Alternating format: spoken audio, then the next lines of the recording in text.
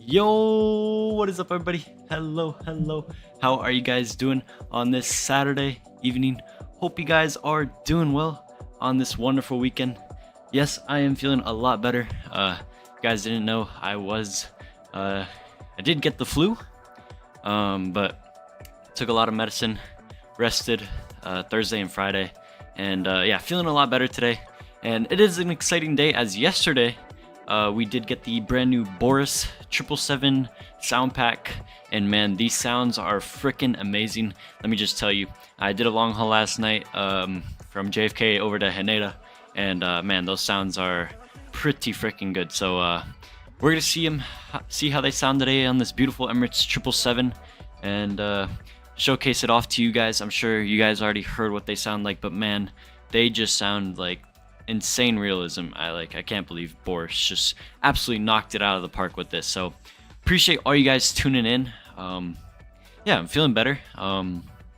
Still a little bit iffy, but like we're almost back to 100%, so should be good by tomorrow. But yeah, we're going for a light goal of 35 today, and we're flying here in Dubai. We're going to Malé in the Maldives, so flight time for the first leg is about 3 hours and 44 minutes, cruising at an altitude of 37,000 feet, and we're taking a total of 290 passengers. And the call sign we are today, they actually operate a second leg over to Colombo in Sri Lanka, so that's like an hour hop, so probably about like 5 hours of flight time today, pretty much. And yeah, so it's gonna be fun today. Really appreciate all you guys tuning in, really. And yeah, if you want to fly with, feel free. And yeah, so pretty much that's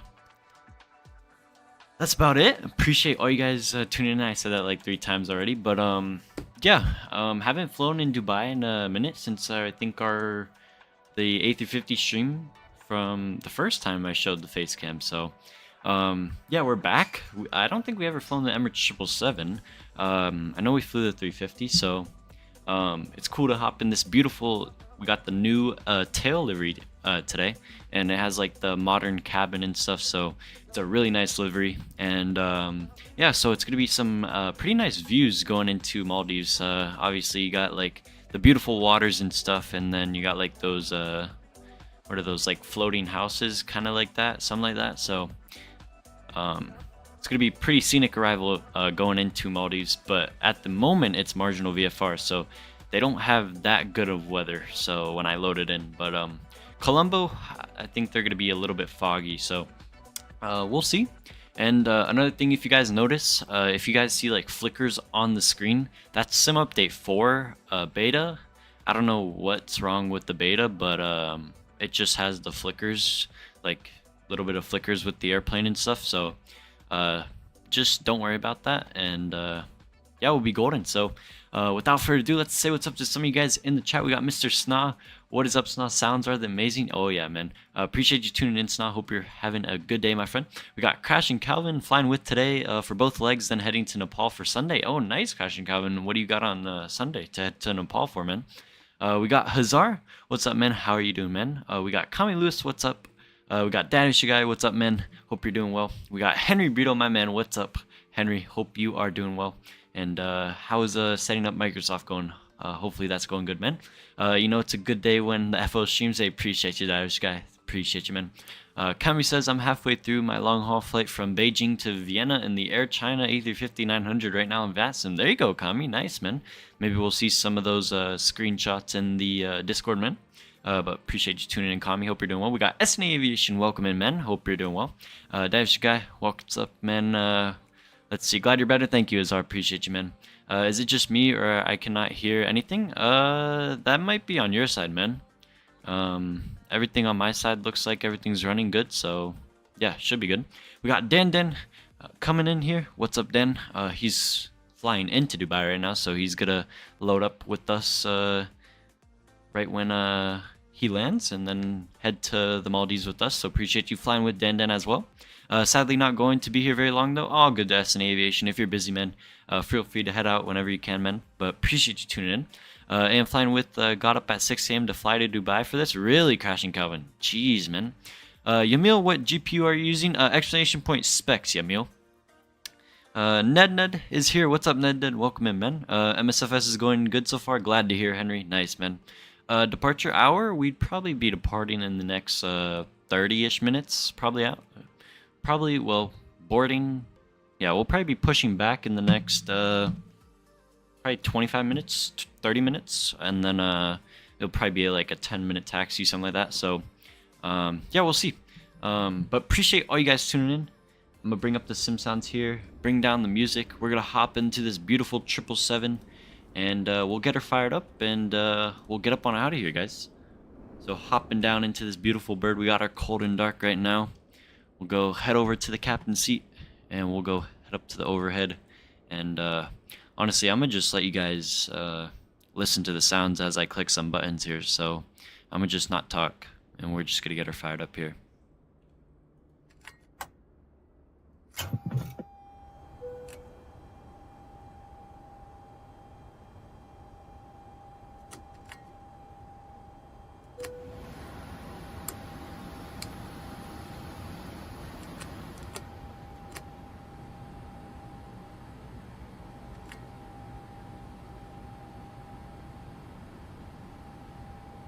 Dang, even with the overhead, like, those buttons just sound so good.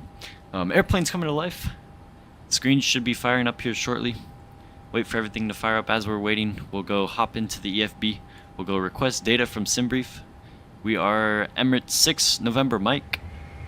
Here's our flight plan, and just stay on the home screen for now. Get a little bit of floodlights up as well.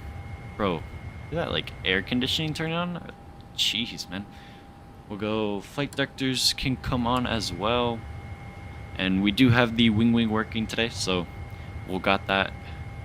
Wait for our FMCs and stuff to come on. Let me get the bargain brake set as well. We'll go get our radio side on as well. We'll go 122.8.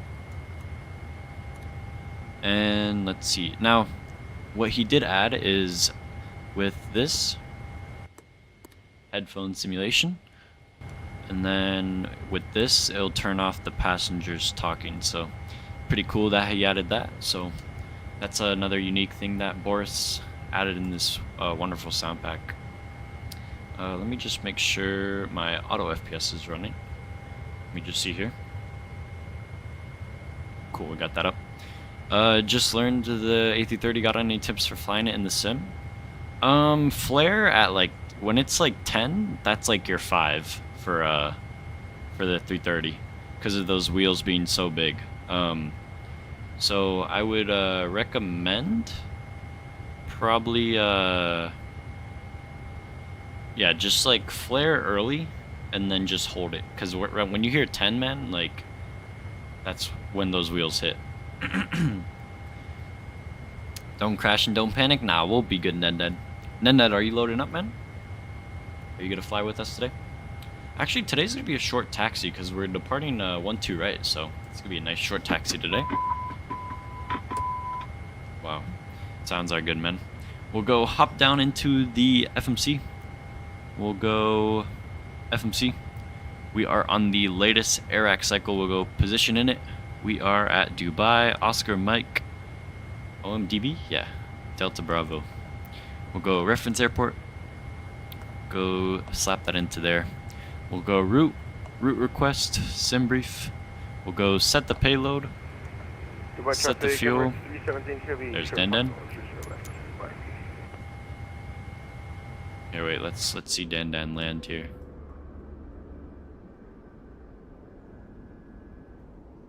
What runway? Look on your left wing. What do you find, Dan? I don't have mono matching for you. Why is my mono matching like not working over here? Let's see. Oh, that's a weird call sign. He needs a 747-800. So that's probably why. Let me get catering up here as well. Oh, you're the Sri Lanka 330? Nice, crashing Calvin. Nice, man. What runway did Dan say he was coming in on? Oh my, look at that sun, man.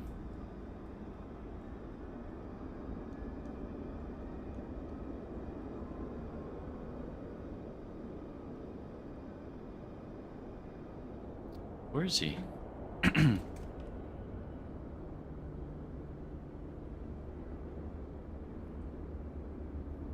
Oh, he's landing the other way.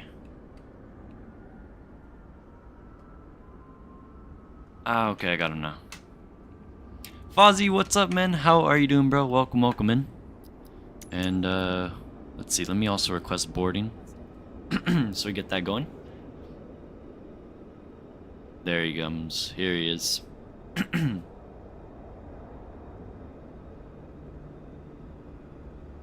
Just that.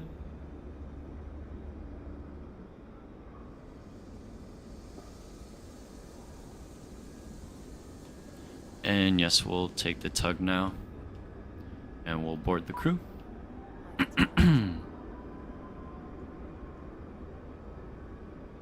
I thought Sim Update 4 would fix those no landing gears. We'll just have to imagine his touchdown. Oh. Well, I think he greased it. Hello, Captain. We are ready for pushback.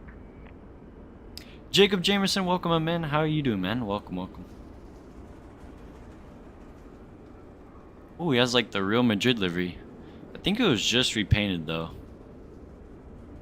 And he's taking the high speed. Nice, Dan, nice. Departure checks completed. Bypass pin inserted. Alright, catering is here. Hop back in here, we'll go select the route. Wait for that to pull its thing. What is going on with my camera? I got the Boris. Holy, it's amazing. Dude, I know, man. It is actually crazy, man. By traffic, Africana 412 will be taxiing via Kilo 414.71 to the right. Turn him down a bit. Alright, we'll go load it. Man, that ding sound? Holy. Sounds good. I'm good, and I'm watching the Cornhuskers football. Nice, Jacob. Nice, man. Wait for that to load. We'll go activate. There's our route. Make sure it's in the legs page. It is. So we'll go departure. We're going to be departing runway 12 right. That's going to be on the Anviv 5 Golf departure. And it's no transition. I'll just clear these messages real quick. And then our arrival into Mali, we're going to be doing the ILS X-ray for runway 18. And we're going to take it from Opare on the LB1 Bravo. LB1 Bravo. Beautiful. And let's see. Just wait for the rest of the stuff to fire up here. We'll go Magic Barrel Ref.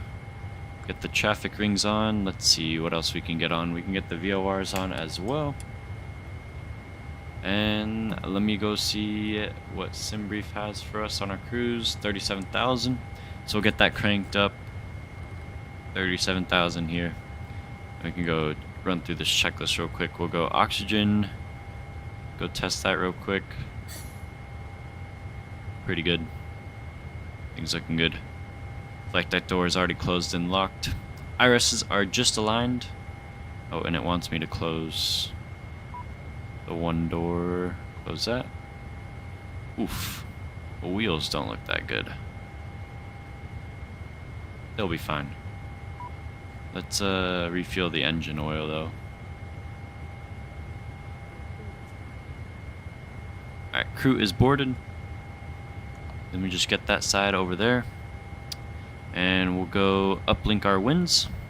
Get that going.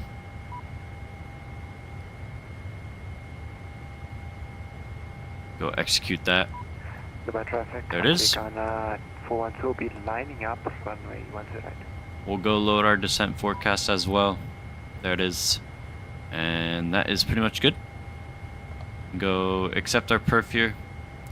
So Cosinic, I'm gonna actually bump this up to 250. And we'll get the zero fuel weight and 440.0. Let me just confirm that. 440.7. Very good. Cool. We'll do takeoff stuff in a little bit here. We'll go get the seatbelt signs on as we got fuel on board. And let me get PackX started and going. so we have that in the background.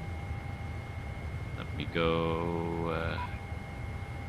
Let's see if I have a safety briefing for them. I think I do. Emirates. I do. Beautiful. So we'll go start that. Get that going in the background as well. I mean, we're pretty much ready. We got fuel on board and everything. I'm gonna get the hydraulics on. And we'll get the fuel pumps on as well. Any ATC online right now? I think Doha Center's online, but he doesn't control Dubai. So, yeah, we're probably not gonna have a ATC, man. Which gate are you in? I am at gate Bravo 27, bossman. Ned is at Bravo, is at the gate right next to me, so I think that's Bravo 26, yeah. Oh my, dude. Those sounds, man. Dude, like crazy.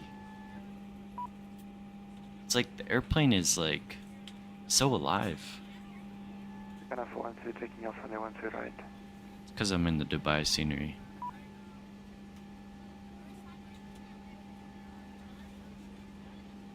Oh, Den, my bad. I was saying Ned was in that gate over there. You're over there, so you could either go the one. You can what is it, Bravo 25, I think? And then it'll be, or you can go to the one next to Dan Bossman. Any of those work? Alright, let's do some takeoff performance here. We'll go import, oh, runway 12 right. Import, we'll go import the weather as well. And I'm going to do a flap config of 15. It's just, the airplane feels a lot better.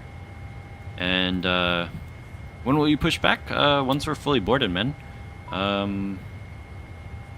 It's asking me to close the right. So let me go close that as well. So we got 270 passengers aboard, and then we'll get up on out of here, man. So everything is calculated for the takeoff already. But I do want to, I think, should we do a full power departure? I feel like we should. Just to hear them scream. I feel like we should. How long is this flight? It's like 3 hours. 3 hours 40 minutes, Jacob. Here, I'll tell you what. We'll do a normal takeoff, but we'll just keep the flex temp the same. Yeah, 97. Flap 15. Actually, no, we'll change it to flap 5 because we're gonna be so late. So we're not even gonna worry about those. So that's gonna give us a trim of 4.25. We'll go get those speeds in 147, 154, and 164.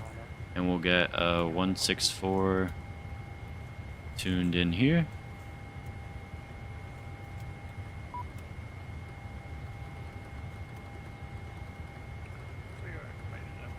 .164 is set. And runway heading is 119.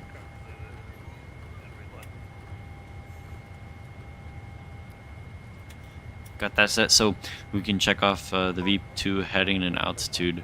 That is set, and takeoff speeds we got 147, 154, 164. Beautiful. CDU pre-flight is completed. We'll get the trim set to 6 or 4.25. So there it is. Knock that off, and our taxi takeoff briefing. We're gonna be pretty much just taking whiskey kilo 3, kilo 4 for takeoff, something like that.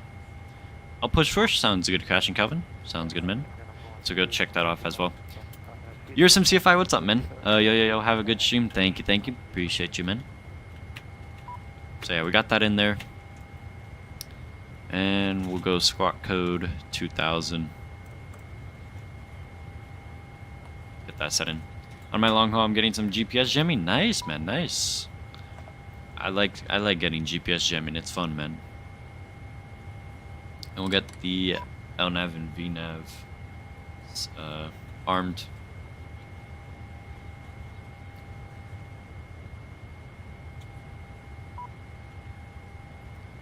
It's still telling me to close these entries. I've been closing them.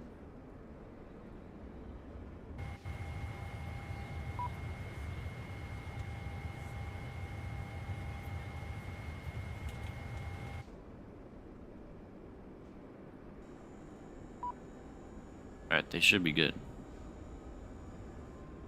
Are they closing? Yeah, okay. Now they're leaving. That's so weird with GSX with this airplane. Did you find a place for the PFD? Pff, no. I don't even know where I'm gonna put that, to be honest. I think because I'm flying over Russia? Yeah, probably, man. If you just search up, like, Flight Radar 24 GPS jamming map, there's, like, you'll see, like, the entire thing of, like, where they, like, where the most spoofing is at and stuff in the world right now. And, like, areas where it's moderate and severe, stuff like that. I'm at Foxtrot 23. Sounds good. Yeah, why? What? Hold on. Let me disconnect and reconnect. Something with my model matching here. I just posted the plane spotting short. Oh.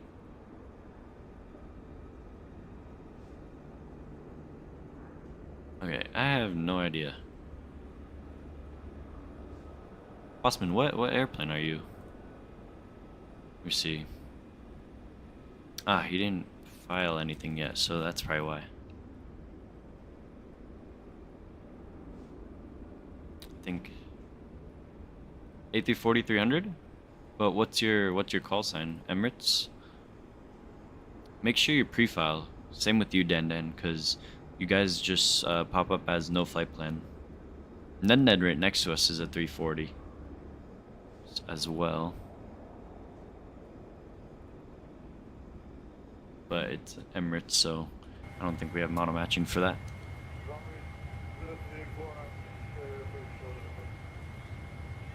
Alright, cool. Doors are closed on the right side.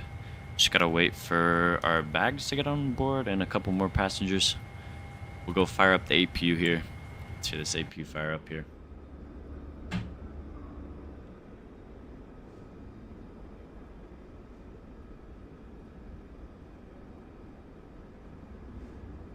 Yes, that's me. Sounds good, Ned.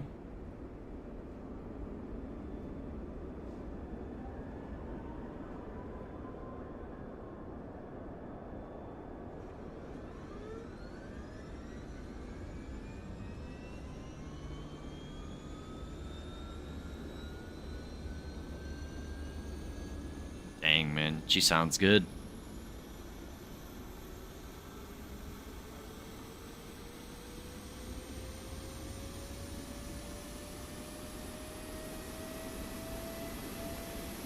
How come Bossman is flying but not on the stream? Jacob, he's just like, I don't know if he has his OBS and stuff set up, but like he does when he flies with, especially on these long flights, he doesn't stay at the setup, so I don't know, Jacob. Captain Boston, what's up, man? How doing? Discover Ops, what is that? Is that Palma de Mallorca to Frankfurt?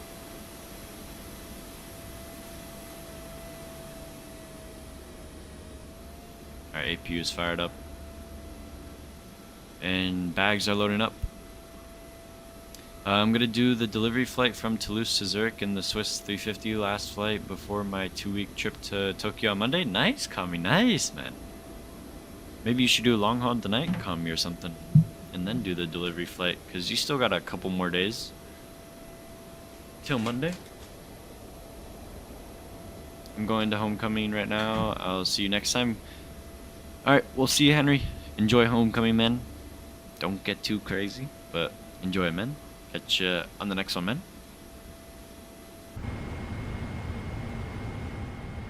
Wow, now the sounds are getting really good. I did a couple PC-12 flights yesterday. I haven't flown it in a while. Nice, Fozzie. How are you liking it, man?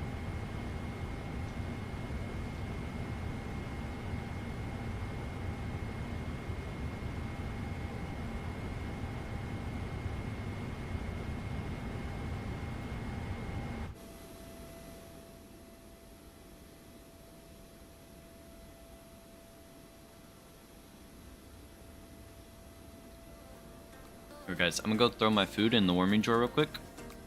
And then while we're finishing up boarding, so I'll be right back.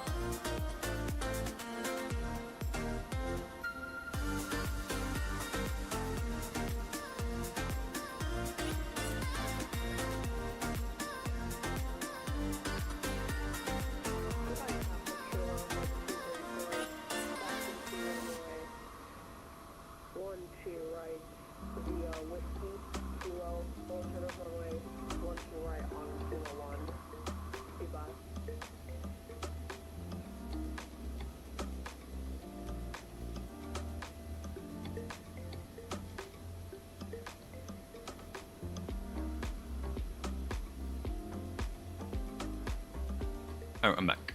Cool. We're good. Let's see here.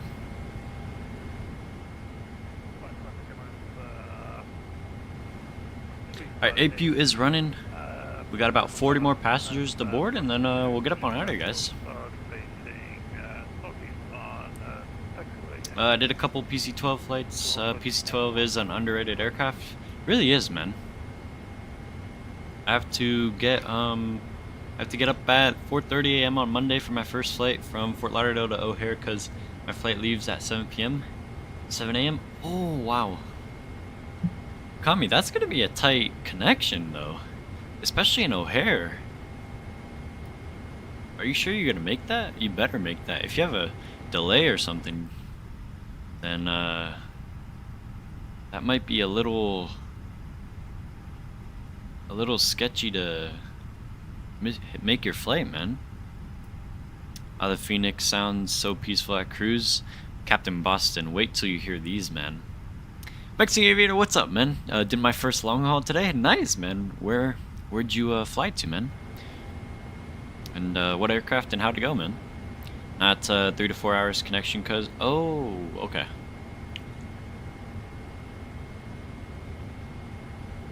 So what time is your flight departing out of Fort Lauderdale? Because it's like a 2-hour flight going up to O'Hare. The A330 is the peacefulest? Nah. 777 or the Max. Or the 350. Any of those three. Yeah, we're looking pretty good here. Heathrow to O'Hare, A350, 1000, it was boring, low-key. Well, I mean, it's however you feel on long hauls, man. If you like them, you like them. You know, if you don't, you don't. I did JFK to Haneda last night. It was pretty fun with this airplane being like almost max weight departing JFK, so pretty sweet. Alright, and that, my friends, boarding is completed. We'll go call up the pushback tug, and we'll go get the beacon light on as well. And I'm actually going to mute GSX and PACX.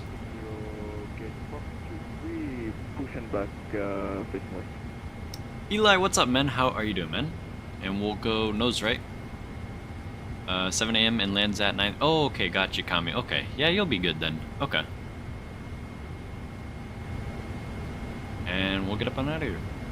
And Dubai traffic, Emirates 6 November, Mike, Stan Bravo 27. We'll be pushing back facing east. Dubai. Alright, let's go. Parking brake released. We'll go. I know what I gotta do. There you go. Alright, commencing push. We'll go start the clock on that side. Let's go hear these engines fire up, guys. Does the sound pack cost money? Yes, it does. It costs like $7 per airplane, but for the entire pack, it's like $15. So really worth it, man. Can't hear you on radio? Oh, I know why. I'll get that fixed. But let's hear these engines fire up, guys.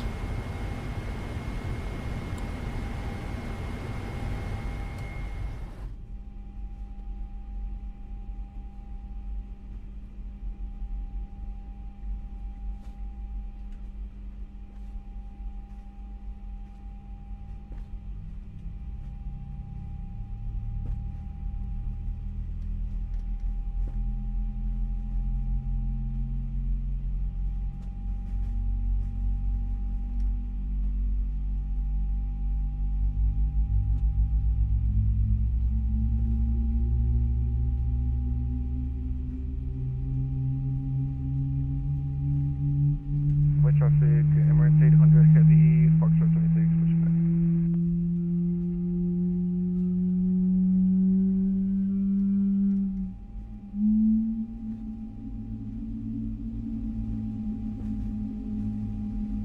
Five by five.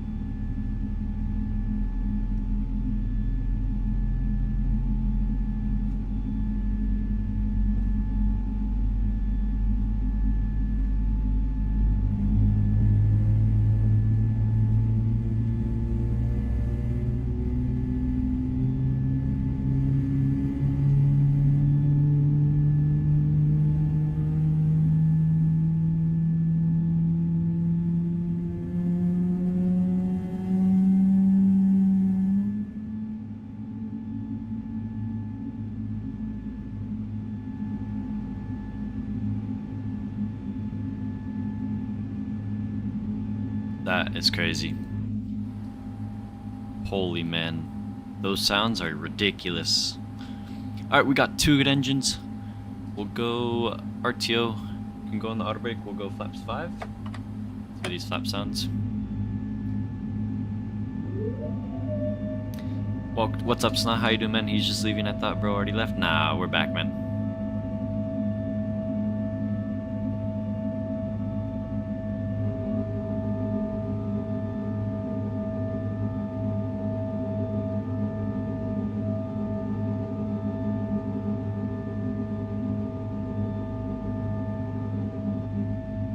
Crazy. On the flight back, I'm connecting through Newark in the 777-300ER United. Nice, Kami. Nice, man. That's awesome. And we'll go shut off the APU. We'll go runway turn off lights, taxi light on as well. We'll go dismiss the engine page. We'll get the checklist up. Anti-ice is not required. We're in Dubai. We'll go recall. Recall is checked. We'll go flight controls. We'll go full right. Full left. Pull back, pull forward, rudder to the right, and rudder to the left. Flight controls are looking good, everybody. We'll go check, and ground equipment is clear. Flaps 5 are set for departure, and that is checklist complete, everybody. And there is the pin, and we'll go release the parking brake, and we'll get up on out of here.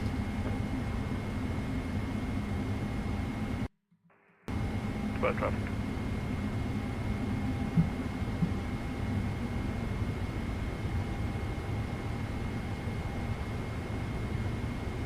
Just spool her up a little bit. See how she sounds.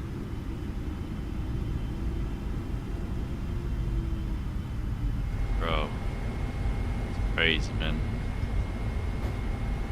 Alright, so we have someone coming in on the 3 zeros right now, but I think right when he lands, we'll just depart the 1-2s. The winds are telling me 1-2 right. That's what Navigraph gave me, so that's what I'm gonna just do. And I think this is Dan right here, so we'll just hold here on whiskey. Got an A380 over there, I think. And that little squeak noise is the throttles. Emirates 800 Heavy, taxiing holding to point Kilo 1 via Zulu Kilo.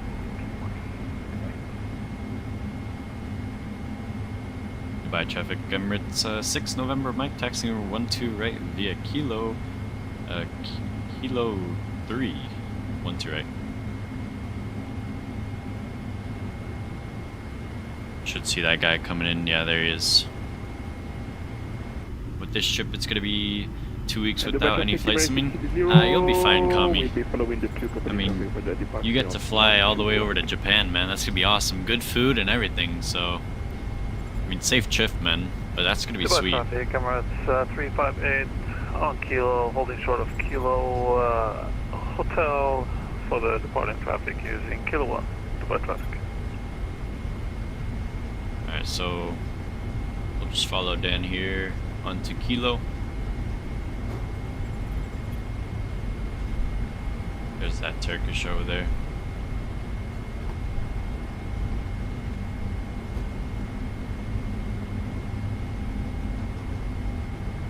Dubai traffic, Emirates 770, we're pushing back, stand the traffic on Juno.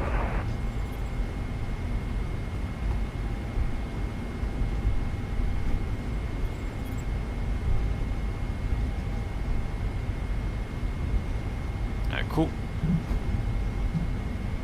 Just lower the mic a bit, so that way the eye tracker picks it up a little bit better.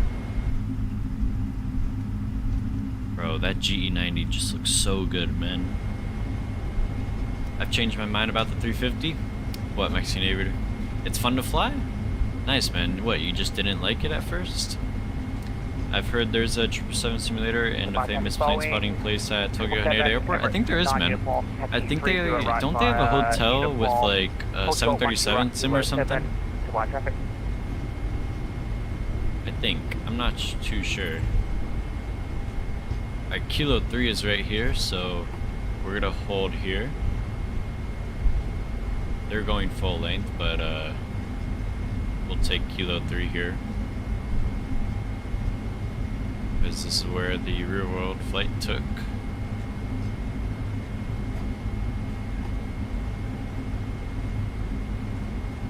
I think Crash and Calvin's gonna be going first. 234 is taking off runway 12 right. Dubai. Dubai traffic after the Sri Lanka 330. We'll be lining up runway 12 right via Kilo 4.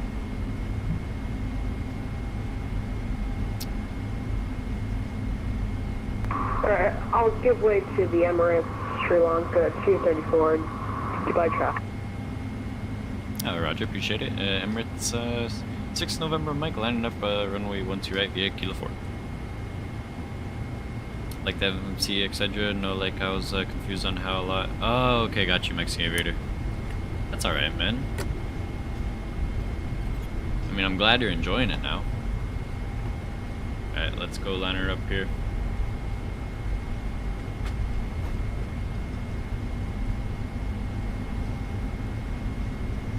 Go swing her over. Lights are on and everything. Cabin is ready. Also, let me arm the doors real quick.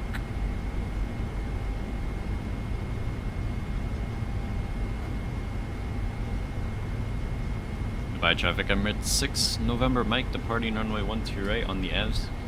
NV5 Gulf departure to the southeast, Dubai. Alright guys, control cam is coming on. Sounds are going up. We'll start the chrono.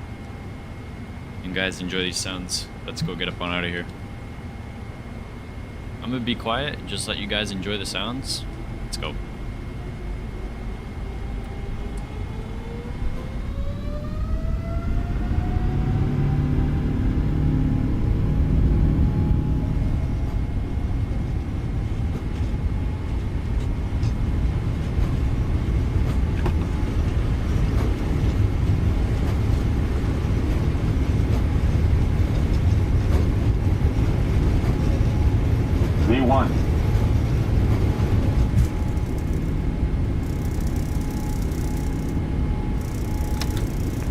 Dubai traffic, Emirates 845 pushing back, stand Foxtrot 4, Dubai traffic.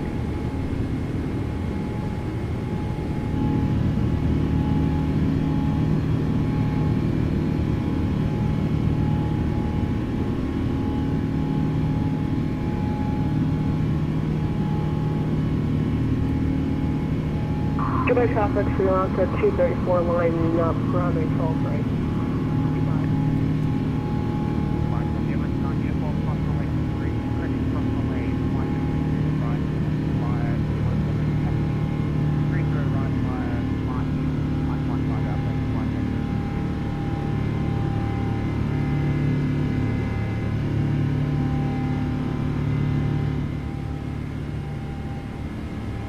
Jeez, man. Flaps 1. By traffic, Emirates, 6 November, Mike clear, runway 12 right, and the 5 Golf departure, last call to bye. See ya. Go flaps up. Bro, that engine just sounds so mean. Flaps coming up. Bro, that is crazy, man. Like, look at that, bro.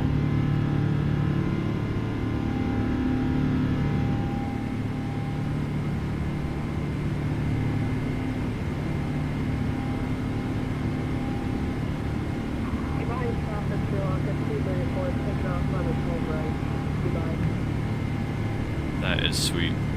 Let me just delete these restrictions they got on us here. We'll go autopilot 1. Go hop over to checklist. Gear up. Flaps are up. We'll go runway turn off, lights off, taxi light off. Wing light can also come off. Just enjoy these sounds, guys. Damn, these sounds are too good. I know, Kami. They're crazy good.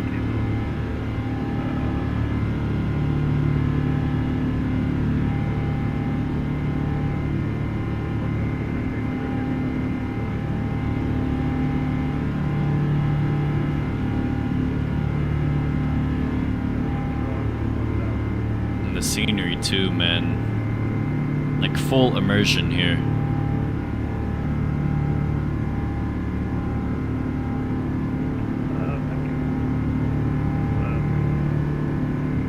What's the flight time? First leg about 3 hours 40 minutes, but we're gonna be flying a bit fast, so we'll probably do it in about 3 hours 20, 3 hours 10 minutes, give or take. And then our second leg up to Colombo in Sri Lanka is about an hour or so. Not too bad a flight time today, Mexican Grid.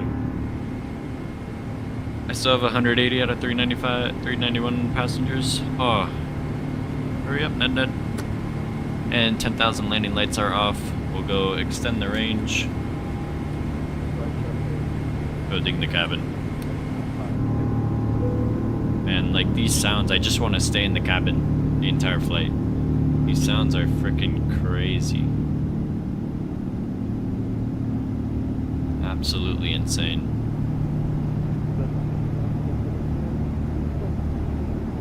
Alright, watch your ears, guys. Bro, that roar is crazy.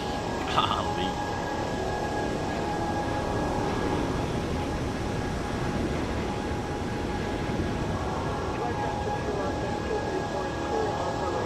Your graphics look so good. Mexican Reader, it's auto FPS, man. Like, auto FPS is saving my simulator, bro.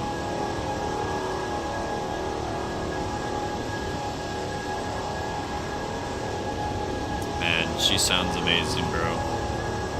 Got Dubai in the background. Dubai, we'll see ya. Beautiful.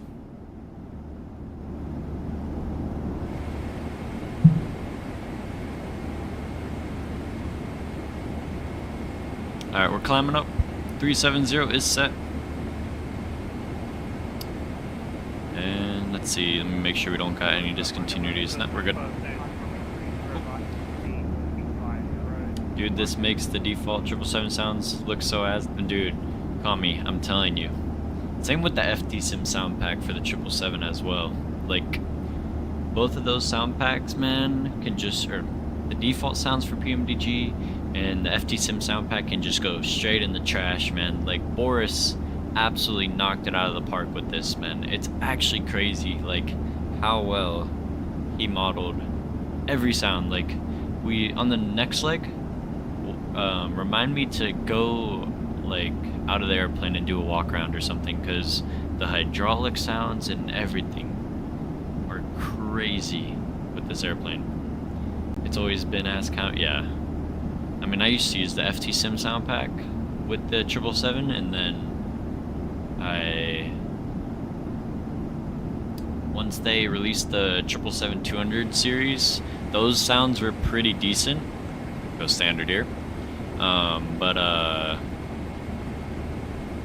their 777-300ER and their freighter were terrible.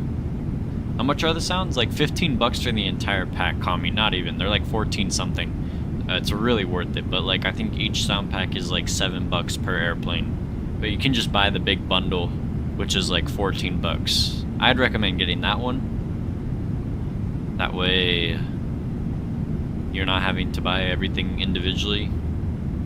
I mean, even if you only have like 1 or 2 airplanes of the PMDGs, probably get the pack. Owls, I'm a real world pilot. What's up, Owls? Yep, real world student pilot here. Yep. Welcome in, men.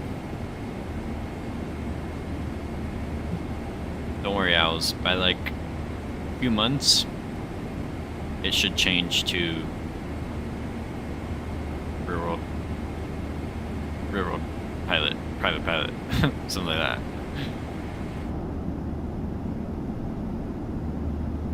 Man, bro, that looks so good. Jeez.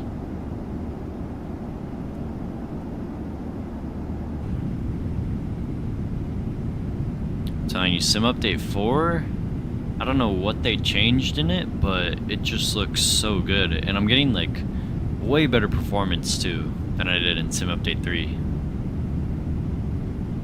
Especially in Dubai too. Gotta see how London runs. Your 777 is working? Yeah. Why, you're having problems with it? Mine was working perfectly fine. I was able to do JFK to, what was it? JFK to Haneda last night, and Sim Update 4 beta was working fine. No comm issue or integ lights. No, everything's working with the lights and stuff. Let me crank this up. I mean, you can't really see it, but you can see it's on. Yeah, everything's working. Comms are working. Everybody's hearing me on frequency, so yeah, we're good.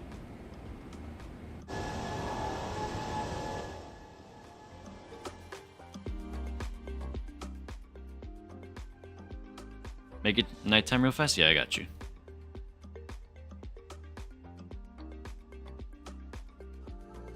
Yeah, see? Yeah, we're good. Look at the cockpit and outside. Yep, everything's working.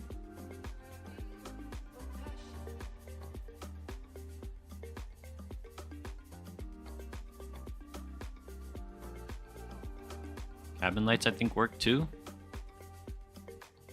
I think cabin lights don't work. Let me see.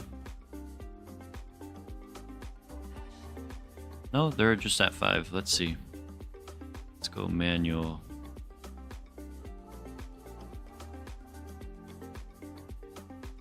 Nah, I just think cabin lights don't work. That's the one thing. But yeah, everything else works. Or we were like somewhere here, right? Something like that. Yeah, we'll just stick like that. Thanks. Nah, I got you, man. Might need to reinstall. Yeah, probably. Although I just didn't touch anything. Mine was the normal 777, like with Sim Update 3. I didn't reinstall it for Sim Update 4. But I think Mike was having problems as well with the parking brake yesterday in the beta. Same weird, I'll mess with it. Yeah, it should fix it. I mean, I didn't hear anybody else talking about it. One sec, be back. Sounds good. Alright, let me see who's off the ground here. So Calvin just departed. We got, who else we got? Bossman just departed as well. And I think Dan is about to depart. And Ned still has to depart. Cool. Got like 5 of us ripping down. Pretty sweet. Appreciate you guys flying with.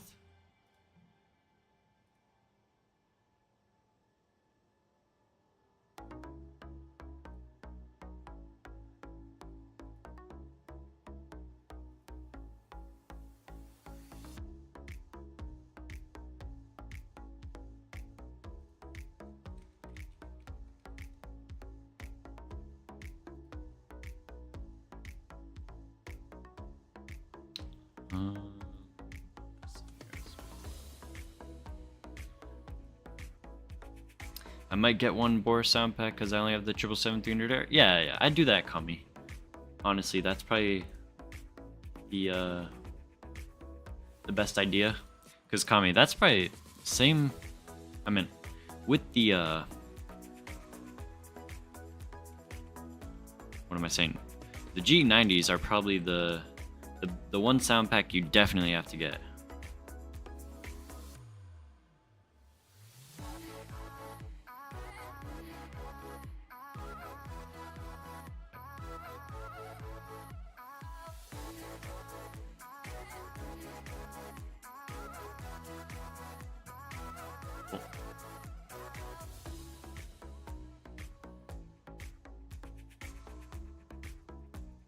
I'll be in and out of here for a bit. Sounds good, Crash and Calvin.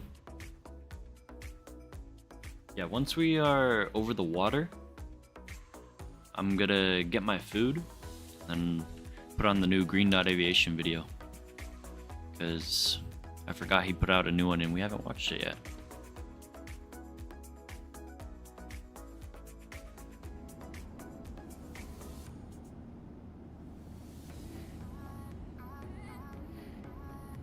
I mean, these views are just crazy stunning, man.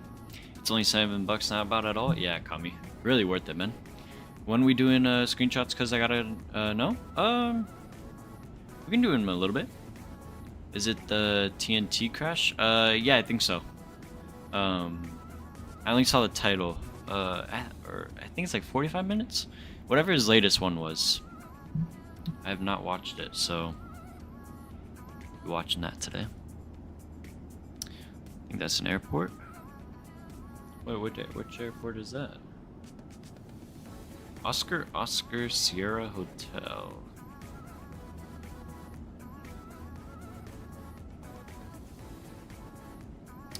What a bad ass airline named TNT. Yeah, literally a kaboom airline, bro.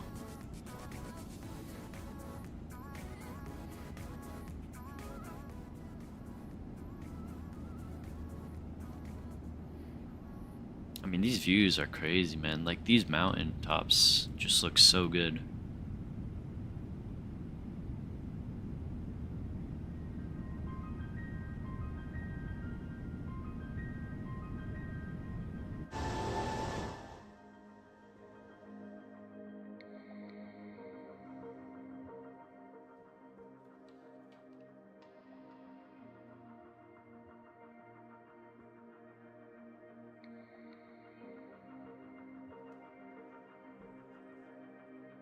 Cool, man.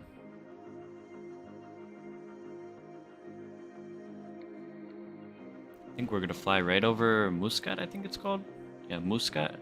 Or we're just gonna fly just south of it. I flew over Mongolia earlier in my long haul today, and the mountains looked gorgeous. Oh, nice, Kami. Did they have snow on them?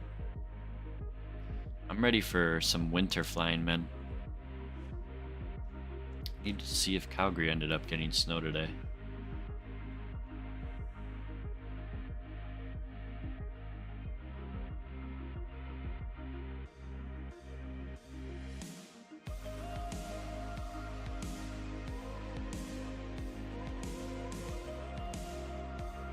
No, they did not.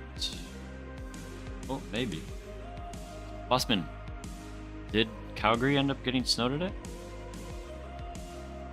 Maybe. There's a lot of that winter weather up north. It looks like Spokane. They're close though. A lot of cold, big cold front over there.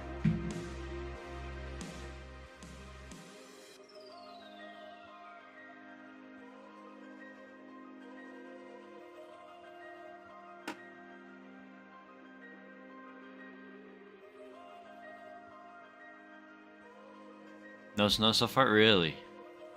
I mean, it looks like there's a lot of cold weather coming. I really hope the song that you always do cinematics on doesn't play, because you glaze that song. Ah, Kami. What would you rather have, the cinematics or the or me glaze the 340?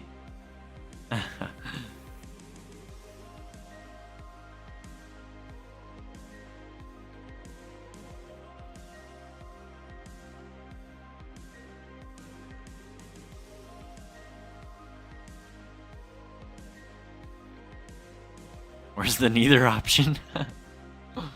Oh man, Kami. Well, I will say, Kami, the A340 glaze for the NI builds one, there's like pretty much no glaze at all. But for the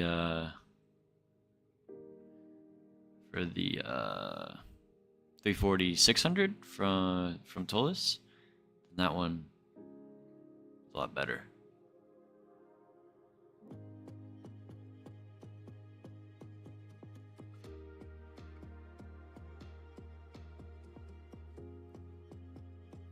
I would press it. Oh man, Kami.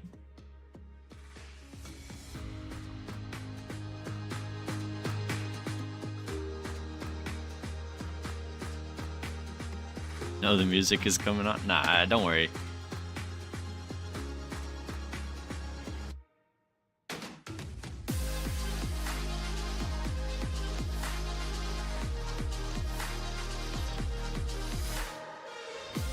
Already getting conchos, nice, man.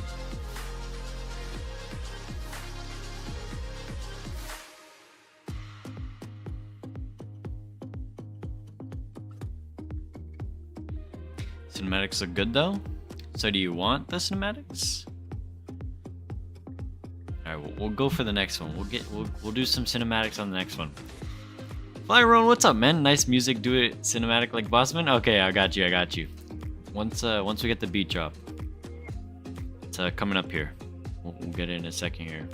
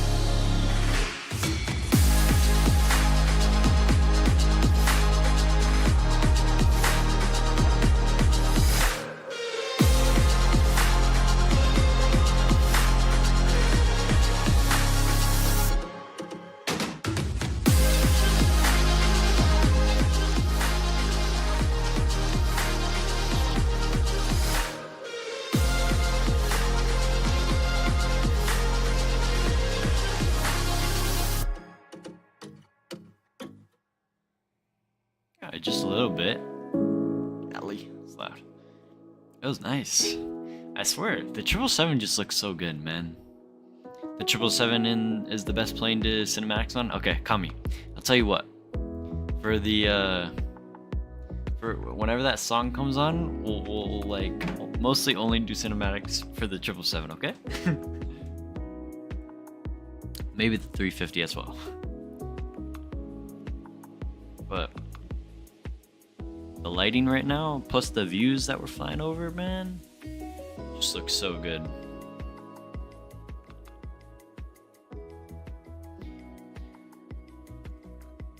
Nice Momo got thank Bossman. 8-40 enters the chat. Yeah, no.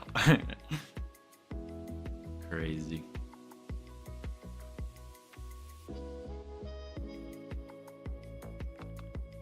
Emits 8-40 ops when? No idea, Mexican Aviator. I want to do something into Kaitac soon for Cathay Pacific. That'd be pretty cool to do. Are we at cruise yet? We should be at cruise. Yeah, we are. Alright, let's speed her up. Let's see How close could we get it?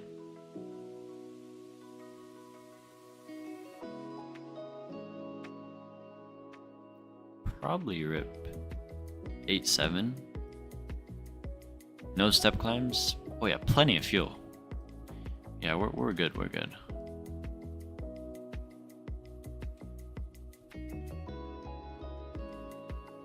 Man, look at that sun, bro. Like, that's crazy, bro. I wish someone made the 340 500 and the 600 because that's my favorite variant of the 340 family. Well, Tolis and Aerosoft are making the 340 600, but the 500, I'm not too sure, man. Hopefully they make it soon. I think we're gonna get it soon because they said they've been working on it for 2 years, I think, something like that. I can't remember, but I would assume it's coming soon.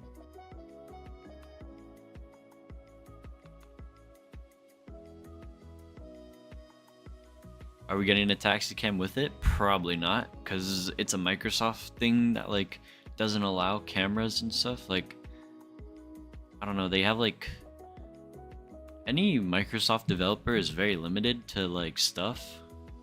Like that's why on the PMDG we don't have there's an NOP on the this is like the cam where we would have right here with the two, it'd be like right behind the wing kinda, and then the nose wheel. No, it's a tail cam actually. So yeah, that's it.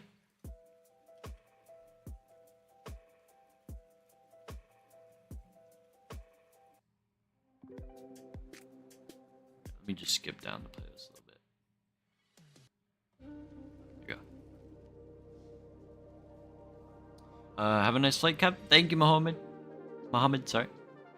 Patrick preview showed it does have a taxi. Really? There's a taxi cam come into it? Tolis found a way to get a taxi cam on Microsoft? No way. Wait, so we're actually going to be getting a taxi cam, bro. That's sweet. That's going to be sick. I mean, I know Tolis has the taxi cam for the 340 next plane, and that thing's awesome, man. There's Muscat International Airport over there.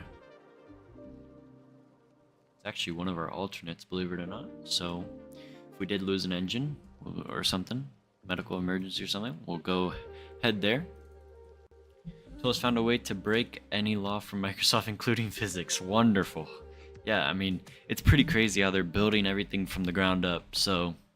Because, like, they were talking about, like, how the 340 has, like, 2 ailerons or something on the wings, and only Microsoft only implements 1 aileron, so you have to build their own completely, which is awesome. Awesome that they're doing that.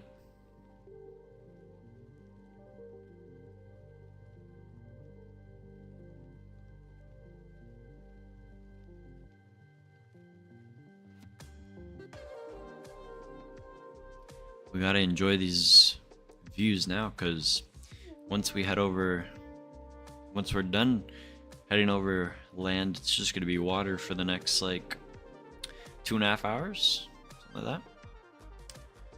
It's good. This will set the bar to another level, which will or force Microsoft to work on the physics better, or get developers to start to work on their own physics. Yeah, I just hope like other payware developers see what Tolis does in Microsoft, especially Phoenix, and they're like, okay, we need to match that. And I know Phoenix would, for sure. But the main person being NI Builds. Maybe this is why the 330 is so garbage. Aerosoft and Tolis made an agreement to make the 340, but the agreement meant that they had to rush the 330-300. Well, Kami, the thing is like, that was Aerosoft by itself. making the 330. And honestly, like Aerosoft airplanes like aren't even that good to start off with. So excuse me, you can't even expect much from Aerosoft itself. But when you hear that Aerosoft is collabing with someone like Tolis, you know, one of the best selling airplanes in X-Plane and the best developers, so you know, Tolis does everything. So that's just gonna, I feel like Aerosoft is mostly there just for the name on their part, and I feel like Tolis is mostly doing everything of building the airplane from the ground up. So that's what I think. But that's just a theory of mine. Well, the thing is about the 330 as well is it's same with the NI builds as well. Is they're mostly like, well, the NI builds 330 was Microsoft wanted the 330, so NI builds just barely put any effort into it. It's like everything Microsoft and then just a little bit of NI builds implemented, stuff like the EFB. Pretty much think of it as like the default A320neo with the NI builds V2 mod. That's pretty much what the A330. It's like if Microsoft made a default 330 and then they put in that that NI builds mod. That's pretty much what it is. But that's just a theory of mine. Gotcha, Kami. Aerosoft is good at doing 3D stuff, not coding. Yeah, I mean, they're good with any sceneries and stuff, but airplanes, I don't think so. So also the other way, yeah. It reminds me of when Flight Factor and the Tolis teamed up to make the 321. Did they really? I did not know that. Pretty sweet.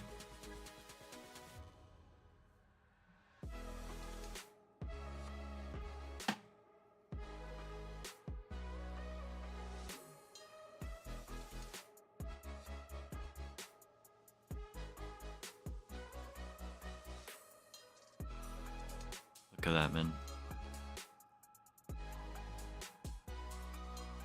But yeah, honestly, the NI builds 340, I'm not really a big fan of.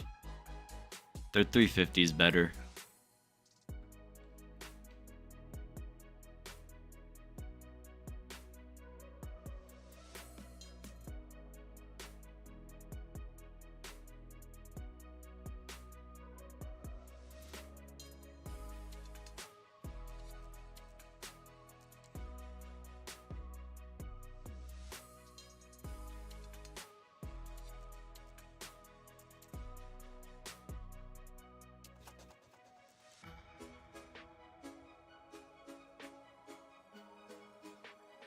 NI builds messed up the sounds again, just like their 321 Neo. Yeah, and like another thing is like,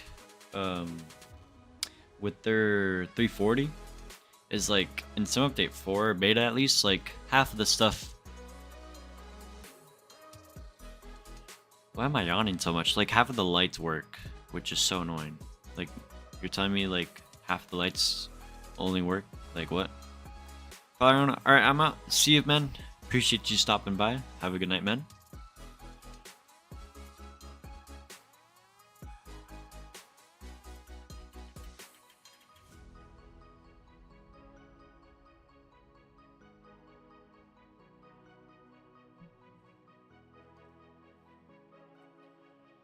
Let's see here. We'll go hop over to flight some screenshots in a second.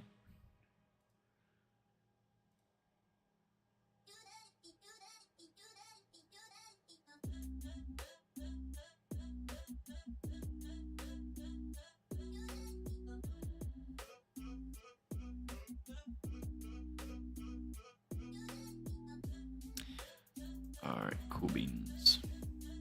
Let's go pull it up here.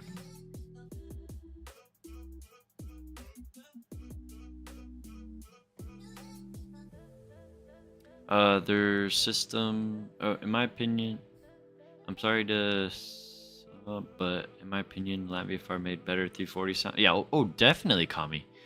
Definitely, 100%. Their systems are complete trash, but sounds are better than NI builds.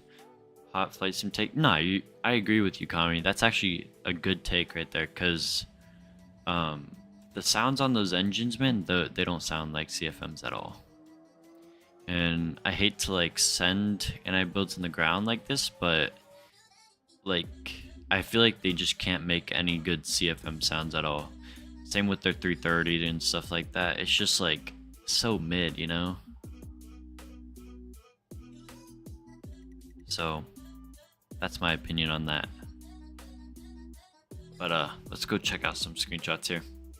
Wait, how dare you make me look like an Embraer in the symbol McLeod? Fix your damn matching.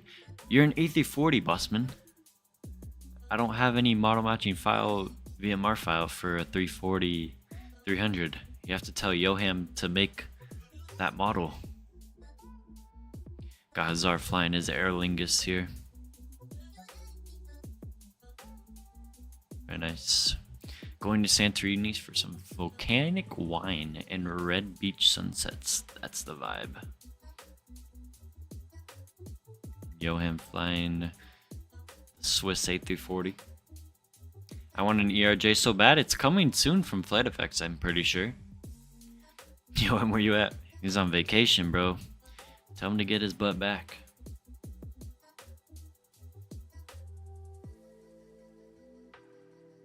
What airport? AGP. It's AGP. Flying his Finnair 340.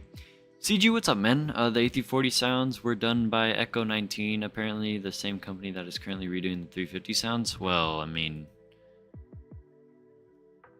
I guess Echo 19 has no idea what a 340 sounds like, because if you compare it to like a real world video of a 340, the sounds are way different, man. It's not loud enough.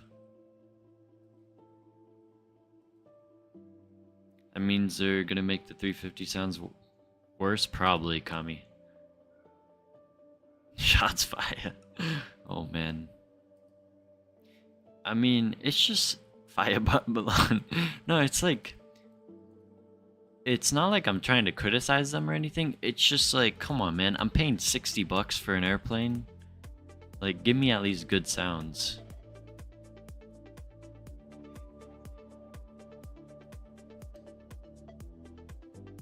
Pause right, flying some Sun Country, very nice.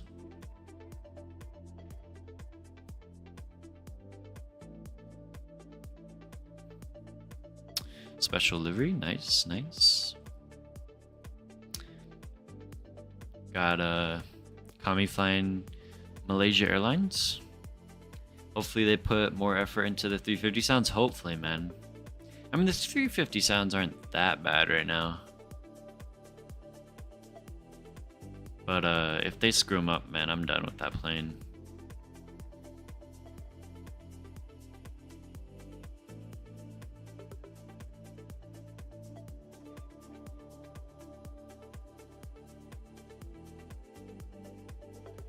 Are we serious, Kami? Really? Are crossing the Atlantic from greener lands to more greener lands, but no more Irish luck. Dubai to Halifax.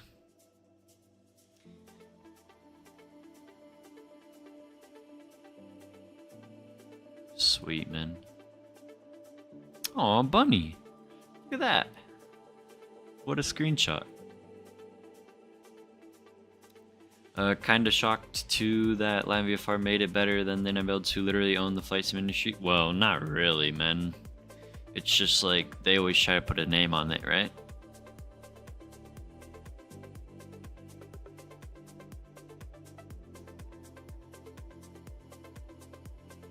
I'm in love with the Phoenix sounds. Oh yeah, Mexican Aviator. Oh, Hazard, did I say Dubai? Whoops, I meant Dublin to Halifax. Dublin? Sorry. Oh.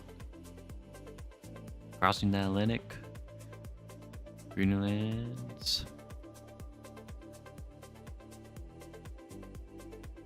I mean, the sound's low. No, I know, Kami, but it's like for NI builds aircraft, like pretty much all the airplanes have terrible sounds.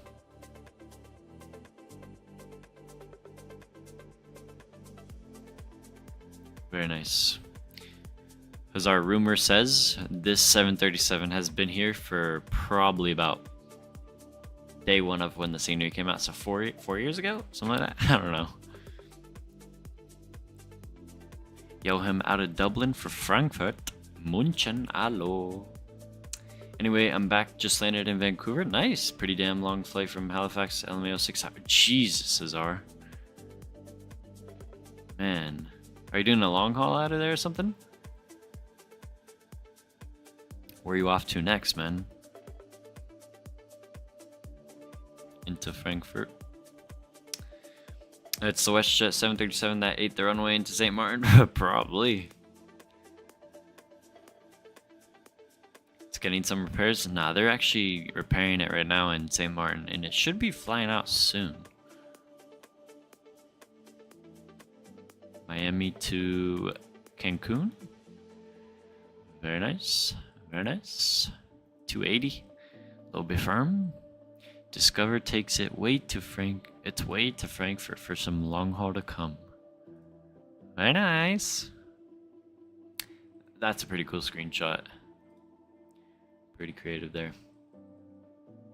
Vancouver, Calgary, Edmonton, next WestJet. Nice, Cesar. You doing that now? You going to Calgary now? I'd say go now, because you're about to get smacked with weather. It'd be fun to fly into.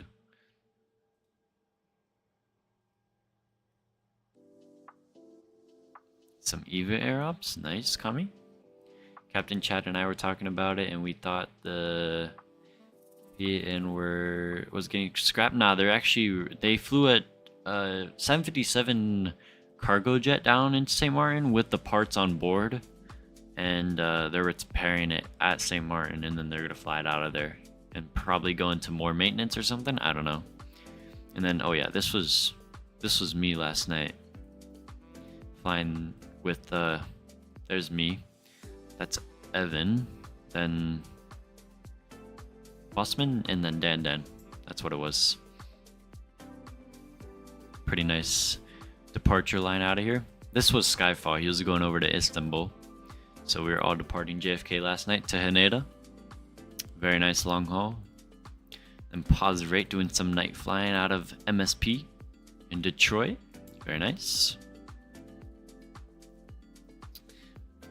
Oh wow, I didn't know about the weather. Haha, gonna be fun. Yeah. Gusting to 35, Bossman. Are you serious? Holy crap. Maybe we should do a long haul to Calgary, Bossman. Maybe. What did you say here? Canada's longest domestic flight is Halifax Atlantic or Vancouver Pacific better? Halifax Atlantic for sure. The Atlantic's the best, bro.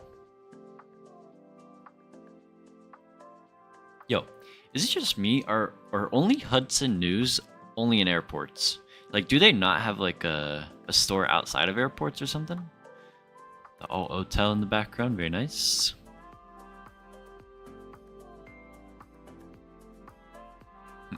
There's that WestJet once again. Just parked there. Took my dog for a walk outside and he flew. Busman, you should go some plane spotting later, because maybe you'll see a couple go-arounds or something with gusting 35, man. Here's that long haul to come. Next is the Dep FO. Appreciate you, man. Lufthansa 333 was Lufthansa 630, but due to issues it was changed. Frankfurt to Dubai. Very nice. 6-hour flight.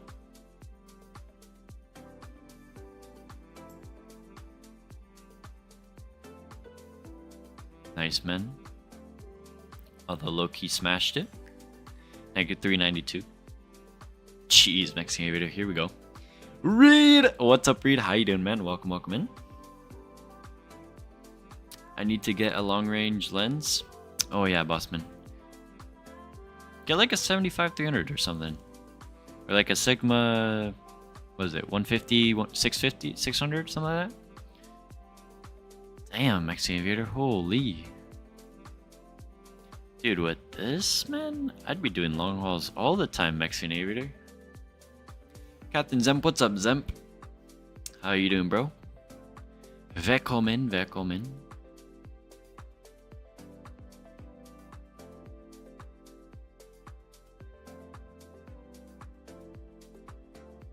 Very nice, man. Very nice.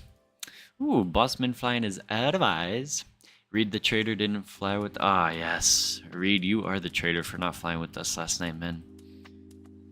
Look at that, bro. Very nice, Bossman.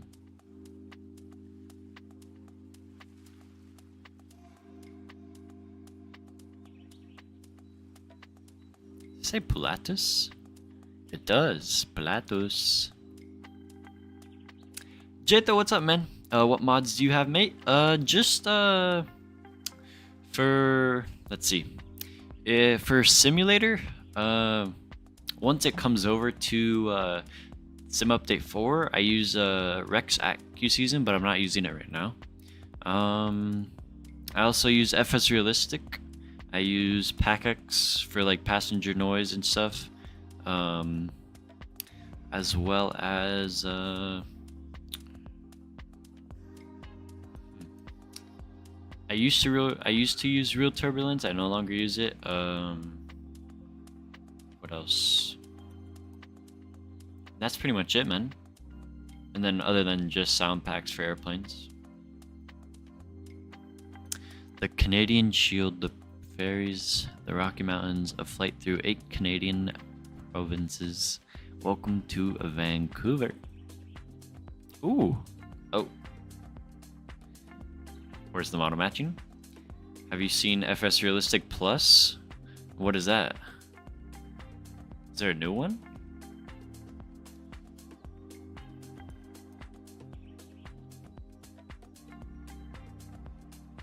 Oof, a little bit of crappy weather in Vancouver. Oh, nice rainbow.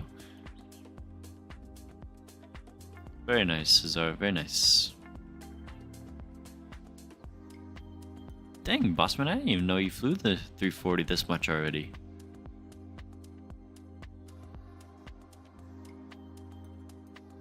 Air France too? What? I remember this one. Oh, that beacon, man.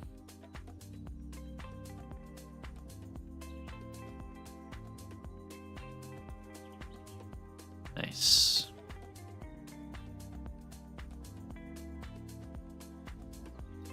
Bossman, how do you always nail a beacon light? Like...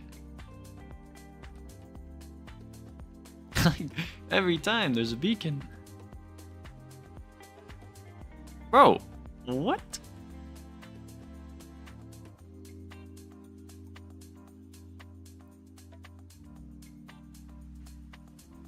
Nice. Scandinavian 340.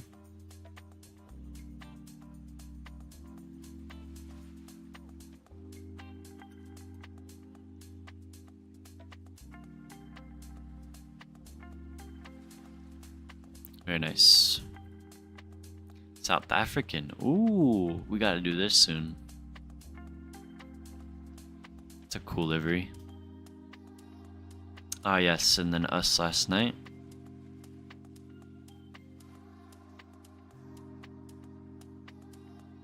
I'm in love with the Swiss livery on the 350. Me too, man. It looks so good, bro. Will you be doing a return flight, and can you type the answer in chat because I cannot hear anything?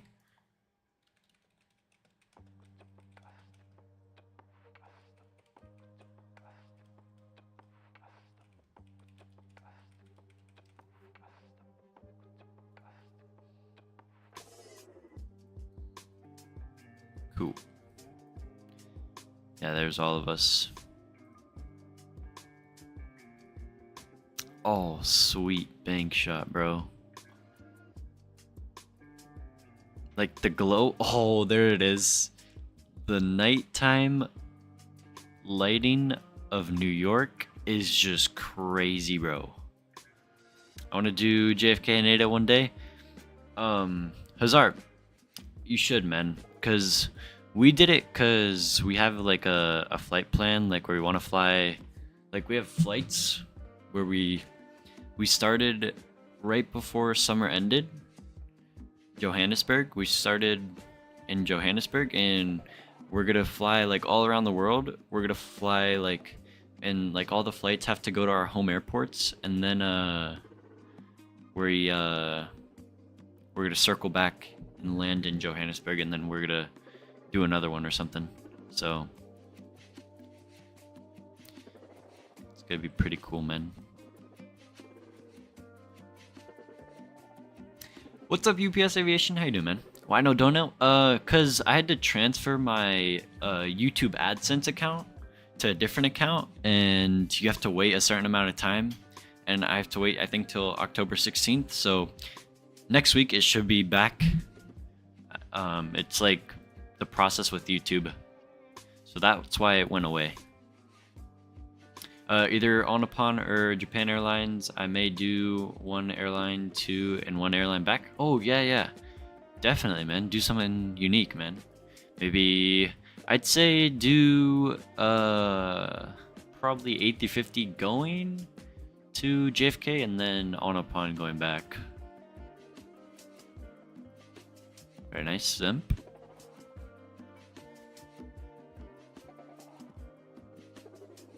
Into Orlando, very nice. And that's pretty cool, yeah, Hazar. We like try and fly all together at the same time when we can on every route. But sometimes like we have to catch up by ourselves or something. So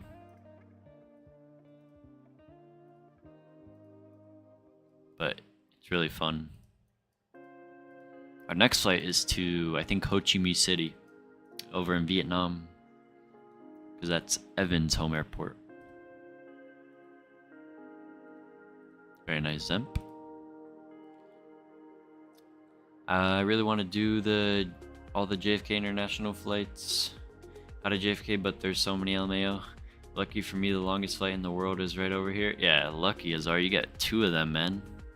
Newark and JFK.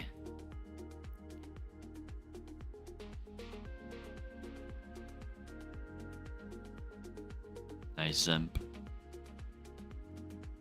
Amazing Wasm. Oh man.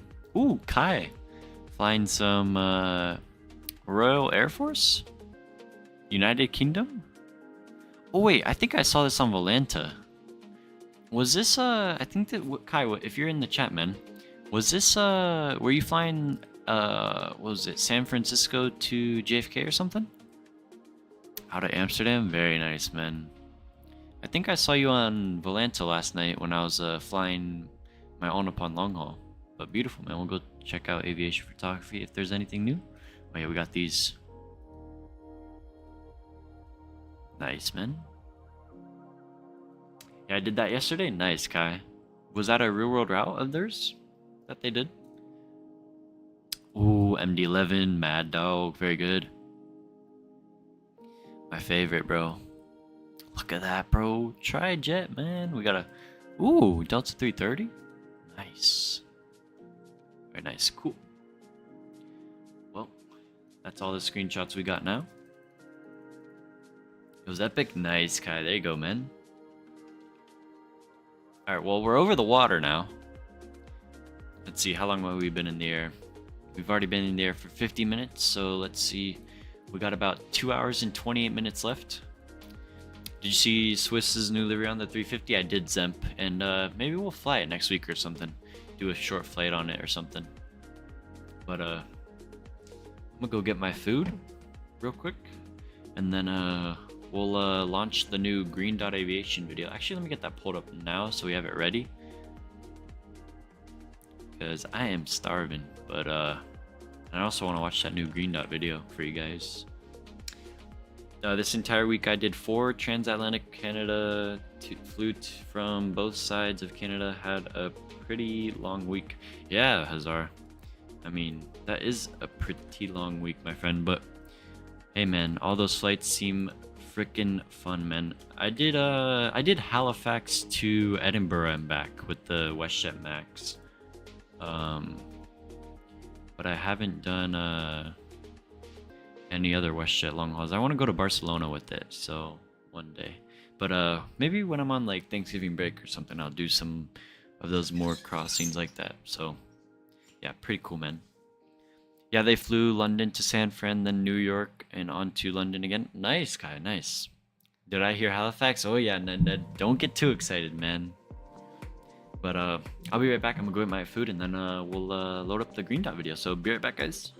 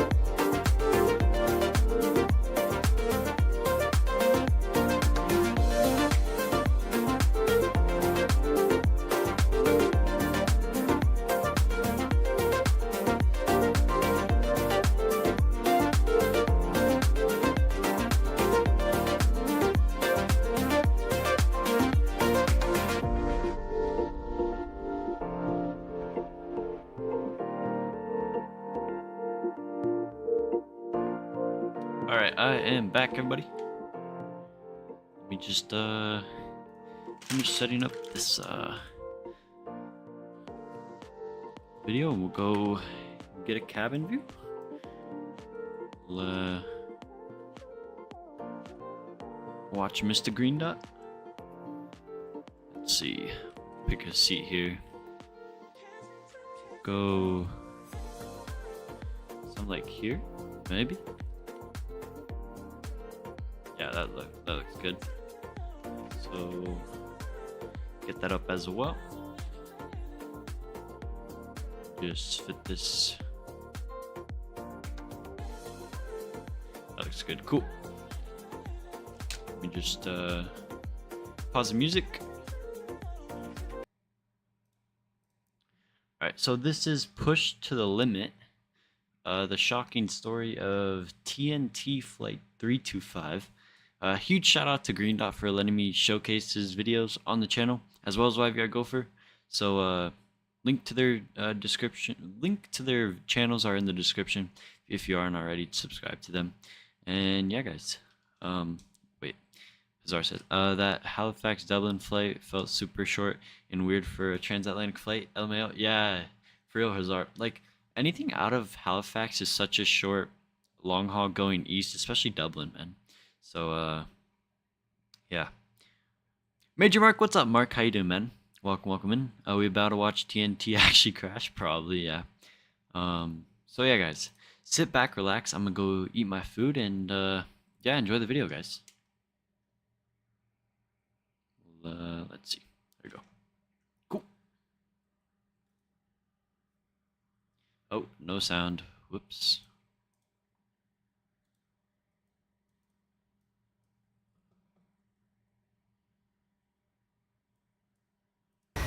The pilots of a Boeing 737 are on final approach to East Midlands Airport in the United Kingdom. But just as they are about to land, a confusing message comes through from air traffic control. What follows is a series of small, seemingly disconnected errors, which would align with chilling precision, pushing the aircraft and its crew to the brink of catastrophe. This is a story about how split-second decisions can quickly snowball into a life-and-death situation. This is the story of TNT Flight 325.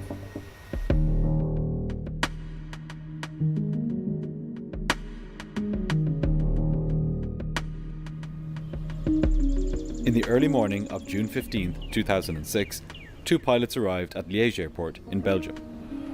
They would be taking a Boeing 737-300 to London's Stansted Airport, a short journey of about an hour. The crew were working for TNT Airways, a Belgian cargo airline operating flights around Europe. The aircraft they were flying was, as most cargo aircraft tend to be, quite old. At 19 years of age, it had started its life as a passenger aircraft, and just 2 years previously, it had been fitted to carry cargo. Despite its age, it was well maintained and in good condition. As it would turn out, the crew of this flight were a bit more tired than the aircraft. That's because they had not begun their day in Liège. The captain, a 42-year-old Belgian national, had started his shift in Istanbul at just after 6 o'clock the previous evening. He had had slightly more than 12 hours rest there, just above the legal minimum. However, he hadn't slept that well, because no matter how accustomed he was to night shifts as a cargo pilot, sleeping through the day when the body expects to be awake isn't easy. On top of this was the added stress of being new to his role as captain. He had just 4 months in the left-hand seat. Notwithstanding this, he was still reasonably experienced, with over 4,000 hours on the 737. Like the captain, the 35-year-old first officer was from Belgium, and, like the captain, his day had not begun in Liège. His duty had commenced in Vienna at 7:30 the previous evening. He had had the luxury, however, of a few more hours rest, getting 16.5 hours off duty before his day had begun. He was quite new to flying, with just over 1,600 hours total time, most of which were on the 737. Together, these pilots formed what could be considered a junior crew, not necessarily unsafe, but still lacking the experience that would stand to them in the predicament they would soon find themselves in. During their pre-flight preparation, the pilots reviewed the weather en route and in London. They were concerned about one line of the weather forecast for Stansted, which said that there was a 30% chance that the visibility would be poor during the time of their arrival. It was supposed to be clear, but just on the 30% chance that it wouldn't be, the captain decided to take on more fuel. The flight plan had called for 5.5 tons, so he decided to bring an extra 2 tons. If conditions were poor when they neared Stansted, they would just use this extra fuel to hold and wait it out, or to divert to one of their alternate airports. The pilots couldn't control the fact that they were tired or not all that experienced, but they could control the amount of fuel they took, giving them more thinking time as they reached the UK. Shortly after 5 in the morning local time, the cargo loading was completed and the wings were filled with 7.5 tons of fuel. With that, the doors were closed and Flight 325 pushed back from its stand at Liège.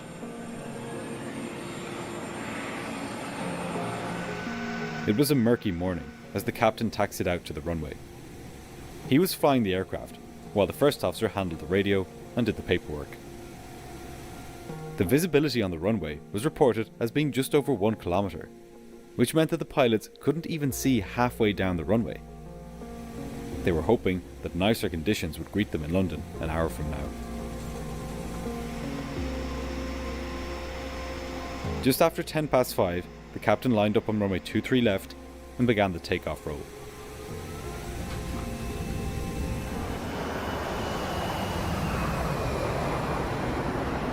All was normal as the plane climbed out, into the somewhat clearer conditions at altitude.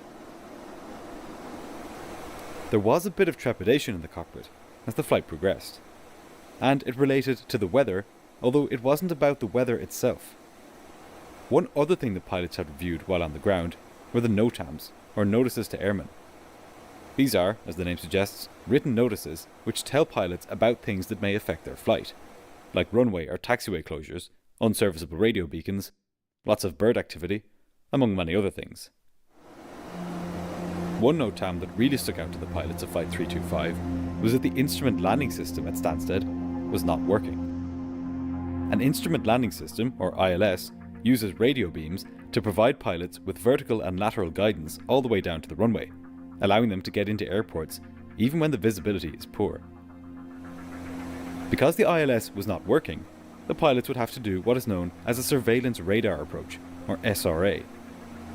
This is a pretty seldom used type of approach, and it requires a lot more work on the part of the pilots, as air traffic control literally has to talk them down, giving them instructions to turn left and right, and giving them altitude instructions as they near the runway. Ideally, the pilots would prefer to do an ILS approach instead, but on this day, it looked like they wouldn't have a choice. Flight 325 soon reached its cruising altitude, a flight level 240, about 24,000 feet. This being a short flight, the pilots immediately began preparing for their arrival into London.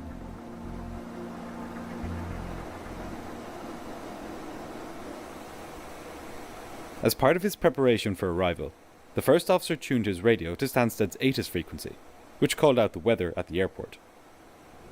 Conditions weren't perfect, but the 6 kilometers of visibility being reported was more than enough for their approach. The flight continued along its route. For a flight of this length, the pilots would only spend a few minutes in the cruise before beginning their descent.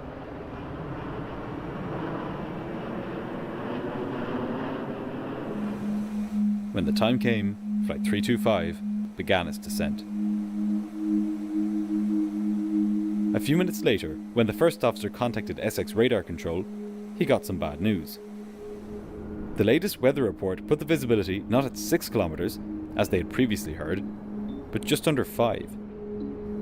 On top of this, there were reports of fog near the airport, with visibility on the runway itself of just 1,000 meters. This visibility on the runway is called runway visual range, and it's measured by instruments located at 3 points along the runway: the touchdown point, midpoint, and the end point. And here, the pilots encountered a problem, and it was exactly what had concerned them earlier on. Because a surveillance radar approach is a less accurate type of approach compared to an ILS, better visibility is required in order to do it.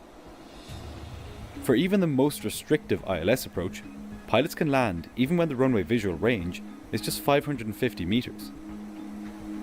But for this surveillance radar approach, 2,000 meters was needed. The 1,000 meter visibility that now existed at Stansted meant that the pilots could not attempt an approach there. So, they had a decision to make. They could either enter a holding pattern and hope the conditions improved, or they could divert to one of their alternate airports, where they knew the weather was better. The captain weighed up his options. The sun had just risen, and it was still low on the horizon. Once it had gotten a bit higher and began to heat the air a bit more, the air would be capable of absorbing the fog. Morning fog is not uncommon, and it often does clear when the sun rises. So the captain decided that given that the sun had only just risen, it would be worth giving it a chance to work its magic before diverting somewhere else. With both pilots agreed on this decision, the first officer told air traffic control that they would like to enter a holding pattern and wait for the weather to improve. The controller told them to descend to 6,000 feet and cleared them to hold at a waypoint called Laurel, 13 nautical miles northwest of the airport. The captain entered this into his flight management computer, and Flight 325 began tracking towards Laurel. Now, established in the hold at 6,000 feet, the pilots just had to wait and keep an eye on the weather. If this was like most days, the sun would burn off the mist, and they would have a clear path into Stansted. The pilots continued listening to the ATIS, trying to see if there was any improvement in the conditions at Stansted. While they waited, the captain contacted the company via ACARS, basically a text messaging system which the pilots could access on their flight management computers. He asked them which airport they would like the flight to divert to if it did have to divert. But the company wasn't responding. At 5 minutes to 4, the first officer told air traffic control that they had enough fuel to stay in the hold for just 35 more minutes. Should have planned for diversion airport closer to Stansted like Gatwick or London Luton. Kami, for like alternates and stuff, they usually plan like an airport like at least 100 miles away. I'd probably have like Edinburgh or something. But I feel like they should have held at a higher altitude. That way they'd burn less fuel, so. If the weather hadn't cleared up by then, they would have to divert. And, just 6 minutes later, ATC delivered some bad news. The runway visual range at Stansted had dropped as low as 350 meters, way below the legal minimum to do a surveillance radar approach. Somehow, conditions in Stansted were worsening. This was not what the pilots had expected, but with enough fuel in the tanks for another half hour of holding, they continued circling. At this point, the captain was growing frustrated that the company had not responded to him about which diversion airport they wanted. So he contacted the ground handling agent at Stansted, asking them to place a direct call to company operations back in Liège. He wanted an answer as soon as possible. Every minute he spent in the hold was one less minute available for an approach and landing. As the pilots... Yeah, wait, I'm just thinking of that. They didn't give him like a planned alternate already? That's a little insane. Also, it's kind of ineligible for them to not give them a diversion. Yeah, like why? waited for the company to get back to them, they reran their fuel figures. At a stretch, they could manage another 35 minutes of holding before they had to divert. They relayed this update to Essex Radar Control, adding that they were still awaiting company instructions. One of the alternate airports listed on their flight plan was East Midlands, about 80 nautical miles northwest of their current position. Just in case they did end up diverting there, the pilots also asked the controller for the weather information at that airport. 2 minutes later, the controller came back. Runway 09 was in use at East Midlands, with visibility at 2,000 metres, scattered clouds at 200 feet, and broken cloud at 300 feet. A 300-foot ceiling was low. In fact, it made East Midlands far from an ideal alternate. If the pilots tried landing there, they wouldn't see the runway until just a few seconds before landing. But crucially, East Midlands had an instrument landing system, and not just any ILS. It had what's known as a Category 3A ILS. This type of ILS is so accurate that just 200 meters of visibility is required in order to land. To put that in perspective, the length of the plane the pilots were flying was 34 meters. 200 meters visibility is basically just a few planes long. So, East Midlands was an option. But 2 options is better than 1. So the pilots also asked for the conditions at Liverpool, their second alternate. And there, the conditions were much better. The winds were light, and the visibility was greater than 10 kilometers. The only clouds were a few floating around at 300 feet. So, now they had 2 suitable alternates. Stansted was beginning to look pretty unattractive at this point. The only thing that would keep them there was a sudden improvement in the weather.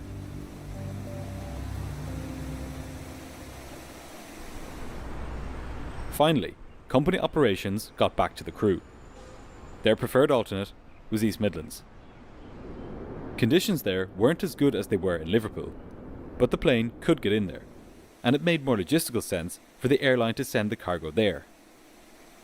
The first officer passed this information on to air traffic control, saying that if they did divert, it would be to East Midlands.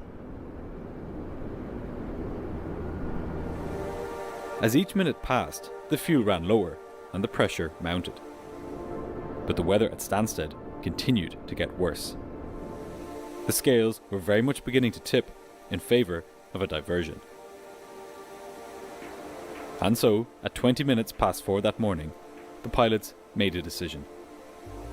There was no point waiting around for a miraculous improvement in Stansted when they had a suitable alternate they knew they could get into just a few minutes flying time away. They decided they would ask the controller for a weather update at East Midlands, and if it was still within limits, they would divert there. The controller passed on the runway visual range at East Midlands, 400 metres in the touchdown zone, 650 metres in the middle of the runway, and 900 metres at the far end. This wasn't great. In fact, it was even worse than Stansted. But importantly, unlike Stansted, there was a Category 3A ILS approach, enabling the pilots to carry out an auto-land. For pilots, automatic landings are rare, and they involve a lot more stress and more work than manual landings. But both of these pilots were qualified to carry them out, and their plane was also capable of doing them.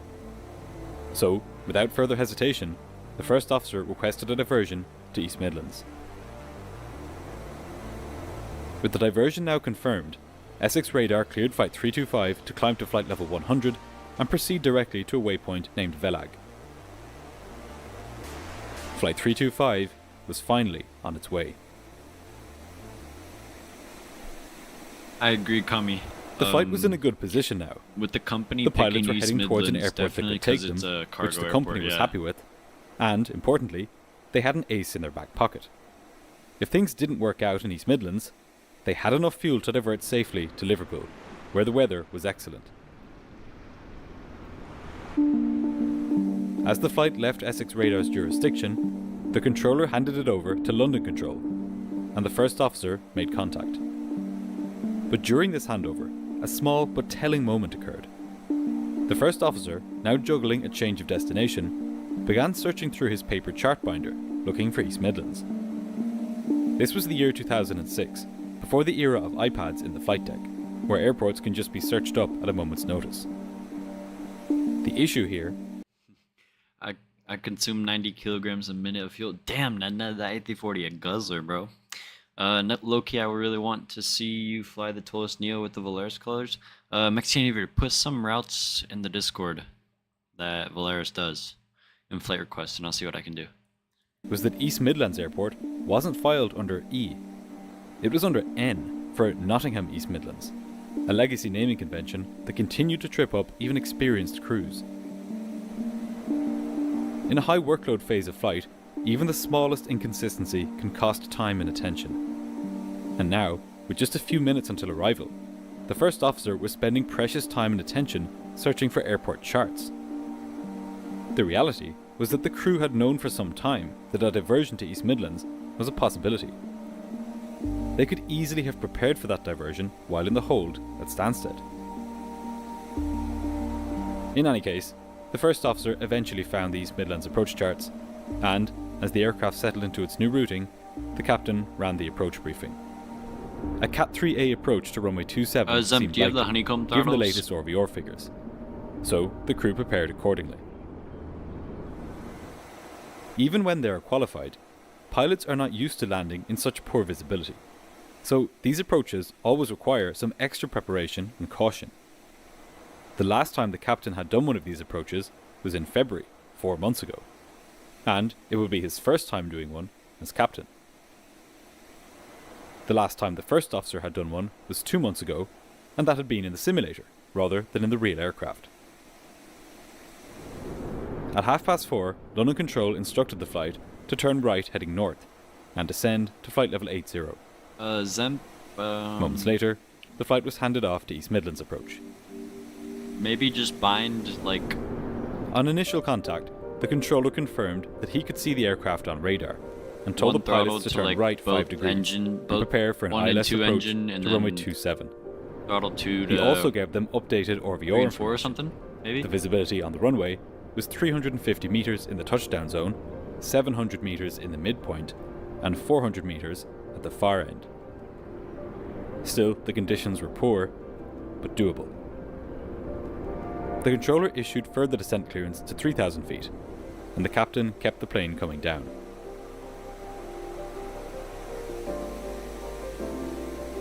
Shortly thereafter, the pilots were cleared down to 2,000 feet. From that altitude, they would intercept the ILS and follow its beams down to the runway. But a Category 3 ILS approach requires much more than just the appropriate level of accuracy in its radio beams.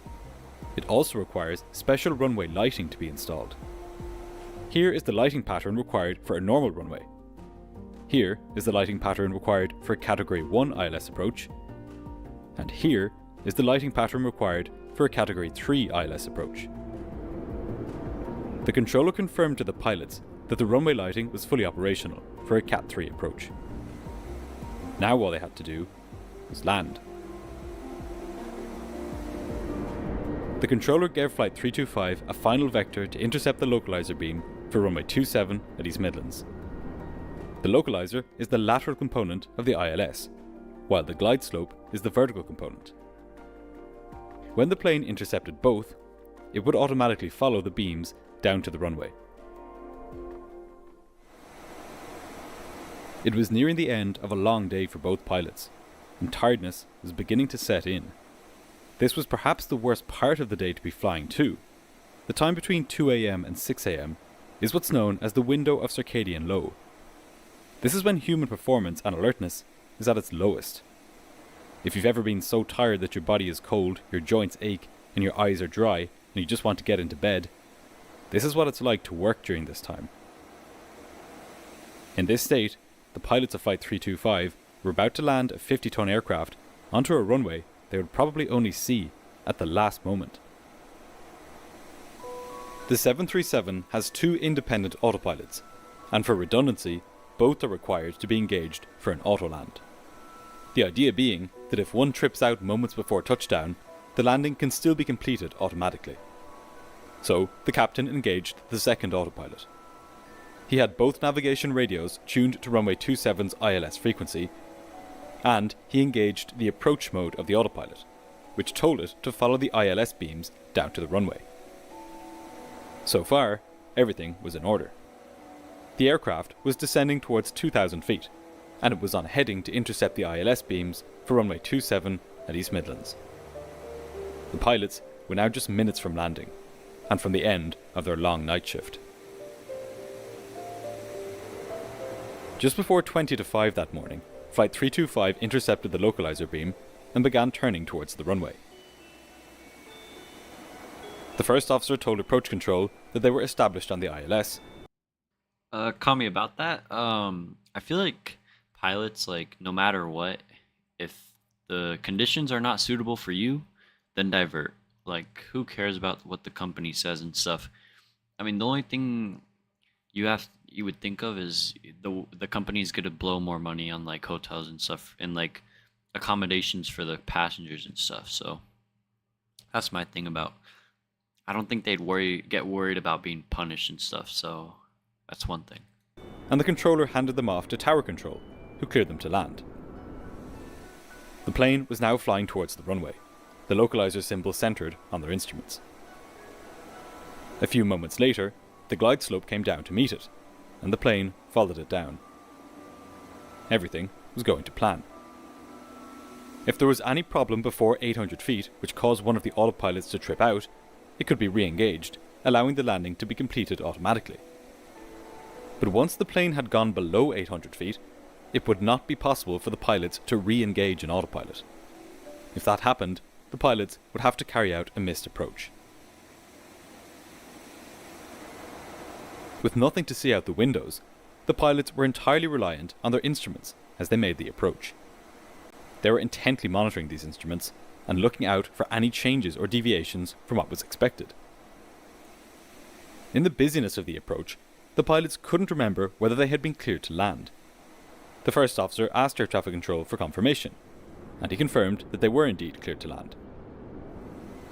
The pilots lowered the landing gear and extended the flaps the final few notches. Flight 325 was just 2 nautical miles away now, and a mere 500 feet above the ground. The runway was still not in view, but this was expected given the visibility.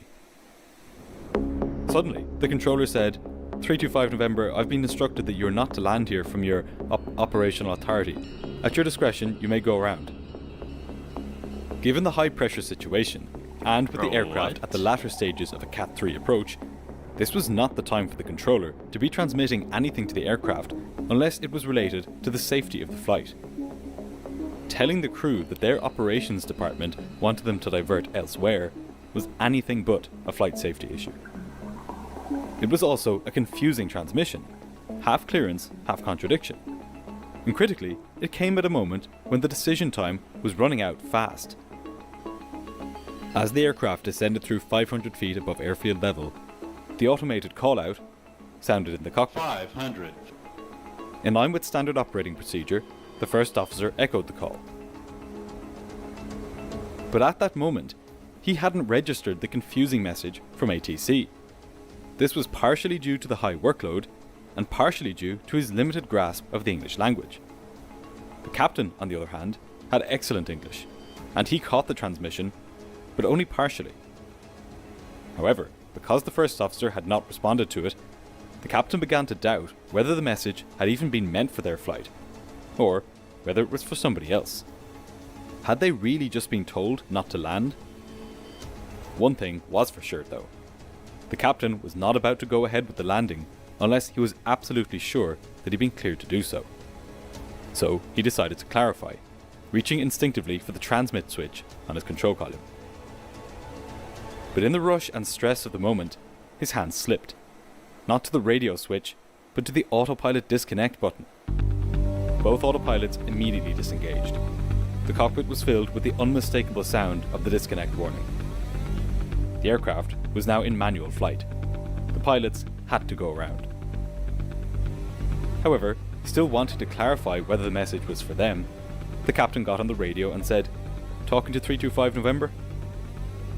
The controller responded, perhaps realizing their mistake in transmitting a purely operational message at such a late stage of the approach. 325 November, clear to land. This was acknowledged by the captain. As he spoke, he reached for the autopilot panel and moved both switches to the on position.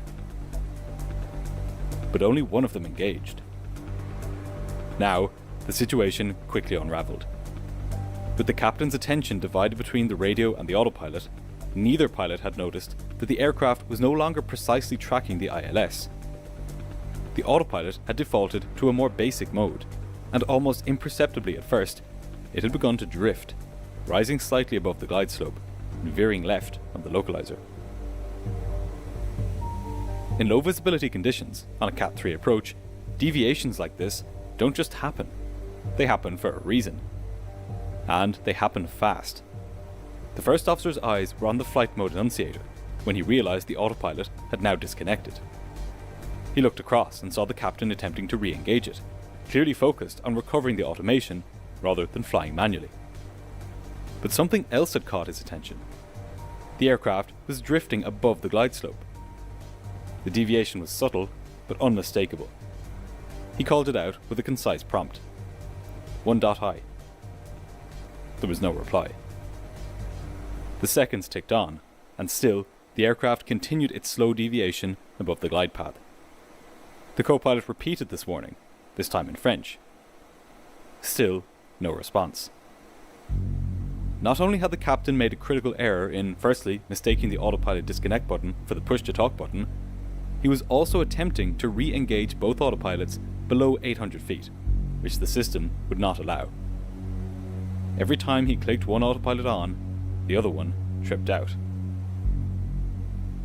The first officer had made a fundamental and much bigger error, however, the repercussions of which would soon become very apparent. Generally, on an autoland, the captain looks out of the window in an attempt to see the approach and runway lights. The first officer's role at this point is critical. He needs to monitor not only the flight path, but also the aircraft systems.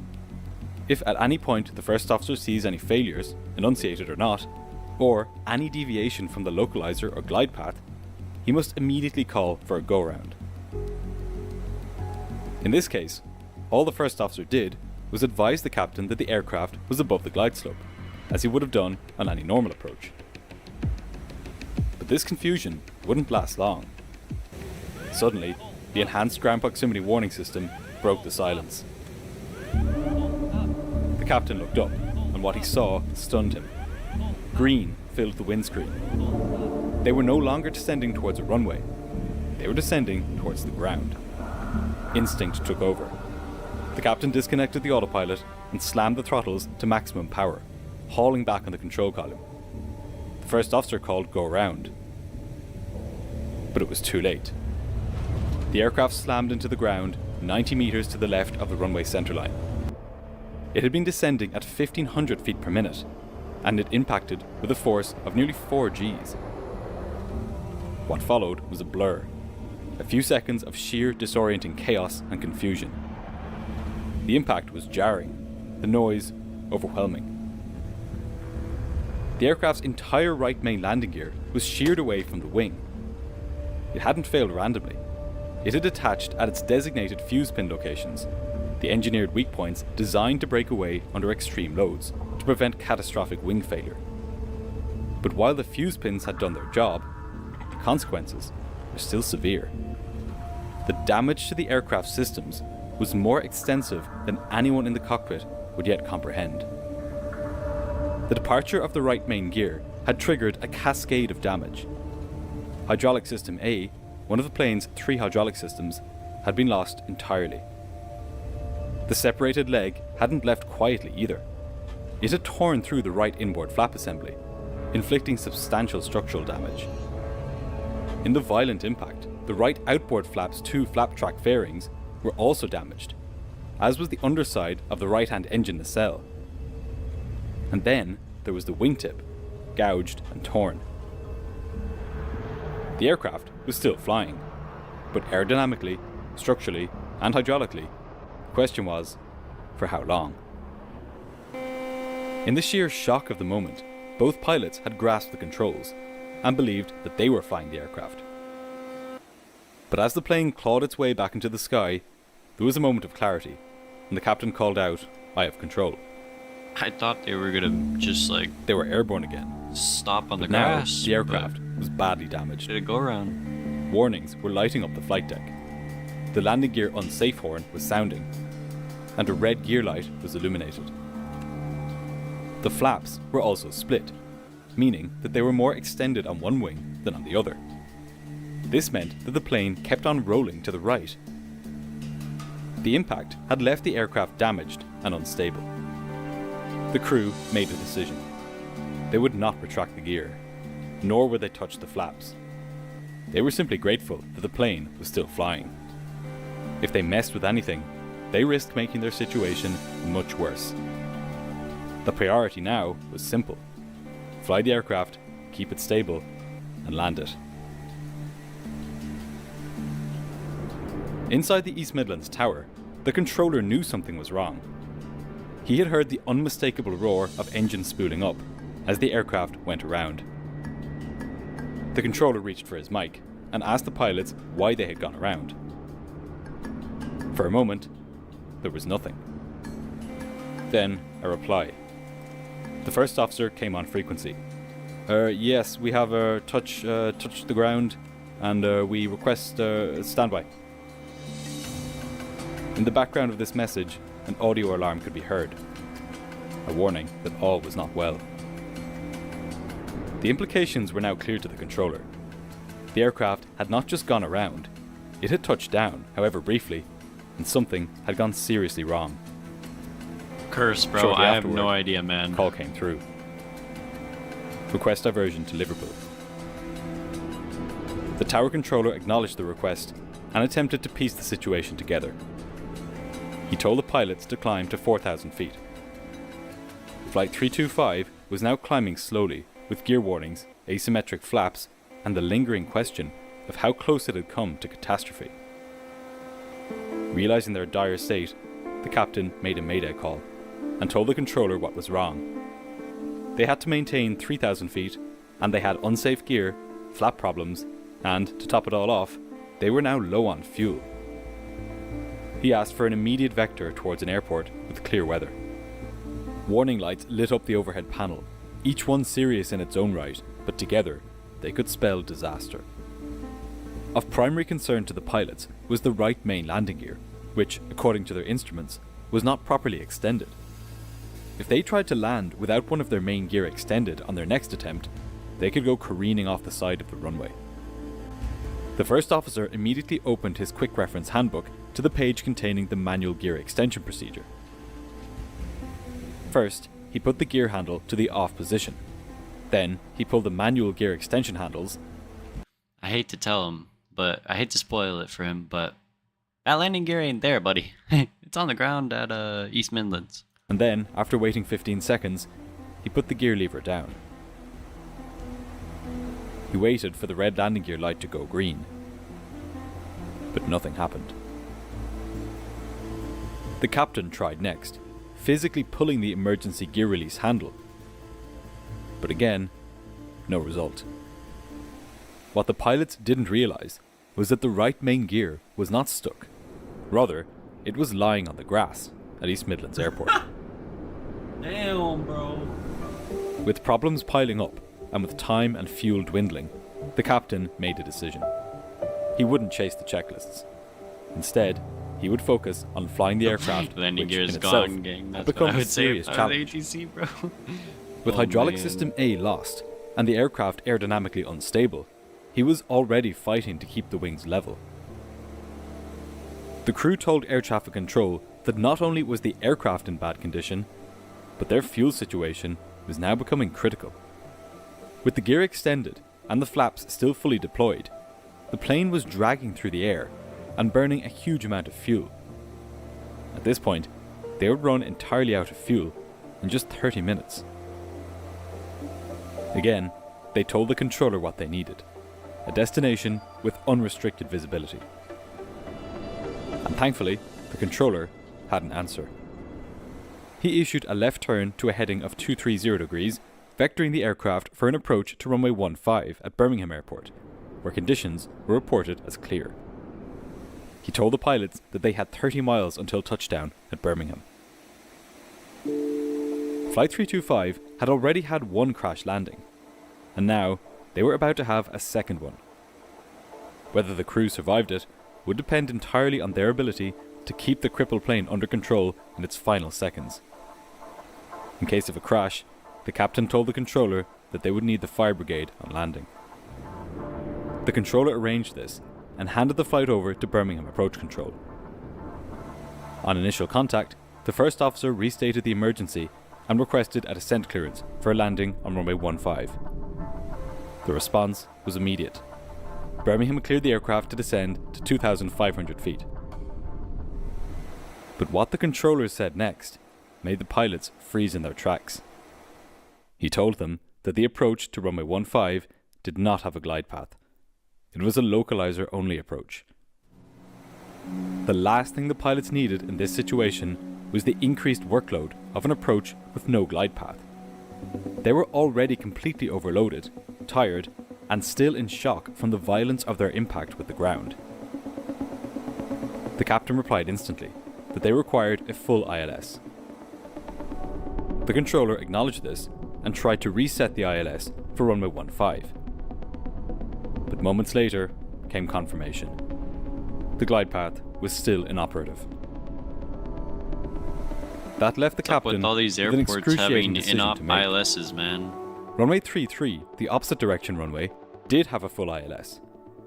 But to get to that runway, the pilots would have to fly much further to the south in order to make their way in. It was 30 track miles to runway 33, but just 13 track miles to runway 15, almost a straight-in approach. An approach to runway 33 would mean more fuel burn and more minutes spent in the air, when it was unclear whether the aircraft would remain flyable for that long. On the other hand, a localizer-only approach to runway 15 could be the straw on the camel's back on what was already an incredibly high workload situation for the pilots. Neither option was appealing, and the captain didn't have long to decide. Faced with a nearly impossible choice, he grasped for the familiar option, They don't want to in do what was an 1.5 incredibly because it's alien situation. a localizer-only approach. He told the controller that he would take the full ILS to runway 33. The controller vectored him to the southeast to bring him around for an approach. The remaining fuel, just over 3,000 kilos, was now the crew's silent ticking clock. Over the next 3 minutes, Birmingham Approach issued radar vectors to the pilots, keeping them close to the airport and setting them up for an intercept for the ILS into runway 33. But there was one last horrible surprise to come. As if the situation couldn't get any worse, when the controller asked the pilots whether they had any hazardous materials on board, they learned that pyrotechnics were part of the cargo. If a fire broke out on landing, it wasn't just the fuel that they would need to worry about. A full-on explosion was now on the cards. Oh yeah, it's over. It seemed as though everything was stacked against the pilots. They were cruising low over the ground in a plane that had lost one of its main gear. There were pyrotechnics on board, they were running low on fuel, and they had no idea how their plane would behave when it hit the runway. The next few minutes would push this crew to their limit. At 10 minutes to 5 that morning, Birmingham Very true, Approach Kami, offered very the crew true. an unusual They are but TNT potentially cargo. vital resource. A police helicopter, already airborne over the city, was in position to visually inspect the aircraft's landing gear as it passed overhead. With no definitive cockpit indications, and the manual gear extension attempts having failed, the crew were only too glad to accept this offer. The plane was vectored onto a heading of 170, roughly south. From there, the helicopter crew trained their eyes and their cameras on the crippled 737, trying to confirm what its cockpit instruments could not. 2 minutes later, the first report came through. The helicopter crew told the controller that the nose wheel and left side gear were down, but the right side main gear appeared to be up. The controller relayed this message to the pilots of Flight 325. At this point, nobody knew that the landing gear was in fact not locked in the up position, but rather that it was quite down indeed, on the grass in East Midlands Airport. The first officer reached for the quick reference handbook and began running the checklist for a partial gear up landing. Everything was happening fast now, as the captain flew the aircraft and the first officer ran checklists and talked to air traffic control. Well, Data guy, JetBlue A constant 1015 was a question on the nose pilots' minds nose was gear whether they had like missed anything. steering Unfortunately, issue, which given their turned low the fuel nose state, wheel. They didn't have much So time they to had a consider landing this. gear. Once they were established on the ILS to runway 33 at Birmingham, the first officer asked the controller to confirm one final time that the fire brigade was ready. Both pilots were anxious. They knew that they might be facing an inferno after touchdown. The controller confirmed that the fire brigade were waiting beside the runway. Now, descending with the glide slope, the crew were fully focused on the landing. The captain had his hands full, battling against asymmetric flaps, damaged hydraulics, and a right gear that simply wasn't there. At 5 o'clock, Flight 325 was cleared to land. The wind was calm, and the pilots could see the runway in the distance. With only the left gear and nose wheel remaining, the captain knew that when he touched down, the right wing would slam onto the ground, and the plane would scrape along the runway on its right-hand engine. As it did this, the aircraft could go skidding off to the right-hand side of the runway at high speed. So, in order to give himself the best chance at avoiding this, he decided that he would touch down on the left-hand side of the runway. This way, the plane would have more room to drift before going off the edge. This landing would require total precision on the part of the captain. The first officer helped him down with checklists and callouts, but now, as he neared the runway surface, it was all down to how delicately he would be able to get his plane to touch down. The fire brigade were in position at the side of the runway, watching the plane come in. The controller was watching from the tower. All eyes were on Flight 325 as it zoomed over the runway threshold. The captain eased the plane down, lower and lower, over the left-hand side of the runway. The plane's computer 50, counted down the 40, heights, second 30, by second. 20, 10. Then, touchdown. The captain held the right-hand wing in the air, not wanting it to start scraping on the runway too soon. Gradually, he eased the wing lower, setting it down on the engine. Now, the laws of physics took over, as the aircraft scraped along the runway with a little help from the captain's inputs on the rudder pedals. The noise was horrendous. Dang, Finally, wait, he low-key after did a it. horrific ordeal, Holy. Flight 325 came to a screeching halt on the runway. Wait, he actually... The fire brigade arrived within 20 seconds and began dousing it with foam. Damn. At last, the crew were safe. What a captain. Very good. But a question remained as to how this kind of incident could be prevented from happening Typical in the Ryanair future. exploitation and emergency take notes chat. Interestingly, What's up, Aiden? the Hope you're doing final well, man. report said that there was little that could be done to prevent similar accidents in future. It noted that the pilot's non-compliance with procedures, including the captain's decision to continue the approach despite the autopilot disconnecting, and the first officer's failure to call for a go-round, could only be addressed not by changes to the existing procedures, but simply by more rigid adherence to them. In other words, the issue here was one of training and organisational culture, not one of deficiencies in the procedures themselves. To that end, the UK's Air Accident Investigation Branch recommended that TNT Airlines review their standard operating procedures to ensure that it is clear to all pilots when a go-round is required. The report also noted the difficulty inherent in flying at night, simply due to limitations in human performance. With airlines carrying hundreds of millions of passengers all over the world at all times of day and night, standard operating procedures must be so deeply ingrained in flight crews that they can fly safely even when they are tired and less vigilant than usual. This was an extremely close call, and it now serves as a reminder of how quickly things can go wrong they're on a amazing flight, sounds, man. and how important it is that flight crew are trained to a high standard and held to that standard throughout their careers. What a video, bro. Seconds after takeoff. What a freaking video by Mr. Green Dot. I mean, like, the fact that the plane even came airborne after they smacked the ground at East Midlands kind of blows my mind. I think they should have just, instead of going around there, just like low-key just planted it onto the grass there and just let it roll.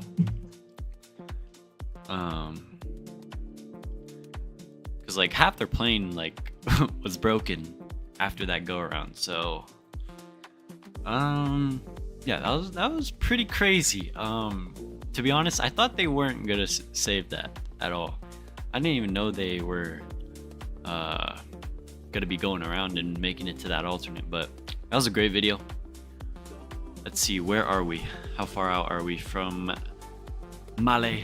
We should be not too far away. Got about, let's see here.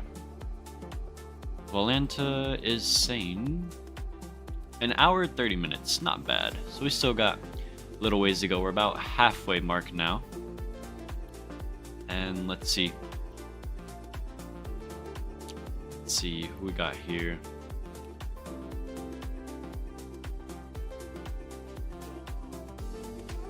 Pull up the map here.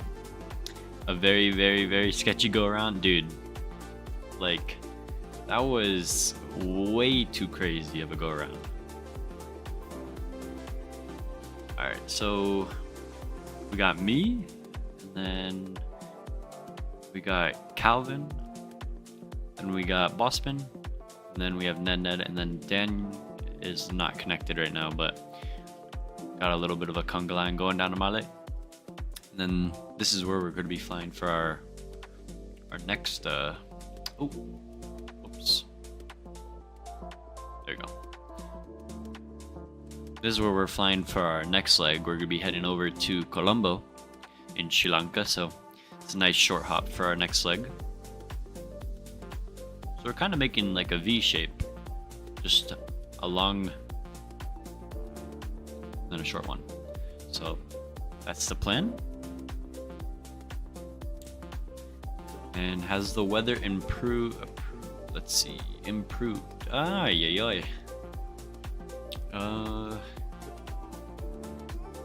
Winds are 260 at 18, so it's a crosswind. It's an 18 knot crosswind for both runways, both directions of the runway.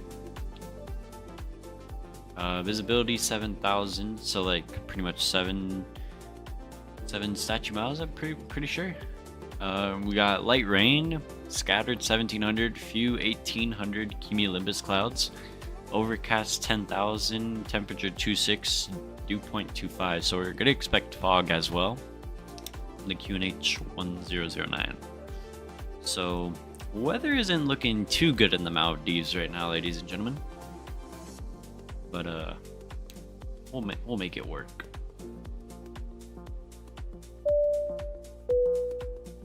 Have you ever done a diversion in a flight sim? Yeah, Kami.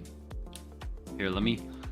I think I only done one dive. Or no, I did like two, but one was with the like a little propeller airplane. But I remember I did one. This was it.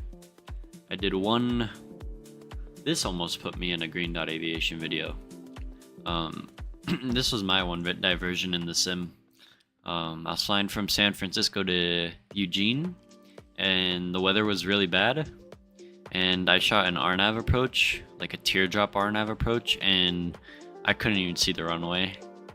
It was like less than 1 statute mile. And so I went around, and I had full ATC too, and they diverted me to Seattle. Greased it into Seattle. But I was so close to running out of fuel on that diversion. So, but that was a cool flight. That was like really my only diversion in the sim. Let's see, I think I have another one when I flew some GA. Let me see here. Let's see.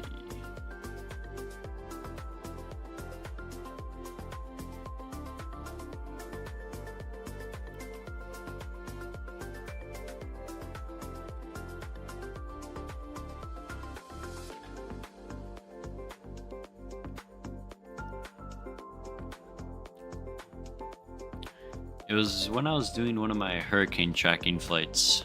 Ah, this one. Yeah. So, when I forgot which hurricane it was, but I think it might have been Milton or something.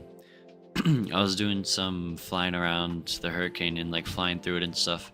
And I ended up diverting to St. Petersburg. Yeah, because the weather was so bad in Lakeland. So, that was another one I diverted in. but I don't think I've diverted in any other like big airliner flights.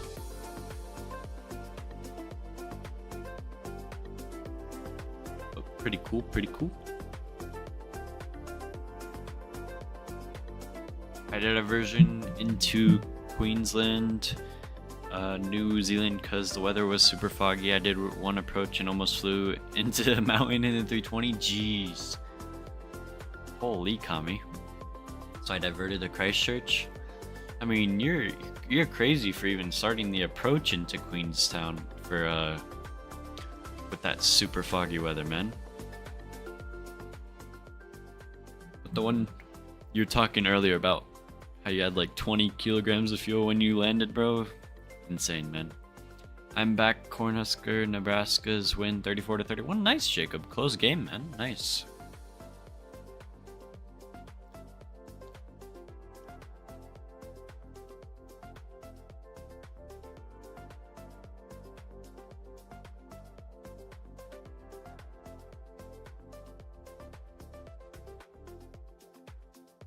Let's see here. What we got going.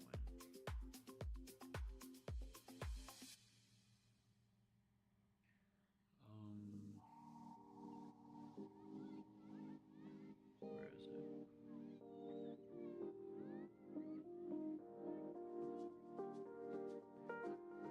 Cool. How long till landing? Like an hour and a half, Crash Calvin.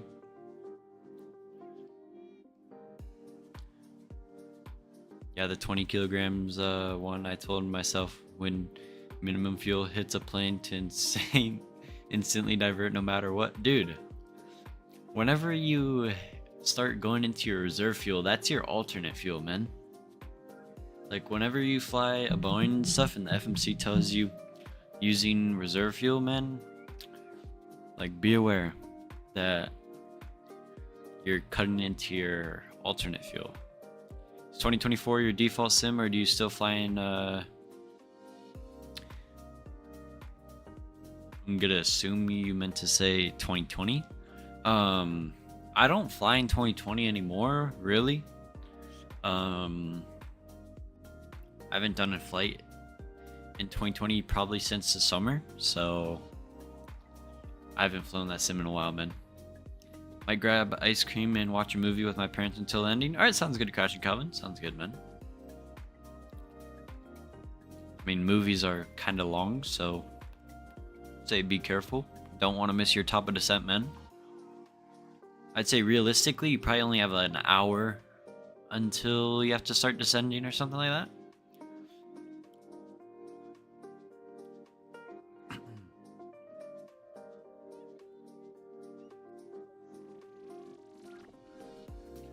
Never shot an ILS X-ray. It's gonna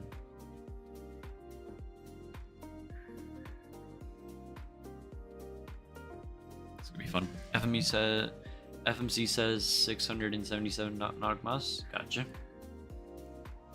Yeah, we probably got maybe 500 nautical miles to go. Something like that. Yeah, but I declared minimum fuel on vatsim, so I felt like I was a good pilot. Another pilot messaged me and he said to divert, but I said no, low-key regret not listening to him. Yeah, you see, Kami, that's your fault for not saying anything, or saying no, because you would have been fine if you diverted, man.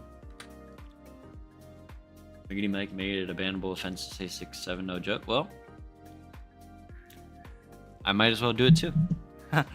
Imagine. Oh, we're just passing the 2-hour mark. Let me turn off the seatbelt sign. I did not mean to leave it on this entire time.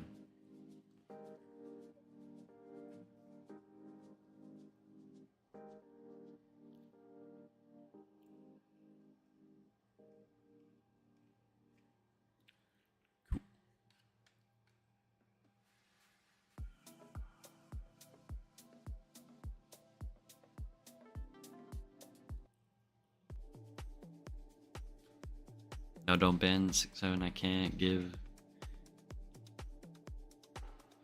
go without it, bro. Kami, you say gang too much, man. And how old are you, Kami?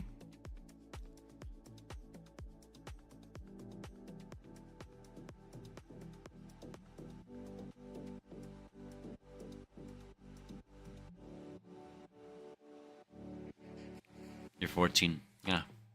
Kinda explains it, man.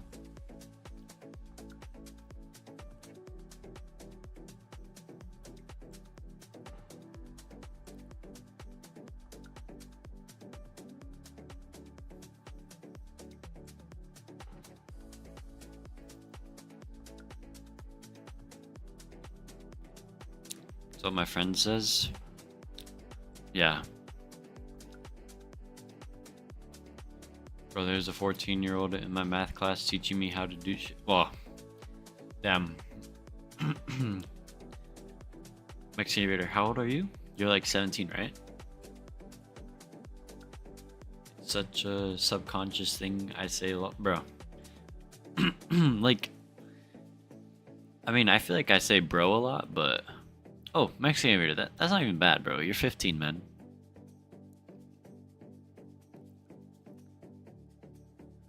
But for Kami, I mean, bro just says it too much. Like, I'd rather say bro a lot than gang. It's like, gang what? Bro. You said gang over like 20 times a stream. I could probably like look at the VOD after and just see how many times he said it. Just like highlight how many times he said it, bro. Oh my.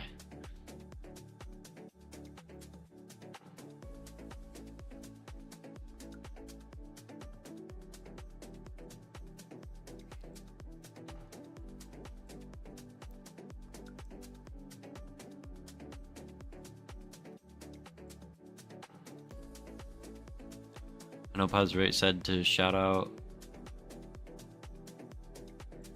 Shut up with gang. Tommy, you gotta fix your spelling, bro. Koa, I'm getting math taught by a freshman dog. I mean, but the age gap is only by 1 year, so it's like he could have taken that class like, I don't know, the year before or something.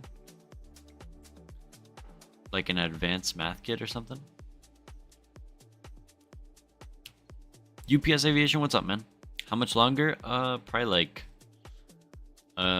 maybe like an hour, 20 minutes, something like that.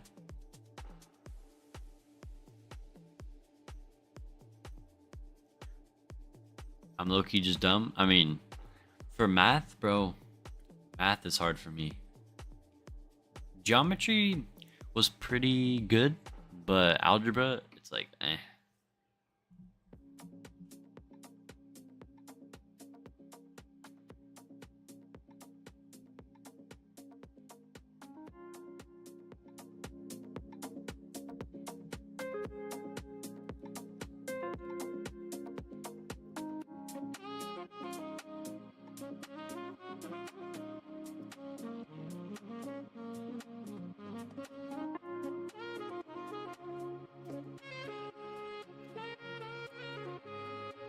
So looking at the real flight, took them 3 hours and 43 minutes. SimBrief's telling us 3 hours 44 minutes. Cool. Yeah, I'm in a small math class instead. So like an advanced one or like a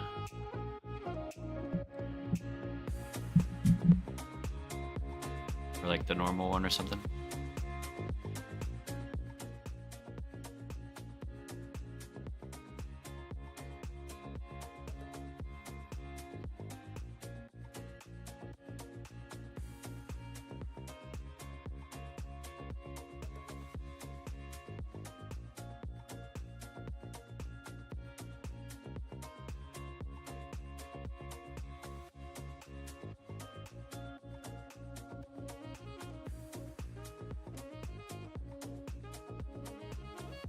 How much Wi-Fi does 24 rely on?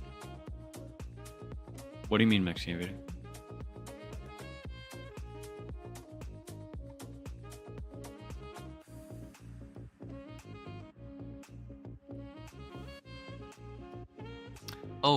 2024. Gotcha. Honestly, like, as long as you have stable internet, man. But let's see. I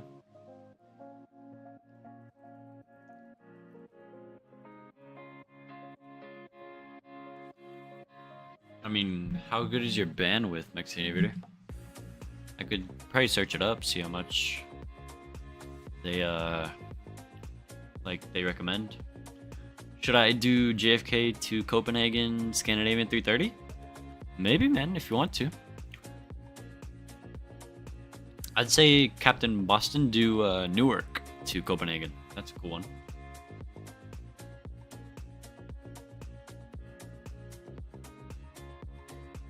I got that McDouble Wi-Fi. Let me search it up.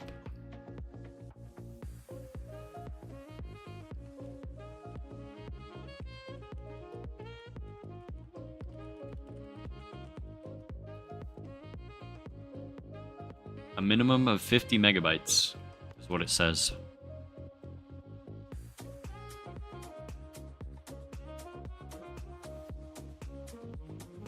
Yo, Bossman accelerated a bit. I'm gonna overtake slow at 340. Nice, none.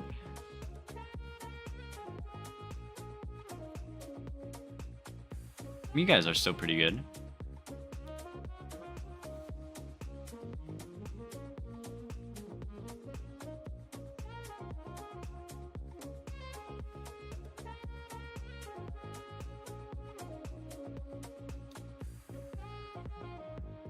Positive Bob, what's up, man? So I broke down and finally bought the wing rudder pedals with the dampener because why the F not? Now I get to hop back in a 172 and learn how to fly all over again. Oh, dang, Positive Bob. Well, I mean, at least you got new rudders on the way, man. Lucas, you got like a 60 nautical mile lead ahead of me? Well, I mean, I am in a 777 doing Mach 0.87, man. So, going a bit fast, you know? One time in my friend's Discord server, I got a new role and it said to spam me with gangs because it's my favorite word. I mean, now I see why, Kami. Bacon Aviation, what's up, man? Welcome in. How are you doing, bro? It's $80.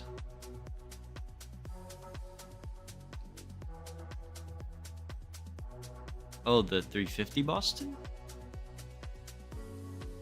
This guy always goes Mach 87. Oh yeah, Hazar, you know it, man. You know it. We get there quick, broski.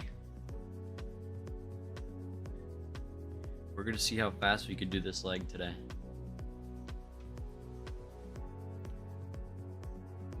True, Kami. Yeah.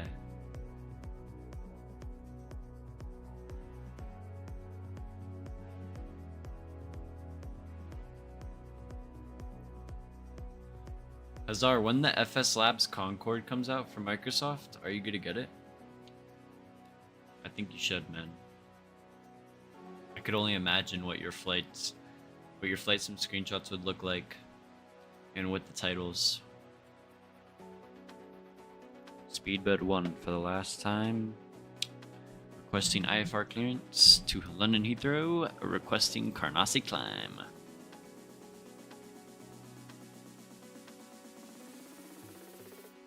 Yeah, Boston, you should get it, man. It's a good airplane. I'd say my parents never understood my flight sim things. I went, oh, okay, got you. I'd say probably if I were to recommend either the 350 or the 340, get the 350, man. I didn't even know they were making a Concorde. Yeah, they are, Hazar. And not too complicated on that. Damn, Hazar. Dang, you're spoiled, Hazar. Speedbird's such a Sigma Rizzler call sign in my opinion. Dude, call me. Just for that, I'm timing you out for a minute. Any last words? Speedbird is like the best call sign, what? Yeah, I need to let me see if I have a screenshot of it. Let's see. Do I have a screenshot of it? I thought I took a screenshot of it. I swear I thought I did. Maybe?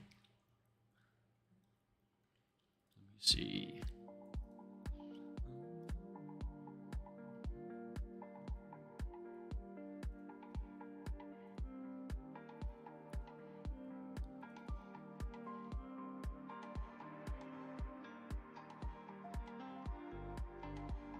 Not. What do you mean I'm spoiled? Cuz you're spoiled with these modern airplanes, man. You gotta fly these old, you know, steam gauge airplanes. You don't even fly those type of planes. Well, I just got the Concorde for X-Plane, bro. I'm learning it. And then I might pick up the 727 from FSS. I'd much rather buy the 777 even though I am more of an Airbus guy. Oh yeah, definitely if you don't have the 777, get the 777, man. Boston, you should have bought it when PMDG had their sale, man. I think it was like 33% off, something like that. 33% off? Yeah, something like that. I got the LR variant when they had a sale.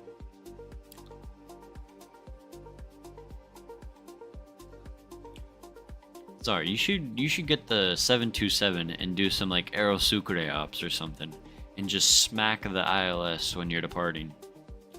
And I really want the iFly badly because I want to do Southwest Honolulu. I mean, you could do it with the 800NG. They used to do it like that on the Amua livery or whatever it's called. Yeah, you got it. Amua 1. I better see those Concorde screenshots soon. Whenever I learn the damn thing. Oh, we got a couple more screenshots here.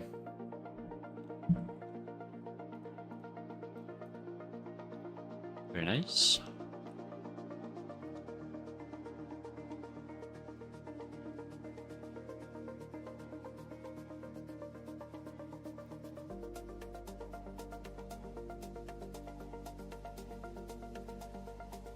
Nice, man. Very nice.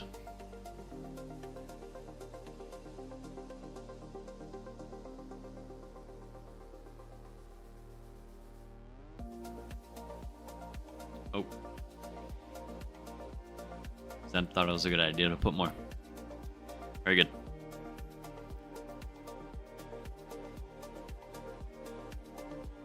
And my PC is all AMD.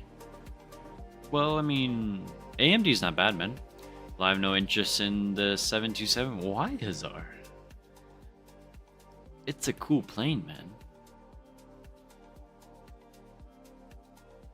Oh wait, Zemp, you're in Dubai, bro? I'm flying that right now, Dubai to Frankfurt? Oh shoot, Zemp, I didn't. When did you depart, bro?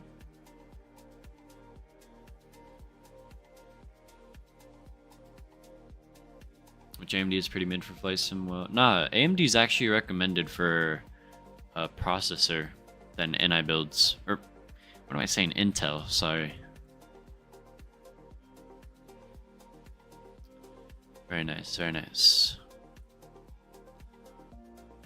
Bro, over the palm. That's sick, bro. Sweet.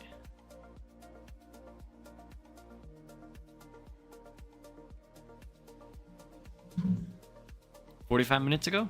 Oh, damn. Zemp, you doing that long of a flight just now, bro? Damn. Nice job saying NI builds correctly. Is it INI or NI? INI? Dude, surely it's NI builds. Like, I feel like there's not a wrong way to say it.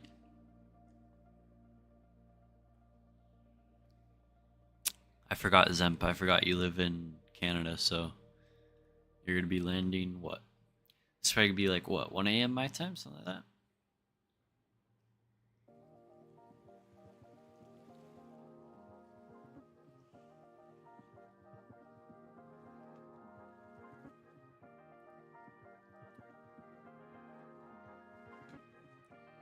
I've been drinking so much Gatorade and Powerade past 3 days.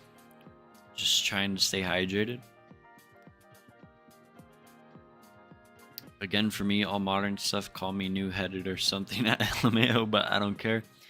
Yeah, Hazar. You're just lazy. I'm only going to land at 10 p.m. Yeah, not bad. Shit, I already read that. What am I saying? Posted the flight so far in Discord? Gotcha, let me check it out. How far more you got, man? Mach 87, good Mach. Very good.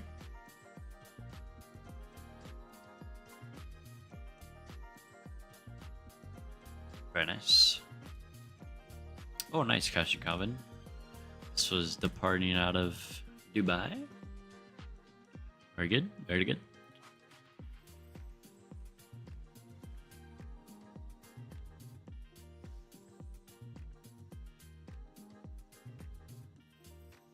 See, winds are still favoring 1A.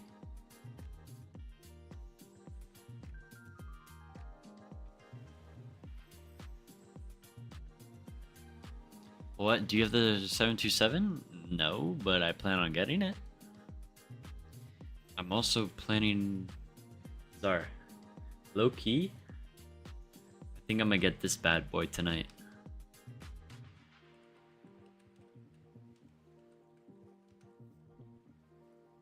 Let's see. Where is it? This guy. I think I'm gonna pick up this guy tonight.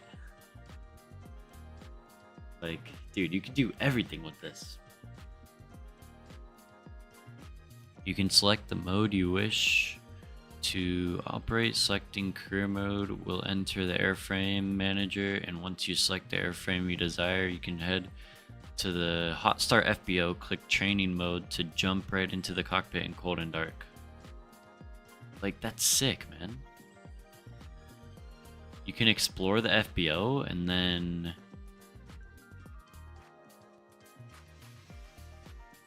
fresh look to... But like, can you actually like plan? Bro, like what?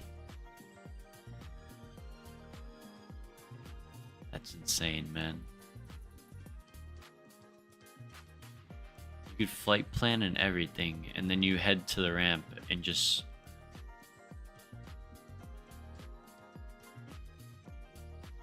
Mate. Because I have a gift card. I have some gift cards. So I can technically won't be paying 124 bucks for it. Yeah, Fozzie, little bit pricey, but it's like one of the best add-ons instead. Gotta drink water instead of Powerade? No. The water's right here, Crash and Calvin, don't worry. I've been drinking water, Powerade, and Gatorade. Because, Gatorade helps with like builds your electrolytes and stuff, and when you're sick, you know, you need those electrolytes. And then water, you know, hydration, stuff like that, you know. Damn, I might need to get X-Plane 12 just for this plane. Kami. Are your parents even gonna let you get that, man? 124 is crazy, but it's like one of the most realistic airplanes. It's the most realistic airplane in any sim or something. I'd rather just fly the sim-fed Challenger 350. Oh my, like that flightsim.to one or whatever. Rip my bank account, gang. There it is, gang again. Okay, very good. My parents are probably gonna say no. They're gonna say hell no.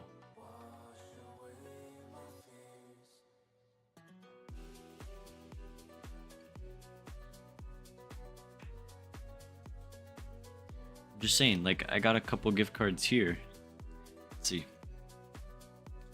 150, 175, so that's enough to get me that airplane. And I still got a couple more, so I'll be able to get that one if I end up getting that one. I might, maybe. Rose casually flexes gift cards. Nah, it's because I had a birthday, so it's my birthday, you know. what else is there to like? You guys don't get gift cards for gifts? Malo, what's up, Malo? How are you doing, my guy? Welcome, welcome in. Oh my gosh, no way. Azar's on it now. Great, man. Grown man, by the way, sane gang. Holy.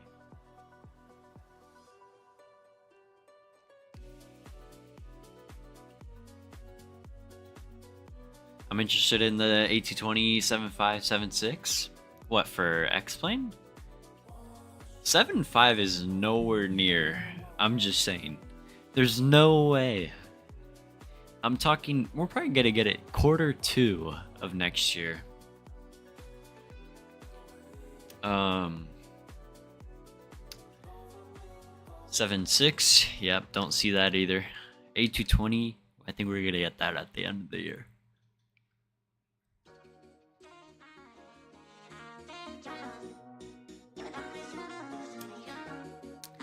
Triple 7 is beautiful. Oh yeah, Malo. Positive, what's up, man? How are you doing, broski? I see you ripping some Sun Country ops. Hey, chill out that. Nah, Hazar, I'm being completely honest with you, man. We've heard nothing from Bluebird, bro. Like, absolutely zero.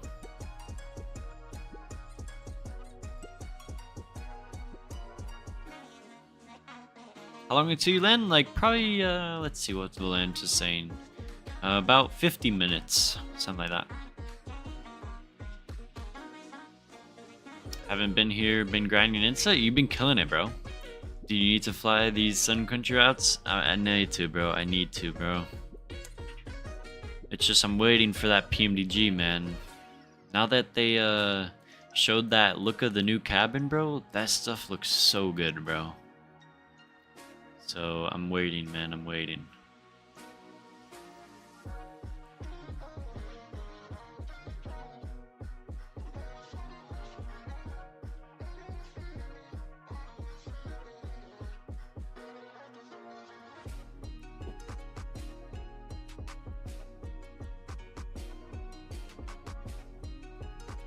Thanks, dude. You're the only one who has done my close-up challenge animation. I mean, hey, it's fine. I mean, like, there's like new ones every week, man, or something. Like, I barely do mine, bro. Like, when other people get mine. Sun Country is really underrated. Gotta fly that airline more. I wish they had the max, though.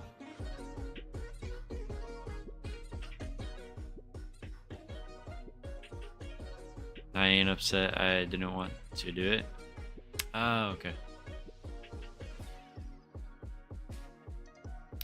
Camilo, what's up, man? Hey, man, where do you fly out of? Orlando Executive, man. In Florida. Are you on real time? I am not, Dives, you guy. I think real time, it's still nighttime over here. Let's see. Oh yeah, pitch black. Let's see. When is the sun? Ooh. Wait, let's do real time. We're close to sunrise, guys. Let's maintain real time. Oh, look at that. There we go. Yeah, it's coming up soon. Yeah. We're to stay real time here.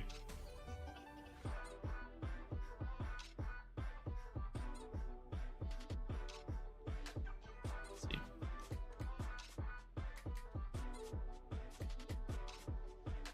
There we go. Very good.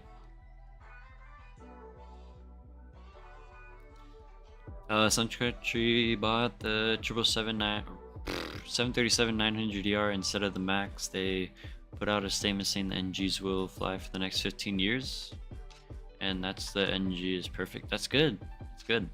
Okay, now I gotta be careful because Positive 8 is here, so I can't say gang or anything. Well, yeah, better call me. So awesome, man. Do you already have your private pilot's license, or are you working towards it? I'm working towards it, Camilo. Camilo, I'm hoping to get it either around January, probably. But the way I was looking at check ride schedules, I think they're like a wait time of like a month or something. So I don't know, we'll see, man. Still have to do my written. So I'm gonna get that out of the way in November. And then we'll be getting ready for the check ride for the private men. The last NG passenger operators will be Sun Country for sure. Probably, probably, yeah. I feel like Southwest is gonna keep some of their 800 NGs until they start getting those 737 Max 7s. That's such a weird airplane. Max 7s, bro.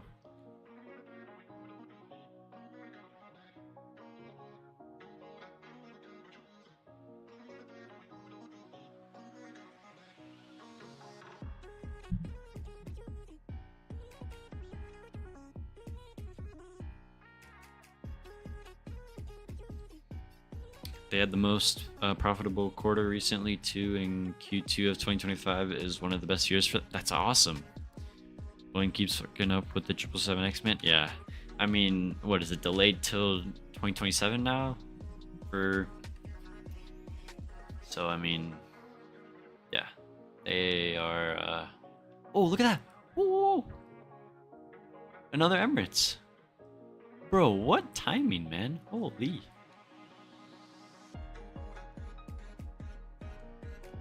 What's your sim time? Then I'm on real time, man. Look, there he goes. Bro, no way we just caught that. Sweet.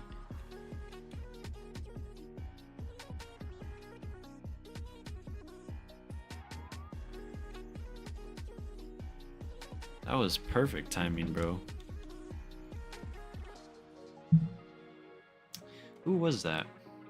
That was Emirates 102 from Maldives to Bucharest. Or LROP. Lima Romeo Oscar Papa. It's LROP. Hold on. Yeah, Bucharest. What a weird route. Jeez. Can't speak. Yeah, if I were Qatar Emirates, I'd cancel and move on. Oh, for sure, positive. I'd go straight to the... Well, the thing about Emirates is holding off on ordering the A350-1000s because their engines are, like, too small or something. And, like, there's, like, a little thing that, like, Emirates doesn't like with the 350-1000. So they're holding those orders.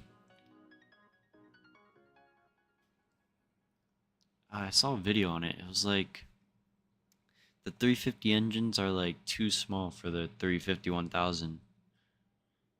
And it was like they had to what was it? They had to like do a hold up.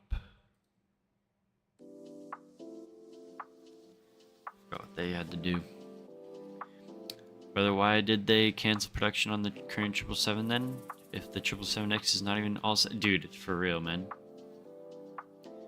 You know the solution by the Dash 8? Oh yeah, man.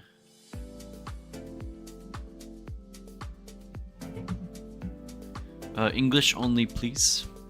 That's what I'm saying. Why to cancel the 777-300ER when the 777X is still getting delayed? Yeah. And like the fact that Boeing has the audacity to announce, hey, we're already thinking of building a new airplane that's going to replace the Max is like, what? That makes no sense. They were still making the passenger 777. I can't remember when they phased out the 777, but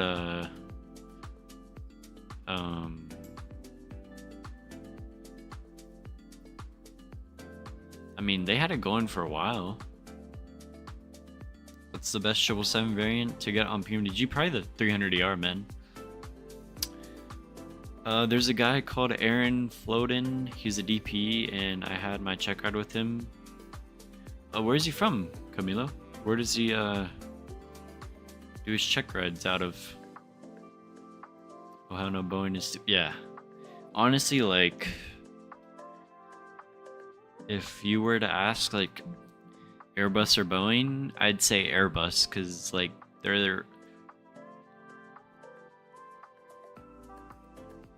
they just passed the most sold airplanes. So now the A320 is the most sold airplane. It passed the 737. So what else? They're doing more. They're making more airplanes a month than Boeing. Yeah, they're a lot better than Boeing. I think Boeing is now trying to up their max production to like 40 a month or something.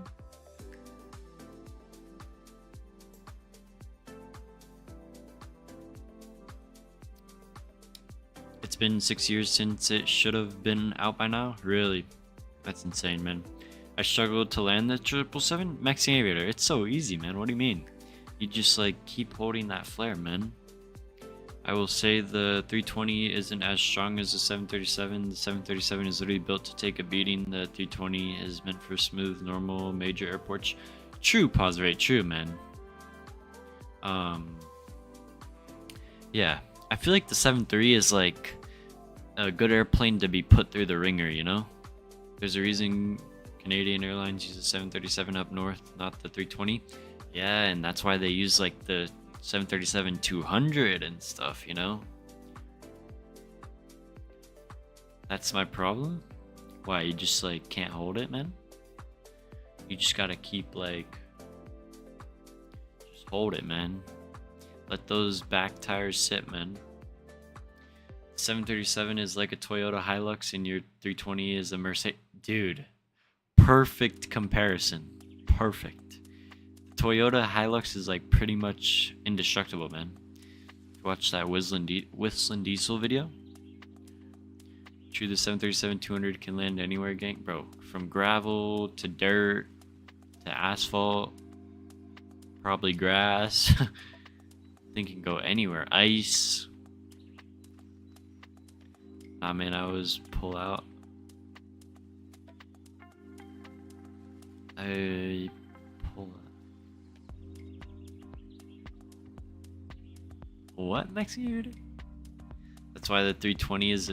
Nah, Hazard, no. 737 is... I like the 737 more than the 320, in my opinion. Like, any Airbus without the sharklets, I low-key hate. I mean, the 320, 319 can land at Paro, though. True. But that's like, the 737 could land at Paro, Kami. It's just, those airlines bought those airplanes. And not the Boeing. I mean, it's the most produced airplane.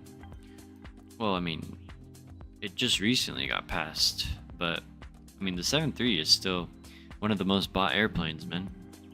I'm not crapping on the 320, it's a great airplane, but the 737 is meant to be stronger. It's also got less sensors to brake on a hard landing. Oh, we just saw that one positive rate in the latest Green Dot Aviation video. It's crazy. 737 also has a lower operation cost in North America, at least true. I mean, that's just because they're in Boeing. They're from Boeing's headquarters are here and stuff, so like I feel like it's easier for airlines here to own Boeing, to own Airbus. 737 also has a lower operation cost in North America. Yeah, true. I just read that again. Bro? Why do you like the 737 more? Cause it's just like, I feel like I'm more hands-on with the 73, man. Like, I'd fly the 320 just to like sit back and relax, you know. But like with the 73, man, like you're coming in, man. Especially on like crosswind days, bro. You're fighting it. Feels so good, man. 737 so strong, the landing gear goes through the wing, not collapse. True, pause rate. Well, in the video we just watched, the 737's landing gear they like went 4 Gs into the ground, and like they did a go around, and the pilot, they ripped off the right main landing gear on impact and like damaged some of the flaps and stuff. But if that was an Airbus, I mean, it probably would have just like fell apart. Like it was able to go around and land at a different airport. Pretty much crippled. Google Air Canada 624. Alright, let's search that. Is anyone making the ERJ for Microsoft? Yeah, Flight Effects, man. Air Canada 624.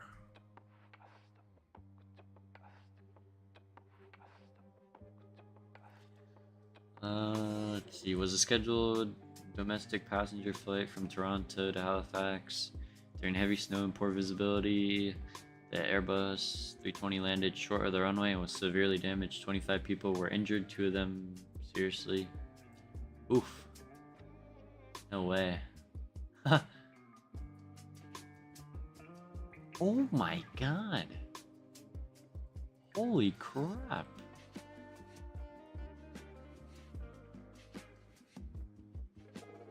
Dude, the thing got destroyed.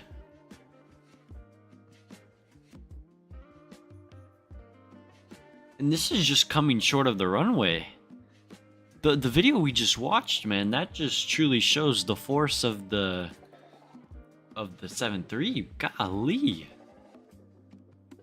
Is downloading the fly-by-wire 380 worth it? I kind of want to learn it, and for more route flexibility, yeah, do it, Crash Calvin.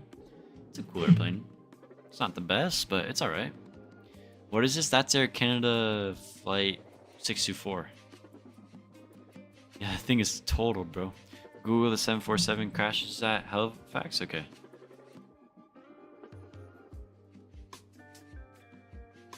Two 747s crashed at Halifax before, too. Jeez, man.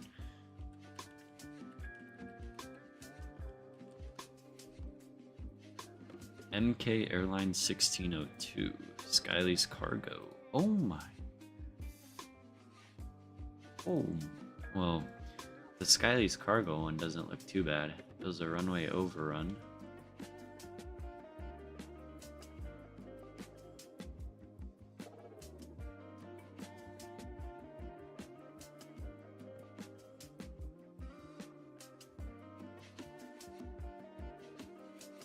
Where's the other one?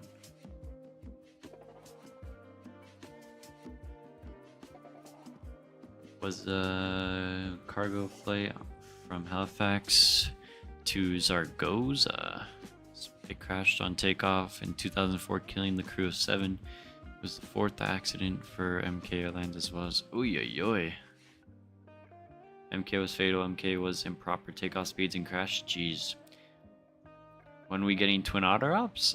Is there a good Twin Otter? Google FedEx Flight 910?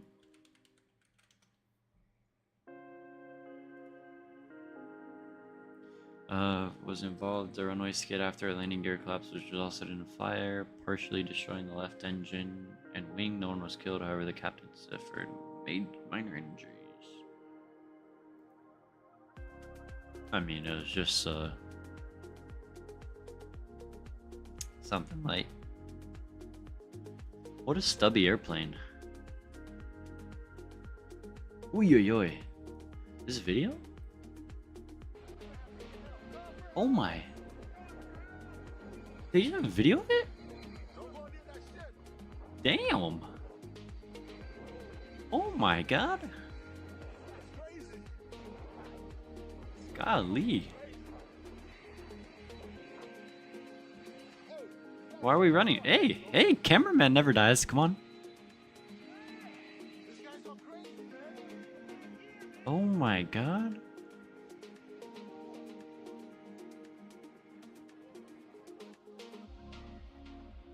Damn. That's crazy. The DC-10 is a shit show? Oh man. That's a flying death bird right there, man. Oliver, what's up, man? This is what happens when we don't have ATC workers because of the government shutdown. For what, man? For what? What happens?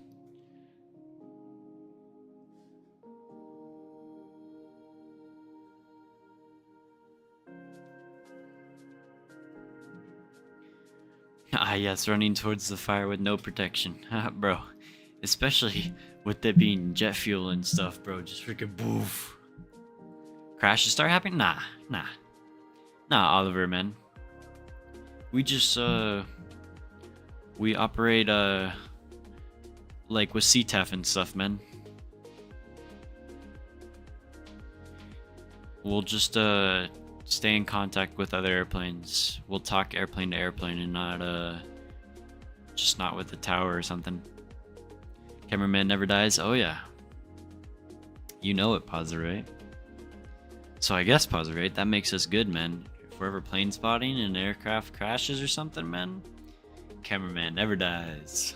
We're good.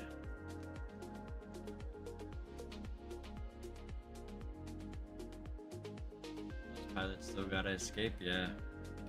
Took a little bit. Like, how are they getting out of? Either jumping out of the window with the ladder, or they have a slide. Yeah, a slide. Out of one of the doors, something like that.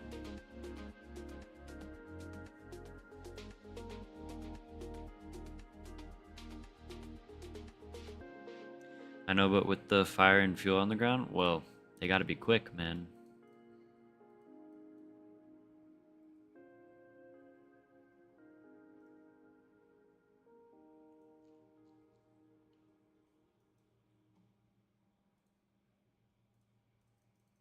Looking flight some screenshots. That's me and Bossman right now. I got you, Ned. Let's see. Oh wow! Holy crap! Holy TCAS! No way.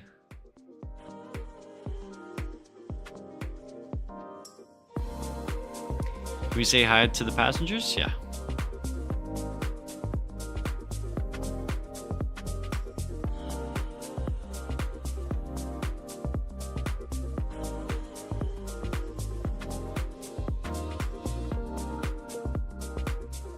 Okay, I downloaded the 380, so if I reload my sim, will it pop up in my playlist? It should, Cash and Calvin. Trying to connect to his plane Wi-Fi service? Oh man, I never understand the evacuation checklist.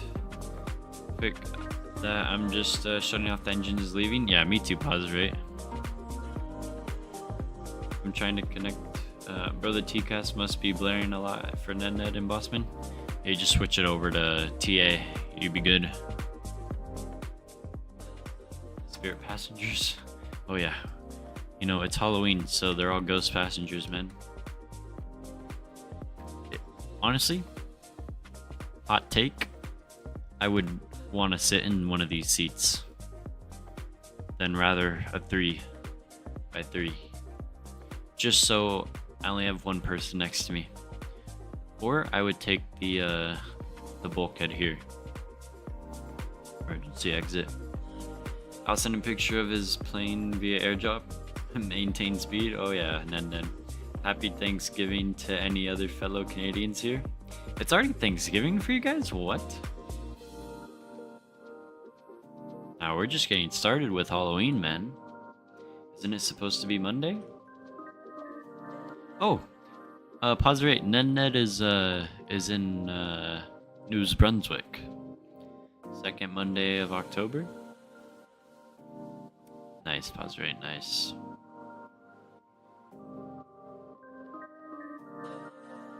Sit in the cabin for a bit? Should we?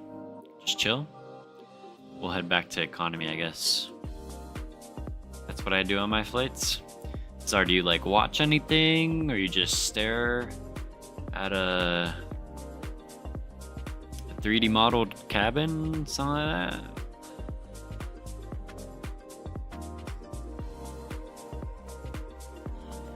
Ah, ice. The best in-flight entertainment. Holy, look at this view, guys. Holy crap, bro. Are you serious? Woohoo, man, oh man. Look at that, man.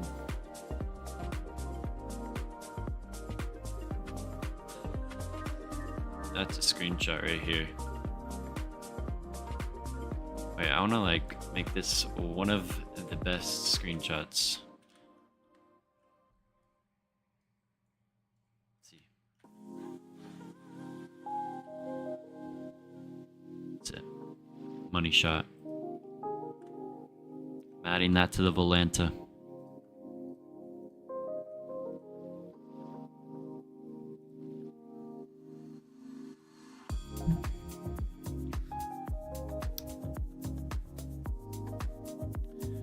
I'll be moving to Moncton soon in 2 years for flight school. There you go, Pazrate. What gate you gonna park at? Let me go check.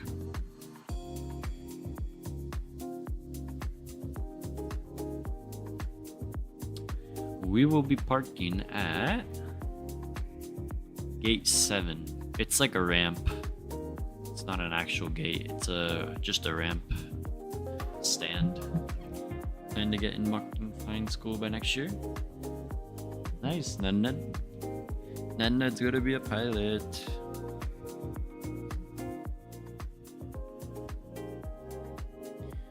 Let's see here.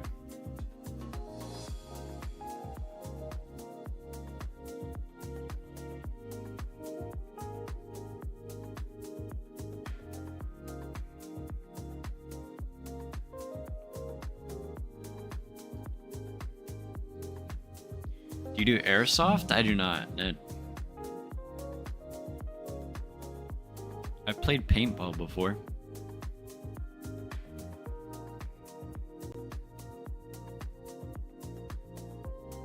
Bro, this view is stunning. Holy. Of course not, LMAO. What for you, Azar? Today my left eye is just all red for no reason. It doesn't hurt or nothing. It's not pink eye either. Huh. Maybe allergies or something, man.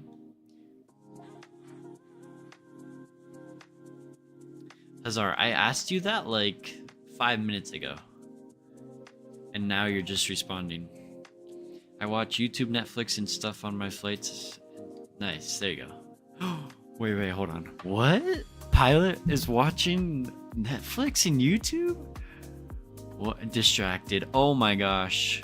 Someone fire him. Doesn't the sound pack have like cabin ambience? Yeah, we can turn it up. Let's see if we hear anything.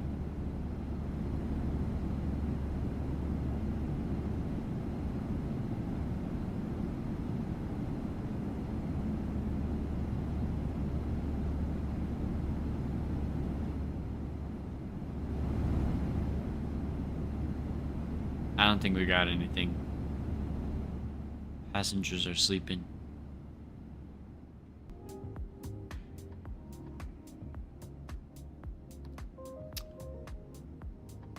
Lucas, stop that right now. You read chat on takeoff? Yeah, that's easy, Azar. Just like quick little peek. What are you talking about? I'm just trying to be like you, man. Trying to bring me down for no reason. Distracted, Flink did. Are you admitted to the same crimes as... Yep. Damn right. Listen, man. You're just a hypocrite.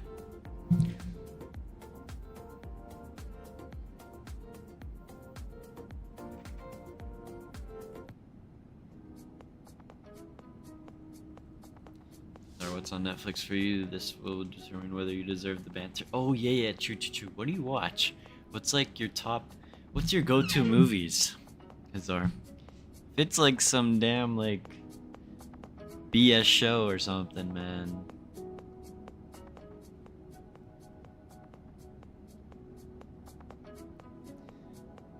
No, Hazar, don't say what or how, bro. You literally like, you'd be like, oh wow, he's reading chat. Well, Hazar, hello, you're watching movies.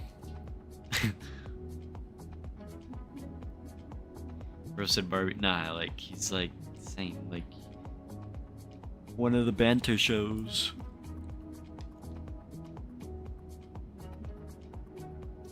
The BS show.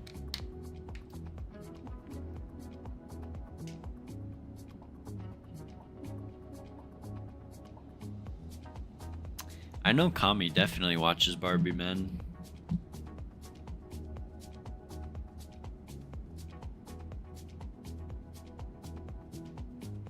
Hazar's typing his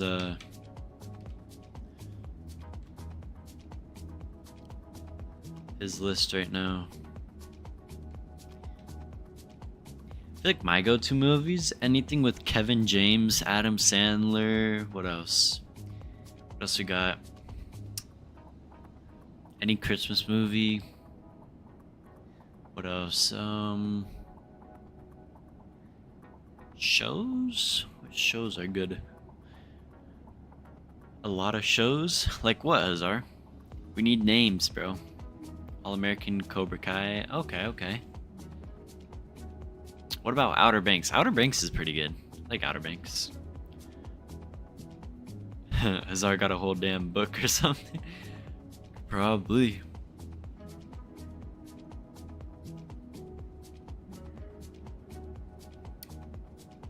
I'm on Breaking Bad now. I need to watch Breaking Bad. It's Always Sunny? Well, we're getting a sunrise now, man. I used to watch that. It's really good. I'm waiting for the next season, man. But, well, I did see the Barbie movie. Crazy, Hazar. Hazar, by yourself or what?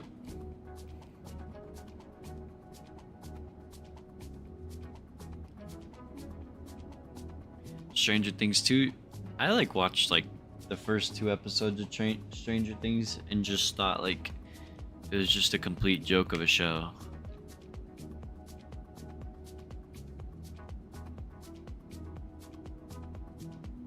I just didn't even enjoy the Barbie or the Stranger Things movie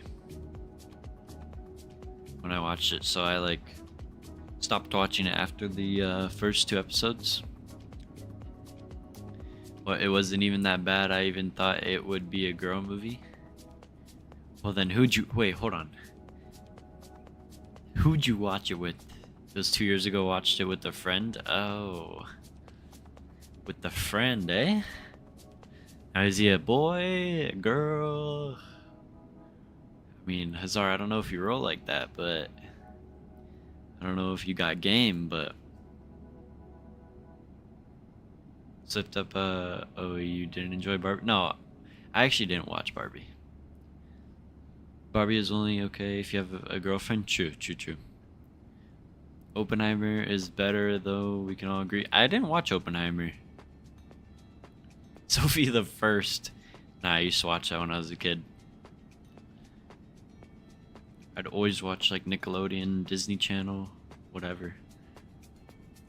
Me and Hazar watched it together. He just won't admit it. Crazy.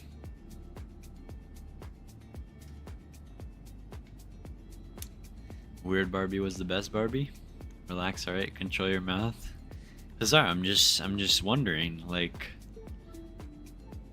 you know, she might be a friend now, but at the time when you were watching the movie, you know, Lucas watched Hello Kitty when he was younger. Nah, I actually didn't watch Hello Kitty. I didn't watch Peppa Pig. Go to childhood show, Lazy Town, Paw Patrol. What else? Jake and the Netherlands Pilots, Backyardigans. What else? What else did I watch? SpongeBob was the best, bro.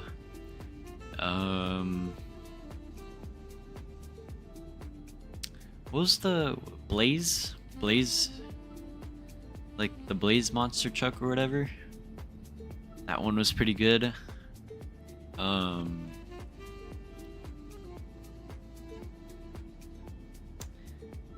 What else were there? Bubble Guppies? Oh my gosh, dude. Mr. Grouper, what a guy. Alright, can we change the topic? Hazar's blushing now. Curious George, bro, best show? I only watched Curious George a little bit. Thomas the Train too. Yeah. What else was there?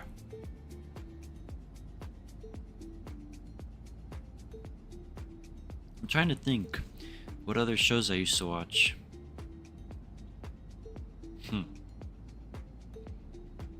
You see, Hazar just doesn't want to admit that he's blushing right now, but it's okay.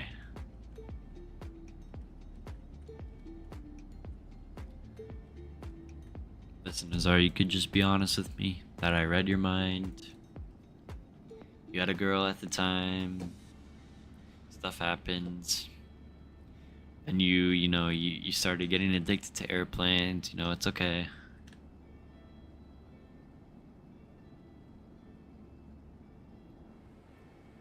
Lazy Town gotta be. Oh, damn, we're close. Lazy Town gotta be the best. One of the best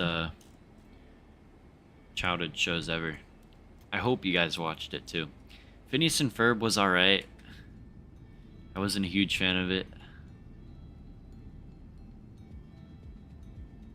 Sorry, it's a big dub if you took a girl to Barbie. Yeah, true, for sure. Like, definitely.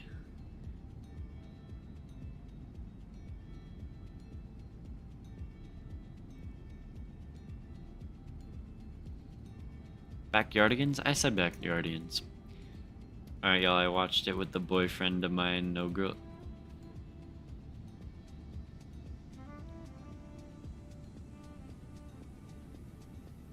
Oh, he rolls like that, ladies and gents.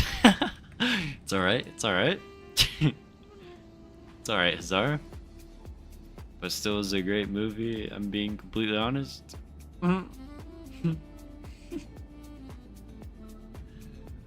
Oh man, Hazar. Oh, bro.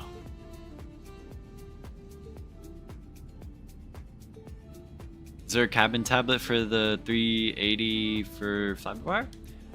It's like in the fly-by-wire, just use your imagination. You'll see like 3 buttons or 4 at the top. Like they're like kind of like whitish gray. And one of the clicks, there's a click spot on one of them that turns off the cabin.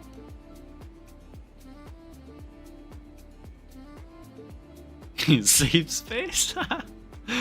Oh, can you stop now? Change the topic? Yeah, we'll change it. Hey, you brought it back here. I'm sorry, you brought it back up. Man.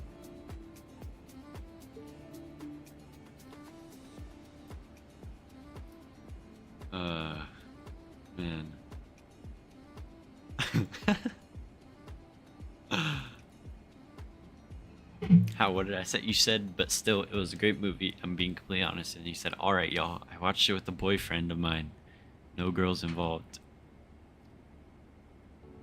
What's the best version of the 7.4? That's a good discussion. Oh, 400. 400. Or the SP.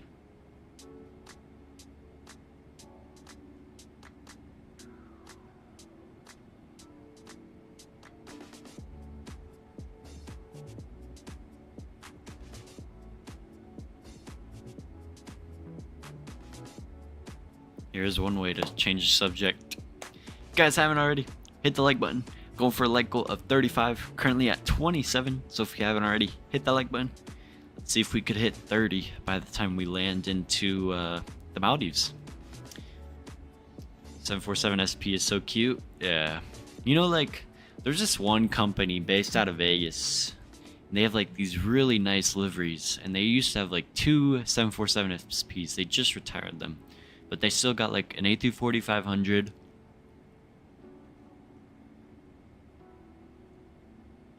I think they got a 777 and like a couple 73s or something. 747-400, come on out. Oh, not the freighter. No, that's the worst one. Anything passenger serviced 747-400's the best 74 ever. Will this small airport hold everyone? Yeah. They have plenty of parking, man.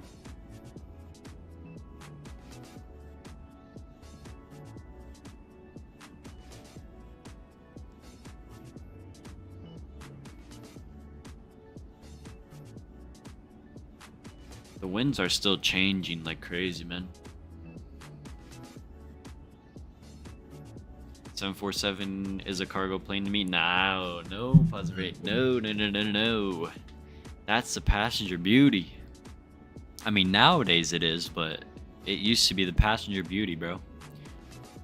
Eagle Freighter 747 is so mid in my opinion. I agree, Kami. I agree with you. German Shepherd puppies are so cute. I mean, they're not really, they're cute, but like they're not like a petite dog, you know? Like if I saw a German Shepherd, I wouldn't think like, oh, like he's so cute, like he's the like it's a pretty big dog, you know? Karen Terrier puppies. Let me search those up. Microsoft Flight Simulator, Texas, California. What's up, Levi? How you doing, man? Welcome in. Let's see. Karen Terrier puppies. Aww. These little fellas are so cute. Look at those little guys. Look at that. You have two? Nice, pause, right? Nice, bro. When they're babies, got you, Max Aviator. True. Nah, baby golden doodles. So cute. Wait, I'll actually show you a picture of my dog when he was a baby. Now he's a year. So, and he's already grown so much. Let me find this picture.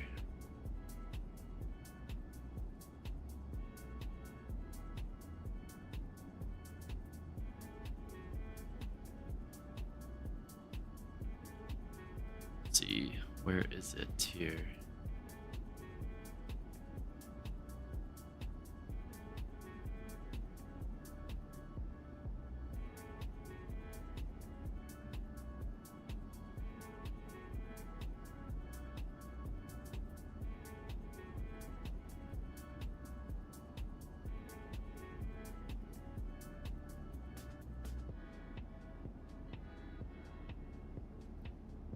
Can I find this here?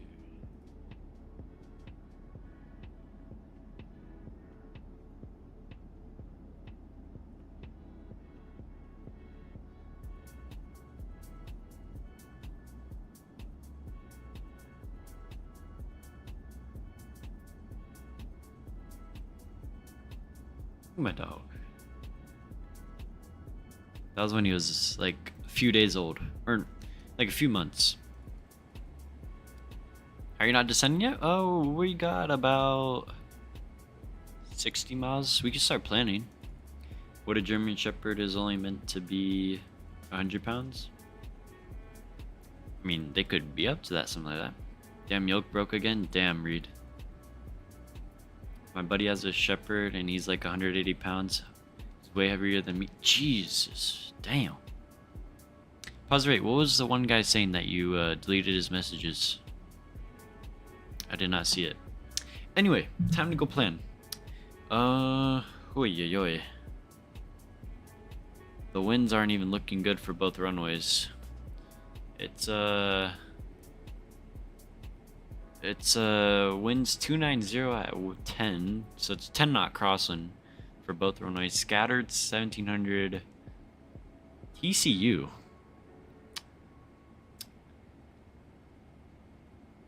Uh-oh. But altimeter, gotta switch it because QNH is 1008.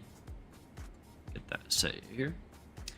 Minimums, we're gonna be doing the ILS X-ray, and that's gonna give us a minimums of 220. So we'll just get that set here. 220. 220 is set. We're gonna be doing auto brake 3. We'll go in it, we'll go flap 30, that's gonna give us a speed of 138. Let's go descent checklist recall, we'll go recall check. Cool, we're good. Notes were checked, auto brake is set. Landing data, we set the VREF and minimums. Approach briefing is completed. And we got the altimeter set as well, so we'll go check those off. I'm also gonna get a fix here going. Runway 18.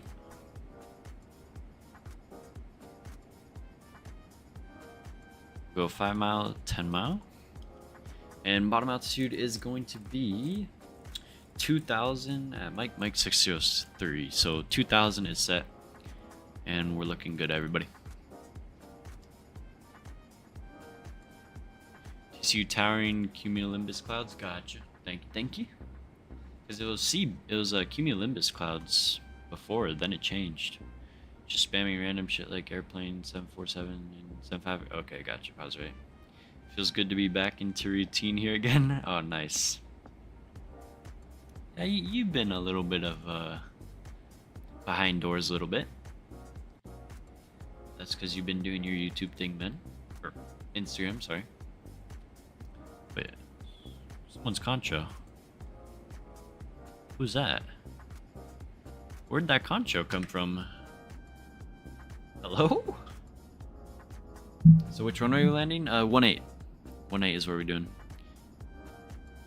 Been MIA for multiple streams? Oh yeah.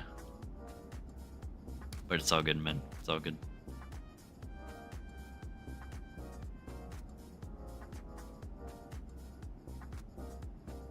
Only 9 o'clock.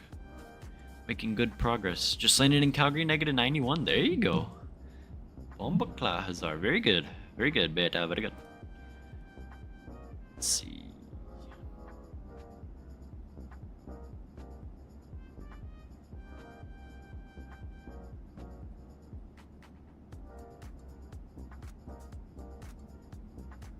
Ah, Hazar, you flew the little 700 into there. Very good. Very good. Very good. Gusting 36, but it was straight down the runway? Oh, perfect. So you're just landing in pretty much slow. By the way, is it just me or the GE90, PMDG, and Boris sounds... Oh, hell no, pause rate. Everything else sure sounds better, but engine sounds... No. There's a big difference, pause rate. How'd you know, Lo? I checked Volanta. Boris is widely better. Yeah. Pause rate.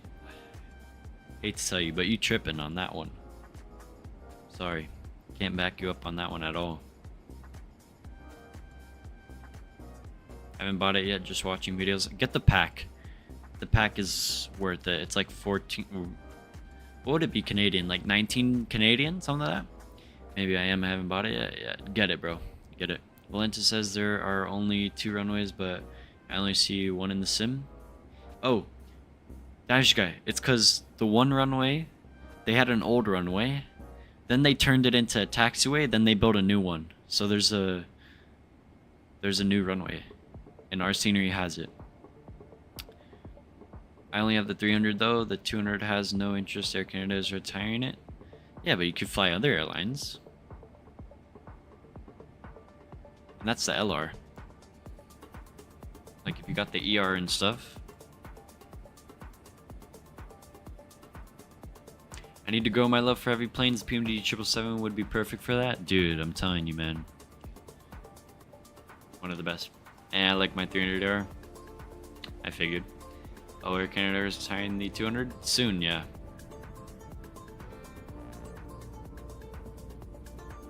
Why is that wing view so zoomed in?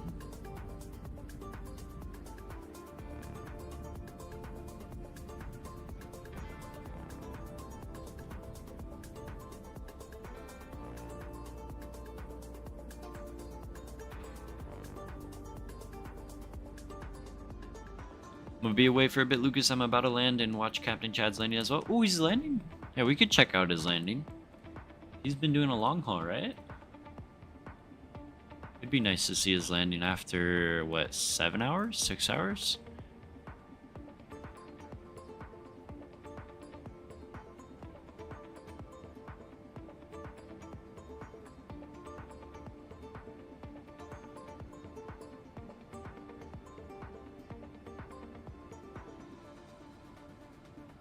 Doing Sun Country now to change it up. Nice pause rate. Nice, bro.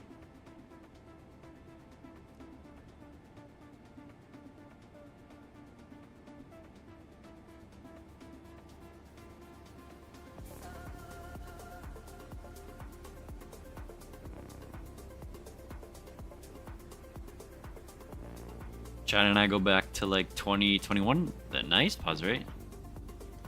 Wait, let me do manage speed go down. Top of descent, there it is. We'll go seatbelt sign can come back on.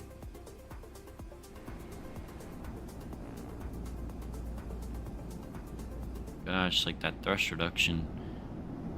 The idle is just crazy. Just glides on down.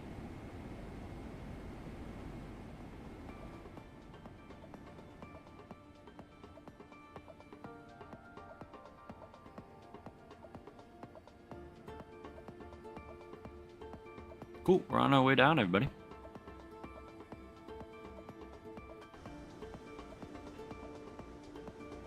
I've been in Canada for 2 weeks and all I fly is 737s basically. So that's why I love it here. Wow.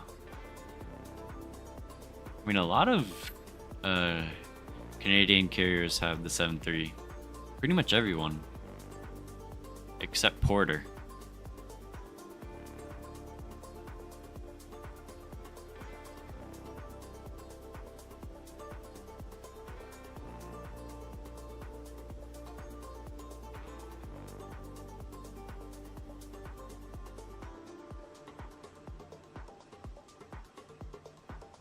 The lighting on the fuselage right now just looks so good.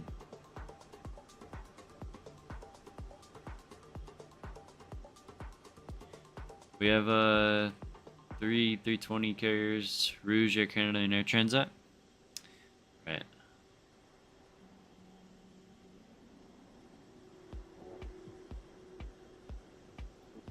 I've been thinking of flying the Porter's E190 since we'll most likely never get an E2. I feel like we would soon. Used to have jet lines in Tango. Jet lines, I remember. Yeah, man, I forgot to plug in my arrival. Way to go, Dan. During cruise, you slowly got away from me by a long ways, over 120 nautical miles out. It's because you fly slow, buddy.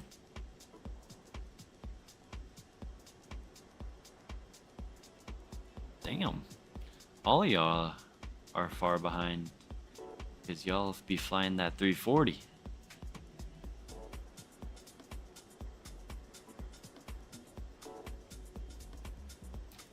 The Airbus reputation here isn't great. Damn, pause rate. Unfortunate. My itinerary is straight up 737s for the next week, really. Except for Vancouver, Toronto, and the Air Canada 777 on Monday. Hazar, you better have the sound pack for it. If you don't, I'm gonna take your permission away from putting screenshots in the Discord. Debating on doing a red eye tonight? Go for it, Reed. Go for it, bro. Or how long we talking? We talking like San Fran to Newark? Or are you talking like Newark to Heathrow? 100% you making a threat? Nope, not making a threat. Just making a regulation. Like I said, the 320 isn't as strong. A lot of Airbus flights get delayed around here. Thinking LA to either JFK or Fort Lauderdale with JetBlue. Nice. No regulations, nothing. Okay, Azar. Okay. Alright. Calm down. Doing a Scandinavian red eye to Copenhagen? Nice, Boston. Nice, man.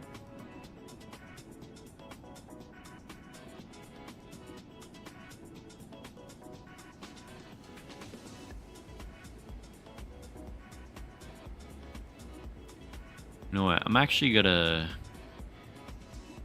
give us a little bit of a shortcut here, because with this arrival, it's gonna have us at a 90 degree with the ILS. So this way, we're already coming in at practically like a 45 degree. So that way it'd be a smooth transition into the ILS. Or a little bit high, but we'll catch it. We'll be good. Get a little bit of screen break.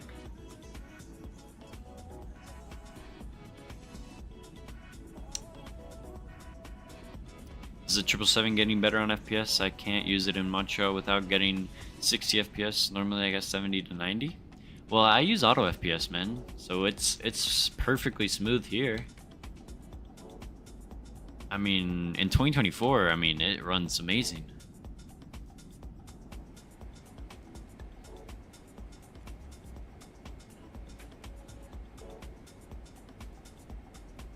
Is anybody watching the Auburn Georgia game? Not right now, man. Did Marty descend, I guess? Yeah. 3 hours, 16 minutes? Sounds about right. Oh yeah, and cruise, it's great. Yeah, but like even in the airports we were getting good frames. Had a little bit of stutters at the gate, but you know, GSX and everything running, it's fine. Getting 100 FPS in 2024 earlier in Dubai with 250 TLD. Nice, Zemp, nice. But you were in the 340, right? This was my first flight in a while having full ATC. Nice, Cesar. Oh, so you're typing in chat with talking to ATC? We're gonna arrive.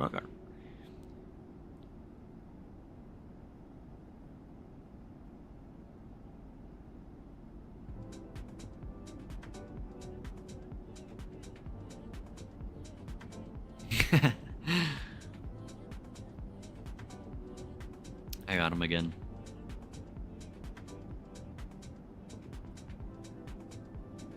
Do I need to fly to MCO tomorrow to fix your mount?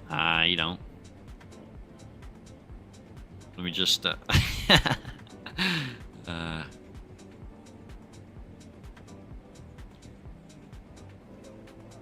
Hazard versus Lucas boxing match? Well, I mean, I'm a minor. Hazard's like 21 or something. No, Hazard's 18. Drink some mouth soap? Yeah, I might have had some mouth soap before. Have you flown my comp? If you're talking to Hazard? Probably. Yes, I know speed break is still extended, you bombaclat.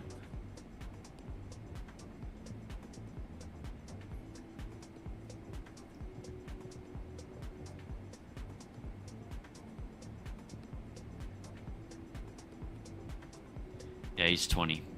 Age is just a number and jail is just a place. For Mexico, Mexican aviator. There's an vatsim event in Raleigh? Really? So I wants to go to beat a 16-year-old. Yeah.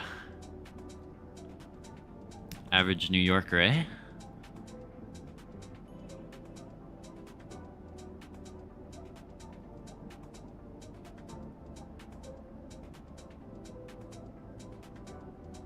There's so many little islands around here, man. And can you stop? Oh man. I'll just run vert speed, go down.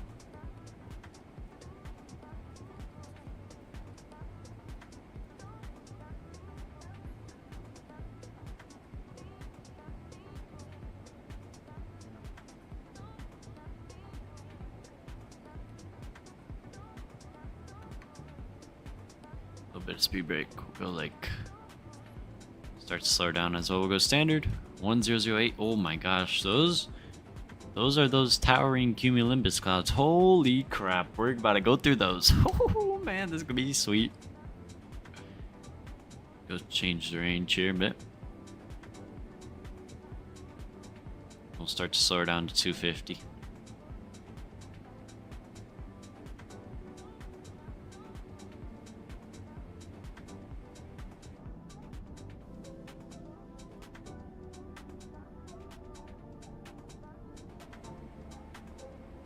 How about you focus on your approach chart and stop looking at chat? Well, it's a pretty much straight in, so I think I'm good.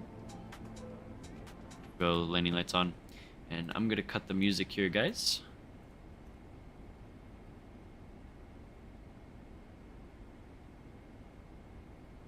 And I'll bring up the sim sounds for you guys.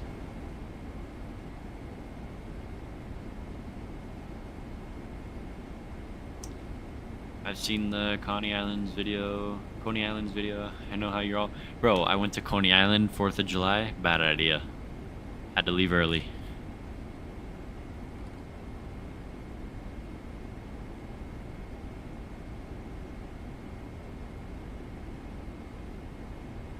Yeah, these NYC guys are violent crazy. You just smash it down or what? Nah, we're gonna get it good. I mean, If it's, yeah, the winds are low-key, like, not that good right now for this runway. It's 11 knot crosswind, so, I mean, it might be a smash. I mean, I don't think so. I think we'll be good, but I don't think we'll smash it. See a little bit about the islands here.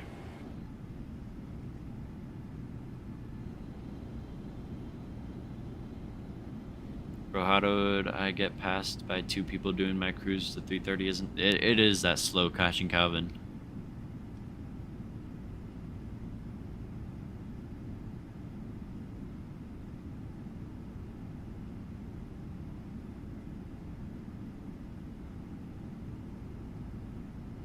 Think I see you? How do you see me already? Wait, that cabin ding is so good. Dash guy, there's no way you see me if you're on live weather. We got some crazy weather in front of us, bro. When the 230 is coming out now. The 330 is slowing us nuts, yeah. There's one 330 that can go like 8.4 or something, but the one can go. There's like one that can go like only 8.1, 8.2. Bro, look at the water. My goodness. I have clear skies weather? Nah, go to real time, bro. You have to stay on live weather.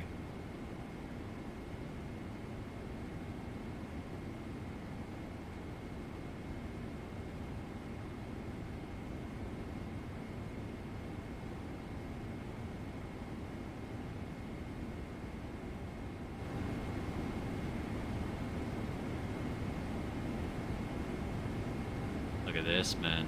Holy.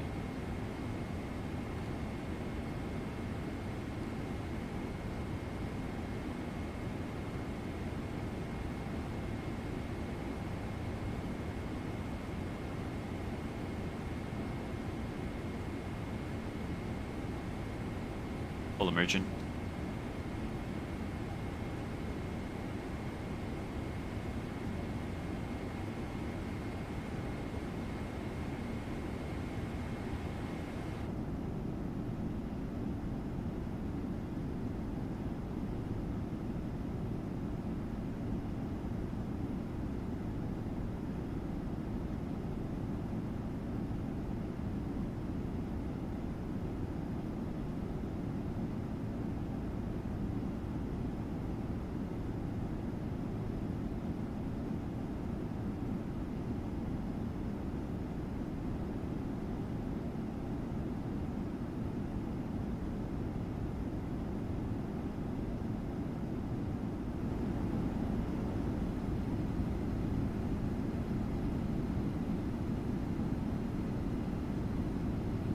Oh my.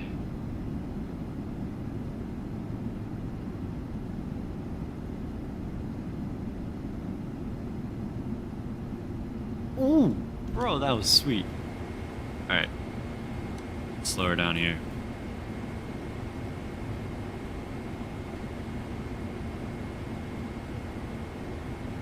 That was sweet. Start to lead off that speed here. Look at those little islands over there. See all those little floating houses, whatever? Dude, the lightning in 2024 just looks so good. Oh, rainbow. Look at that. Whoa.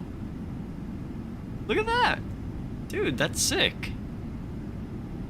It's so bright. Whoa.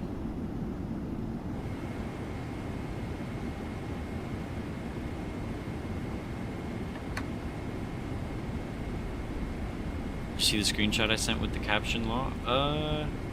I did not. We will, remind me when we're on the ground, man. I don't know, I'll check it. Go flap 1.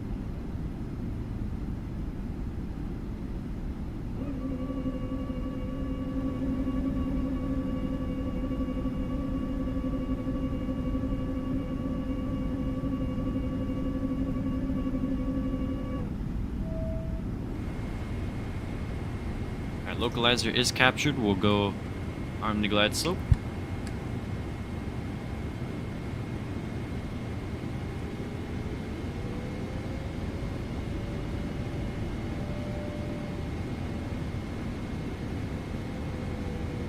My light traffic Emirates 6 November is on final for the ILS Extra 18. Oh, look at that lightning in front of us. Brother. Okay, so I think the airport... I think I see the runway. Got a little bit of rain in front of us. Let's go 180.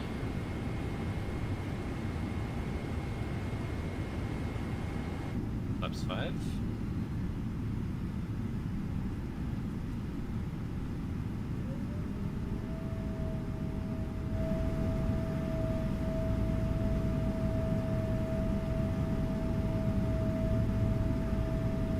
Don't rush the turn on, please. We are way out still. Yeah, I'll wait for you guys. No worries. We still have to deboard and everything.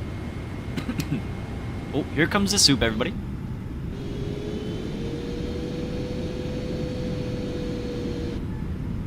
Wait.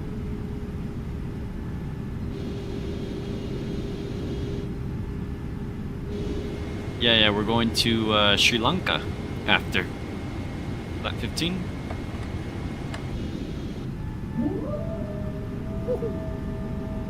Yeah, my slow 330 is far behind, just now descending. All good, all good.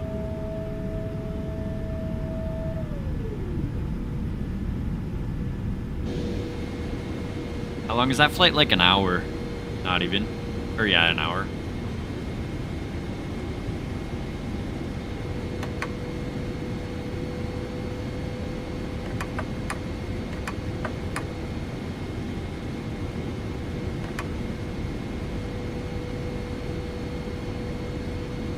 High five out. Gear down.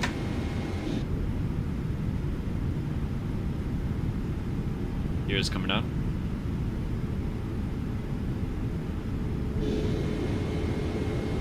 Alright, it didn't catch glide slope. Airplane. Wait, I want to give you guys the auto disconnect sound. There it is. And we'll slow down to 138.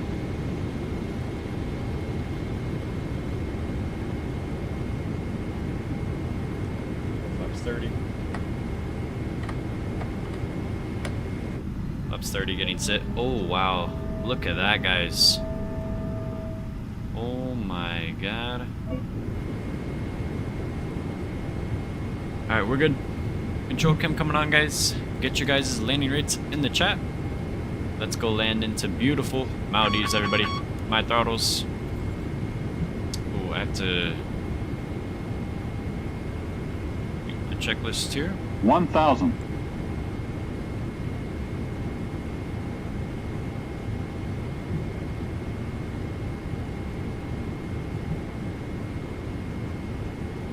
Oh, the localizer didn't even capture. Weird. Sync rate. Hello. 500.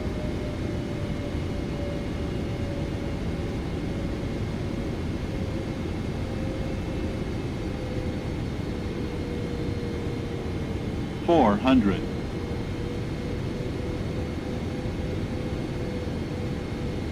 Approaching minimum. 300. Oh, brother, it's turning Minimum. into a tailwind now. Holy. Continue.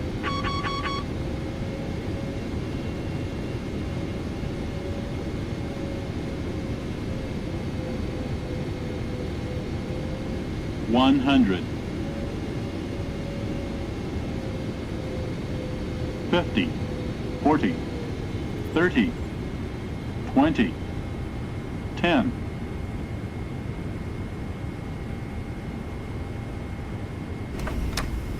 Beautiful. Get back out. Reverse is green. Nose down gently.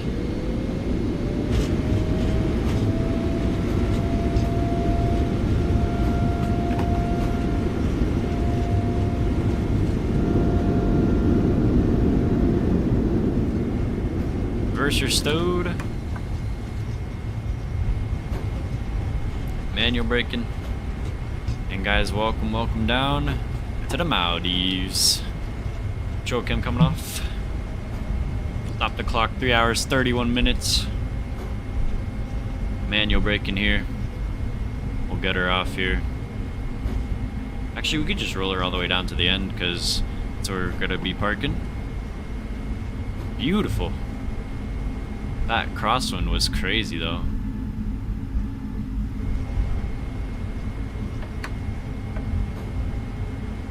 Auto brake can come off.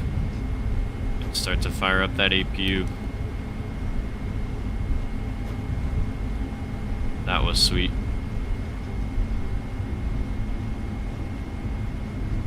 We'll vacate here. Like directors can come off and we'll clean her up.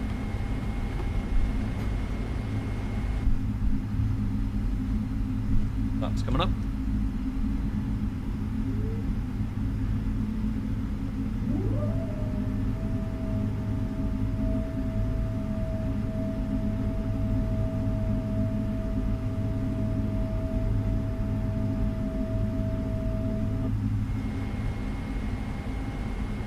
This is the old runway here.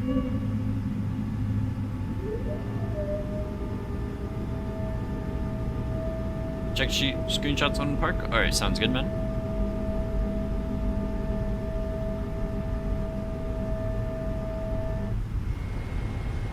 I'll take her right in here.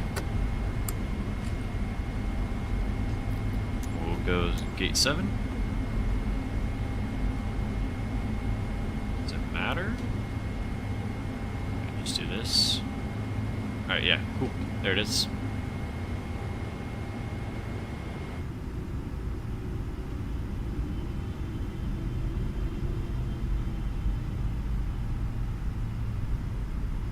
Beautiful.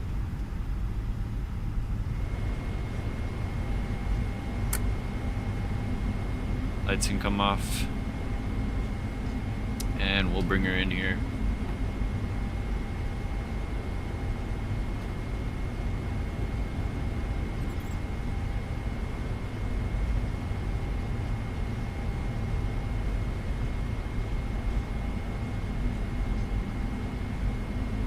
Is that right?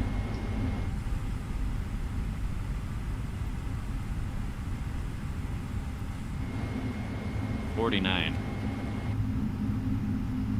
Bring it up a little bit more.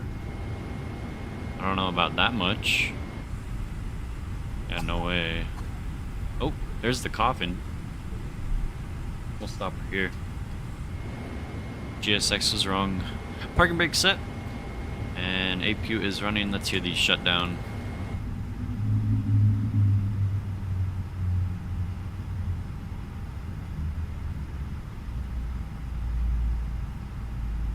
Beautiful.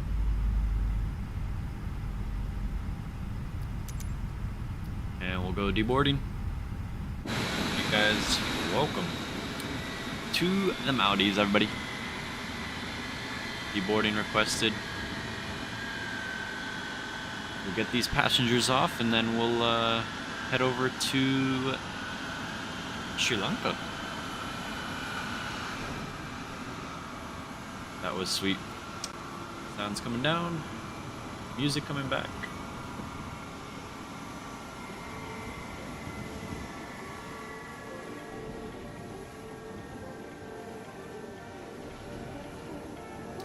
Lucas come up with the caption for these flights like I do. Touching down.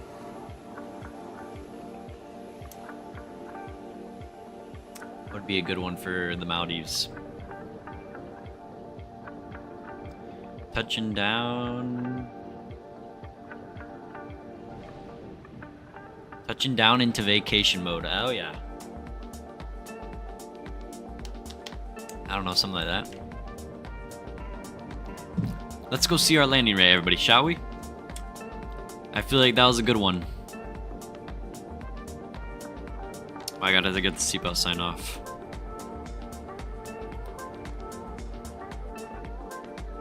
Alright, let's see gate to gate. Gate to gate, 3 hours, 45 minutes. Not bad at all. Very good. Alright, let's see.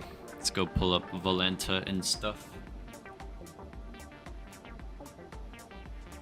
We'll start with PACX here.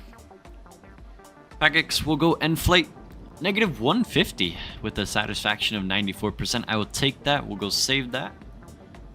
Volanta. Zoom all the way down here. Here's our arrival. They gave us a negative 149 at 1.05 G. I will take that. I will take that. Sim Toolkit Pro. We'll go complete flight. They gave us a negative 153. Very nice. Very nice. Watch, what's up, man? How are you doing, bro? Welcome, welcome in. We'll go view details, see where we touch down here. Let's see here what we got. A little bit, a little bit off center line, but I'll take that. With the crosswind correction and stuff, it was still legal. Beautiful. I came when it ended. No, watch. You're good. We have a second leg, man. We're going to another airport. It's okay. You're still good for another like hour and a half, hour, 2 hours, something.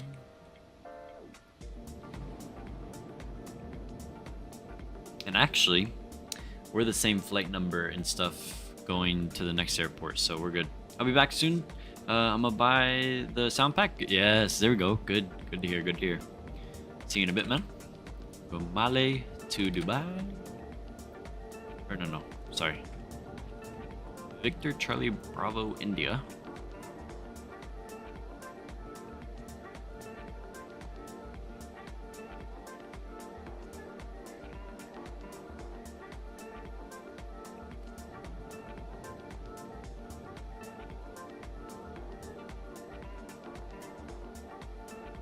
Let me generate that. Does anybody read the description? I don't know. It's alright. We're to the next flight, Sri Lanka. Did you check out the new Bengaluru scenery? I did not, man. I did not. I do want to pick it up though soon. Alright, let me go pre-file this. We still got Bossman and them flying with. Let's see, and then I'll have to check flightsim screenshots because told me to check them.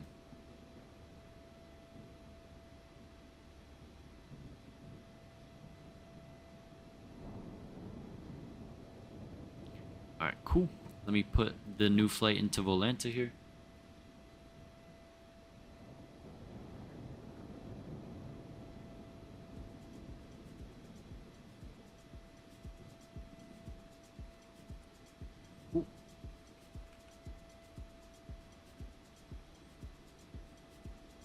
And let's see who we got here. Look, I'm still at 30,000. Yeah, no, we're waiting for you guys. Don't worry.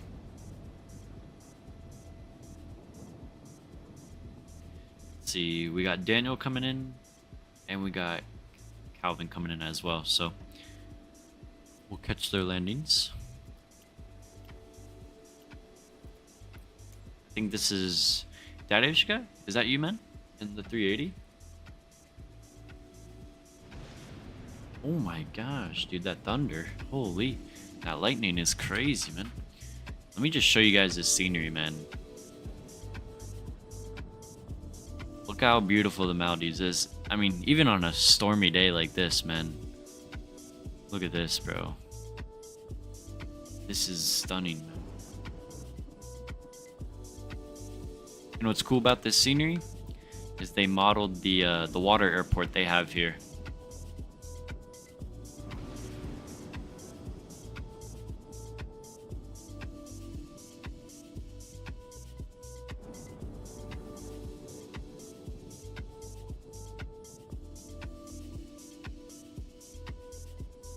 They have their own little tower and everything here.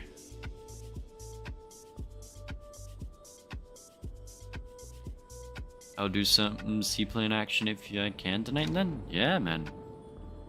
It's really cool how they modeled this here. Look at this.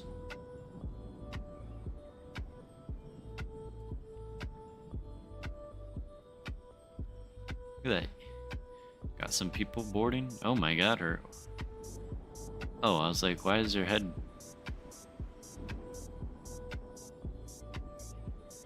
Wait. Dude, and the pilots wear shorts too?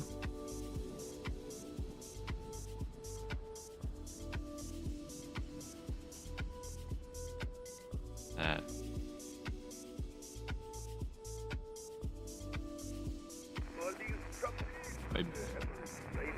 Why are you bending like that? Why bending down like that, dude? I don't know.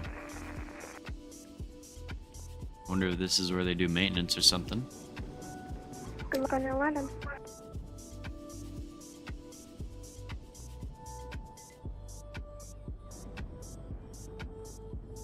Alright, Dan should be coming in first.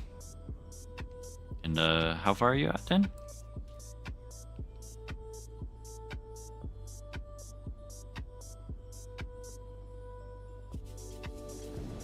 Oh my, dude, that lightning, holy. And then the terminal as well. I think nowadays these stands have jetways. Very nice modeled interior here. I think I'll be second coming in 1-8. Sounds good.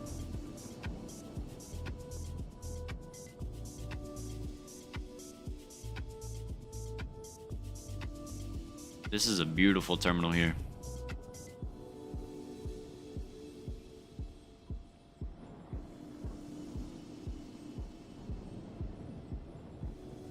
Oh, he's so close.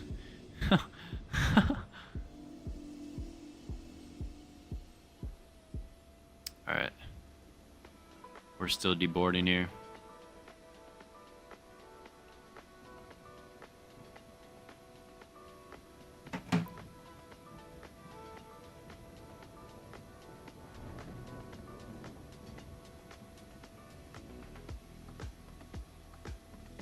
Guys, if you aren't flying with us already and you want to fly with us on the next leg, feel free to. Next leg is about an hour. So you have time if you want to load up.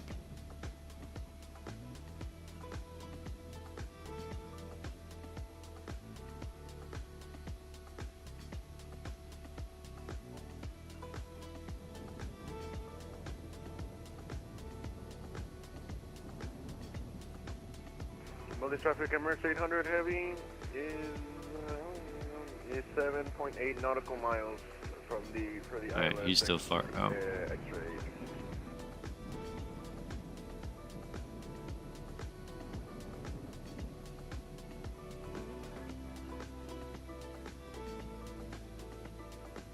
Cool, everybody's starting to come in now. Seaplanes are so cool in my opinion. I agree, man. I agree.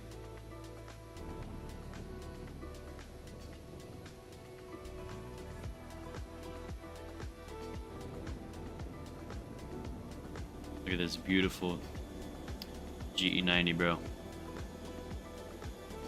That is sweet. Ooh, walk around. Maldives traffic Emirates 800, 800 heavy is on the blind call for the Oh, beacon light's still on.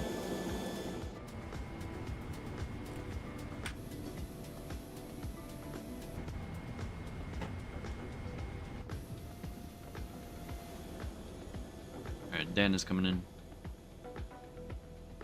Looks like another passenger bus is coming.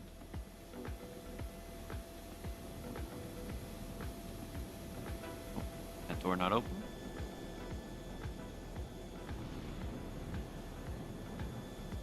MSFS walk around, it's cool. Yeah, I like it, man.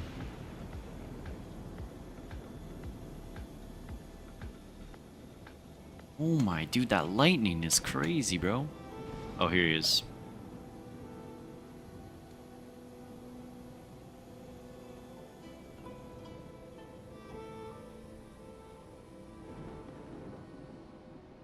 Here's the real runway.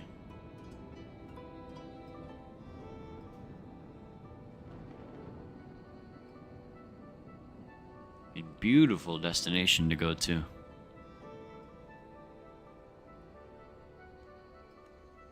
Is gear down? I don't know if model matching is gonna pick it up.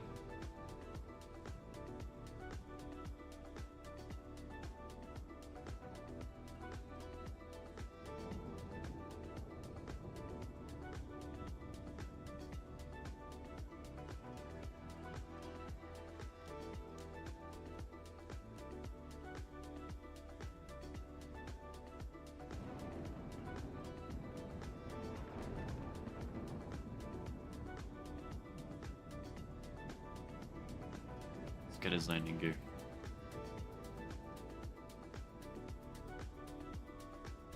There we go. Now we got it.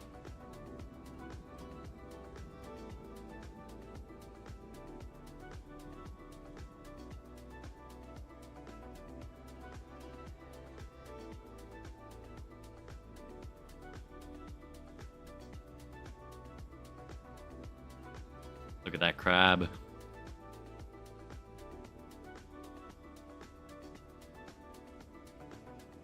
Beautiful, Dan Dan.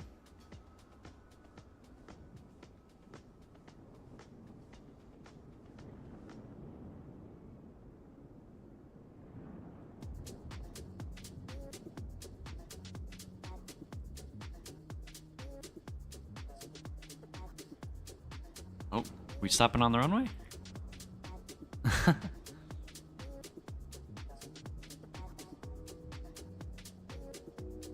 Very nice, very nice.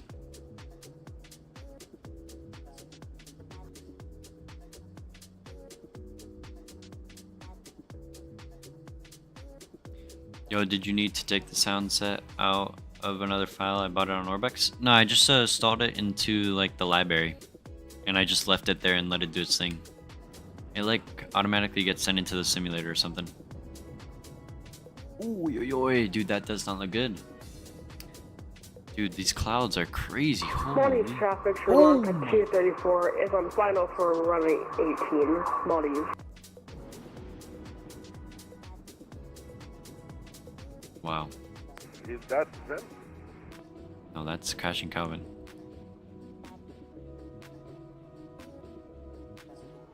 But the 777 and 330 look so bad. As in Crosswind landings, gang. True. Okay. Those clouds look scary, dude. Stop on the runway skill issue, Dan? Oh, man. For real. Call him out, bossman. Call him out.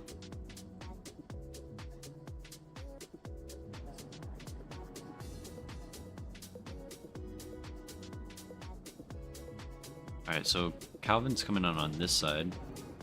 What? Your model matching don't work with the 340? Yeah. It's because you're an Emirates, and like, there's no current Emirates 340, so it's like, it doesn't pick it up for some reason. I look, you suck at landing the 330, so this will be bad. Crashing Calvin, just like, when you hear 10, like, when you're like 50, 40, 30, like, pull back a bit, and then like 10 is your 5. Like 10, you're about to touch the ground. So I'd say before you hear 10, just pull back more. Then you'll get that butter. Trust me. Just trust.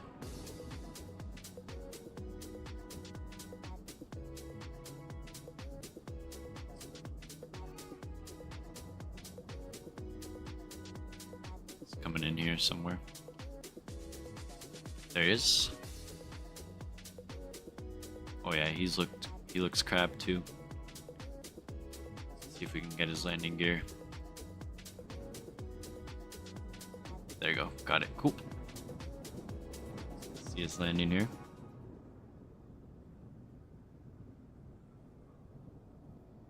Flaring is optional, Calvin. Don't listen to Lucas. Oh, man.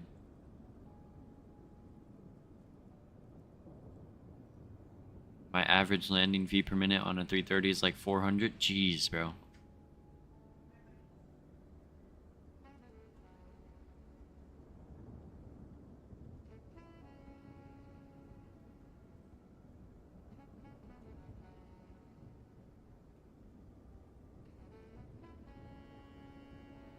Passengers can't complain if they're dead.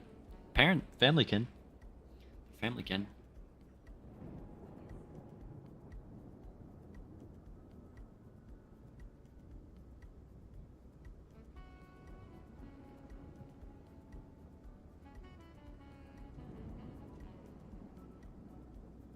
Come on, Calvin, just remember, buddy. You're gonna pull back a little bit more before 10, okay? Listen, we're gonna get you the best landing on this 330. Just pull back.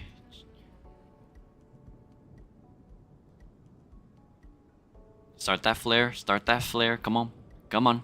Hold it. Just hold it. Just hold it. Just hold it. Just hold it. Just hold it. Hold it. Hold it. Come on. Come on. Touch it down. Beautiful. Beautiful. Beautiful, Calvin. Beautiful. There it is. There it is. You did it. You did it. Bravo. Bravo. You did it. That was butter. That was butter. He did it. He did it. That's how it's done. That's how it's done right there. I'm telling you, you just have to listen. You just had to listen. That's it. Dude, very, very nice, Calvin. Very nice, man. Very, very nice.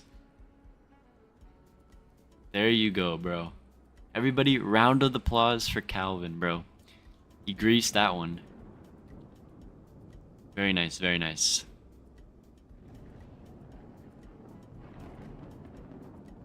That is how it's done, bro. You did that perfectly good, bro. That was awesome. I never seen Evo that so happy before. Because I just wanted him to butter it, bro. I didn't want to see bro smash the 330. That's a big taxi down the runway. Very good. Very good, very good. Yes, yes, yes. Golf clap. Alright, Dan's at the gate. Calvin's coming in. Beautiful, beautiful. Calvin is a better pilot than Lucas. Hey! For that landing, yeah, probably. Now we just got Ned and Bossman to come in. Gonna get like 500 feet per minute after 7 hours? Yeah, probably. He probably just got that one good landing. Alright, let's go reset these clocks traffic, here. Sri Lanka 234 is clear of runway 18 on Delta 7, Maldives. And let's go throw in our new flight plan here. Shut the fuck up, bro. Alright.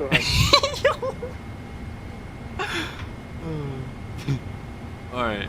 Deboarding is completed, so we're gonna go. We already have catering on board from Dubai, so we're just gonna go straight into boarding. Oh.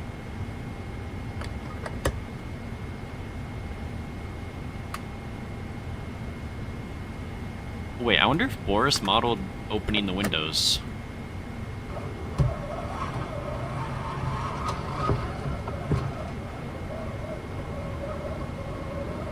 Gee, thanks for the reminder. Window not closed. Very good.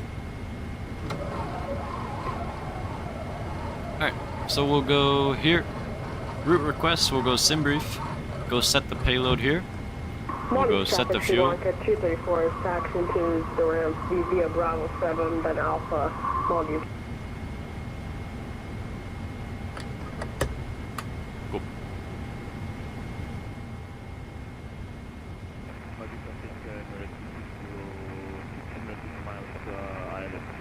We'll go load that.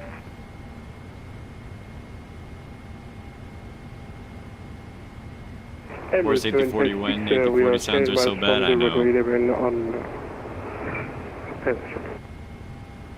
Go activate that. Beautiful. We'll be departing runway 36 on the Dopo to Alpha departure. No transition. Then into... Where are we going again? Cambodia? Colombo. ILS Zulu from Pascu. And that's it. Cool. We'll go accept that. But we're going to bump that up to like 100. It's good for now. Get the flight directors back on. I think we have Ned coming in here.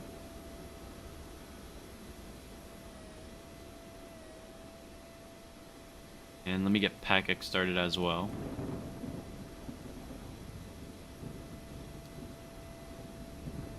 have that.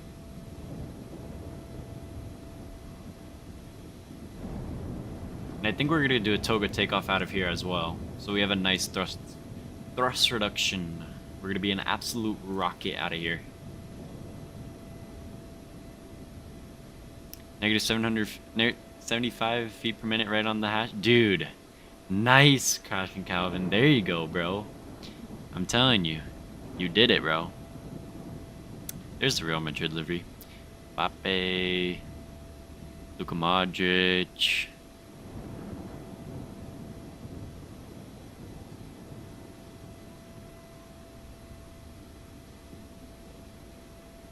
Is this Vinny? No, that's Vinny.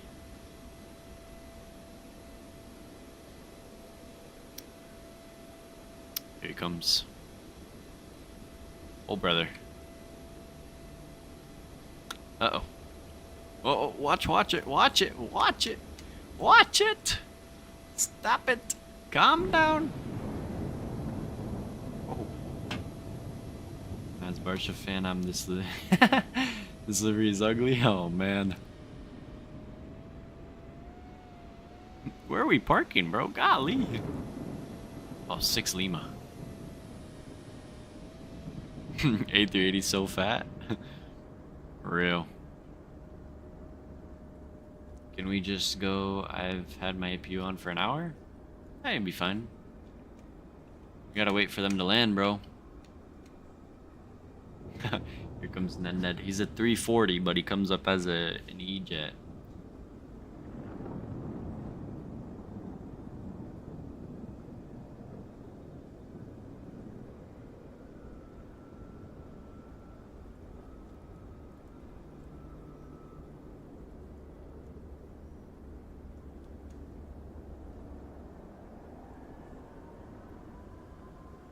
Keep in mind, guys, this is an A340 here.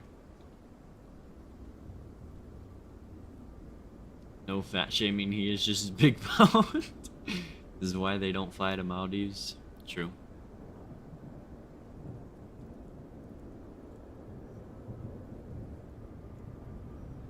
Very good, boom, very good. Is JL 777-300 on Haneda to Sapporo unrealistic? I know you know a lot of domestic 777 ops in Japan.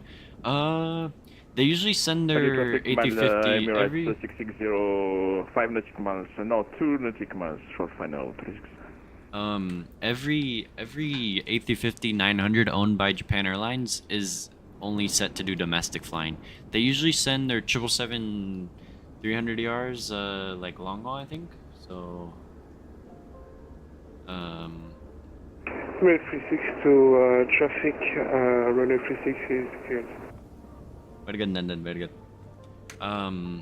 What else do they do? All Nippon sends their 777s short haul for that positive rate. I see one doing it, I'm gonna do it. Okay, then do it, yeah. Yeah, look at that windsock, guys.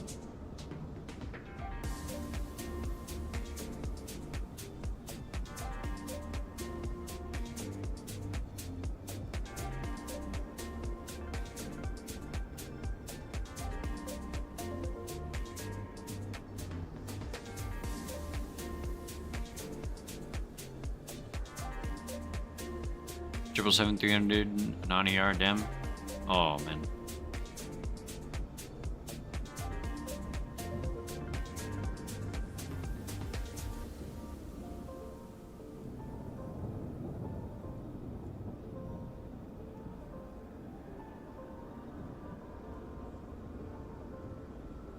Butter.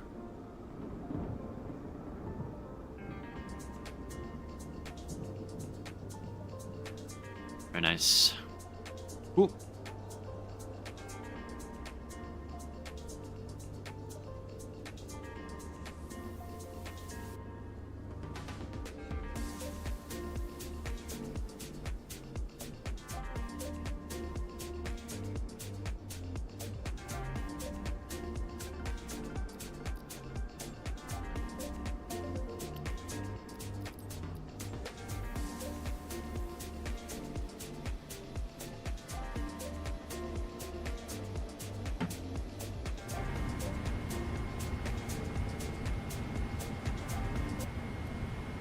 music here. Alright, so we got 150 passengers on board so far. We got about another 115 to go, and then we'll push back and get up on out of here, everybody. We just do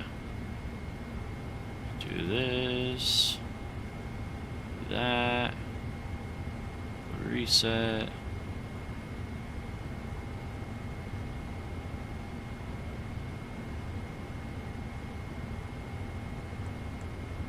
Cool. Flight deck doors closed. We'll go seatbelt signs on. Package is running. Beautiful. Let's go do some takeoff here. Alright. So, we'll go... Low-key don't even need this. Just give me the cell. We're going to be departing 3-6. We'll import all this. So, we'll go... Thrust limit. Let's see, they're going to give us a cell of 45.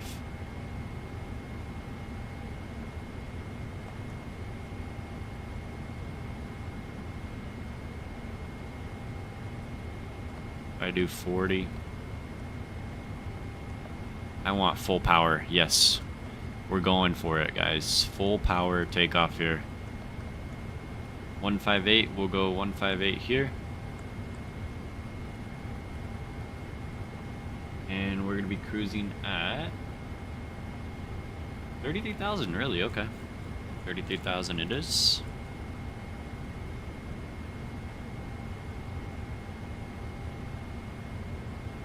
Cool. Set that back there. And trim's going to be 4. Go trim this all the way back up.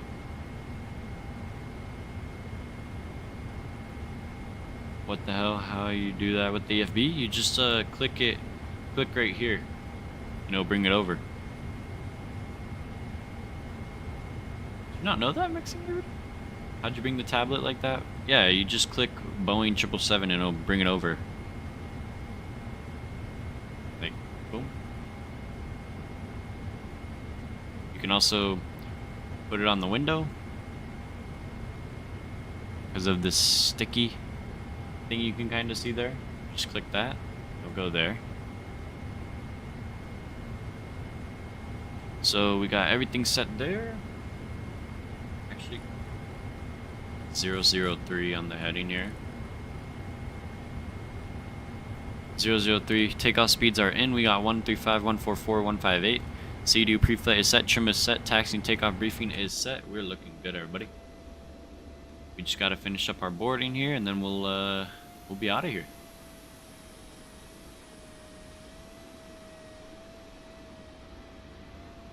Look at that. Beautiful.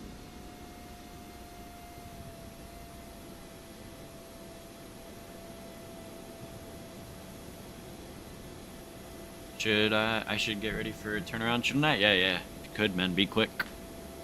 Just learned how to hide the FBA on the iFly? How do you do that? I didn't know you could hide it.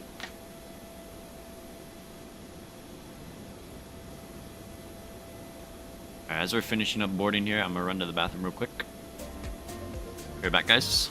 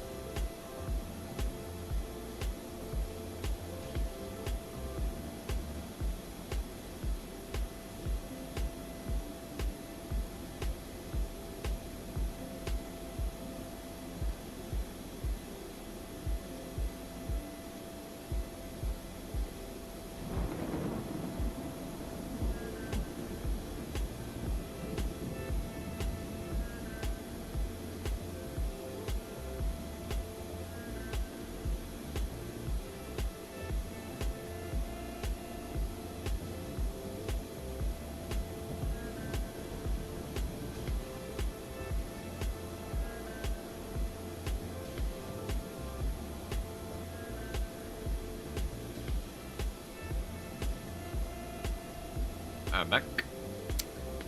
Let's see, are we boarded up already? I think so. Are we fully boarded? Boarding is complete. Prepare for pushback and departure.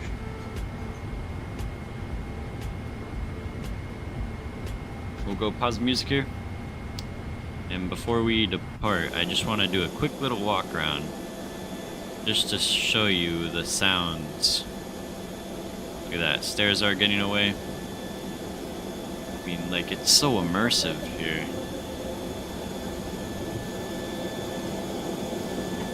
Like, hear the sounds of the hydraulics.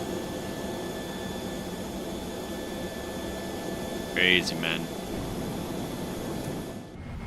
Is that pretty cool? Beacon light coming on. Ooh. Oh, wait. Riley, I remember. Nice. Newark to Copenhagen. Off to the land of Swedish fish. Newark to Copenhagen. Very nice. Alright, let's go. Release parking brake. And we'll go complete that checklist. We'll push it back. We'll go start the clock. In Malay traffic, Emirates 6 November, Mike, pushing back from stand 7. And we'll go start up.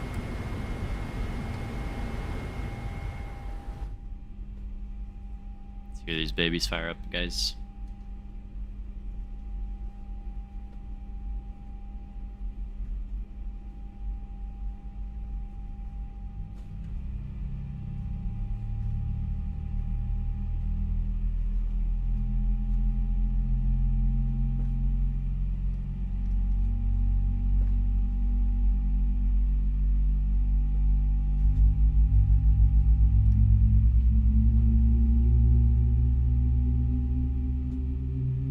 On traffic, Emirates 801 Heavy pushing back.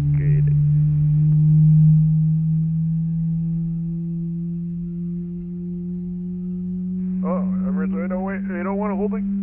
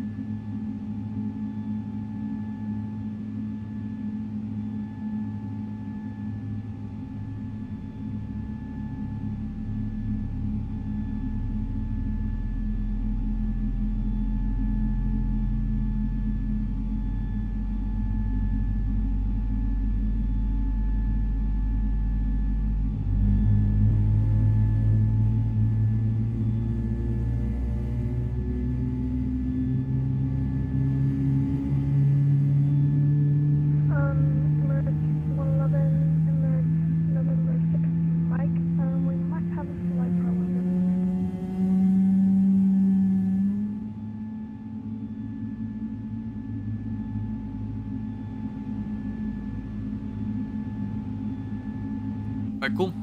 We got 2 good engines. APU can fire off. Get the lights on.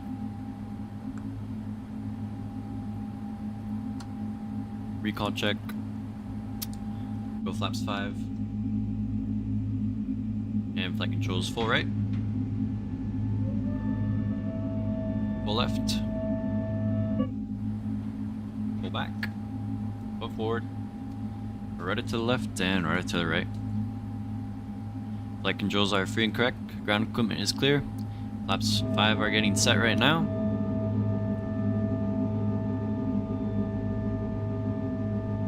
Sounds like a whale. That's complete. Now we are in a little bit of a predicament here. But oh.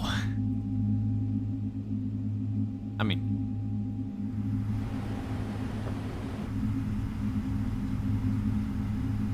let me see here if we can do this.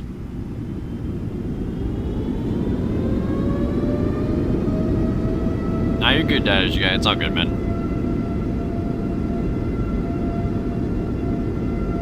GE90 power we trust.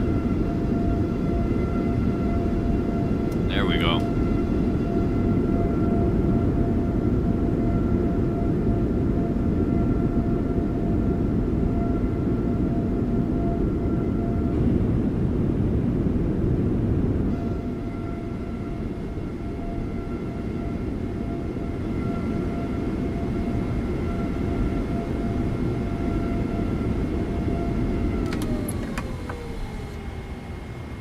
Come on, Good let's go, enough. let's go.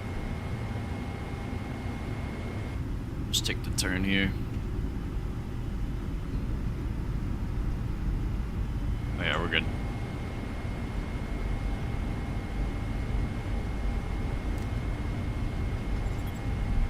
Other traffic, it's 6 November, Mike, taxiing runway 36 via Delta 7.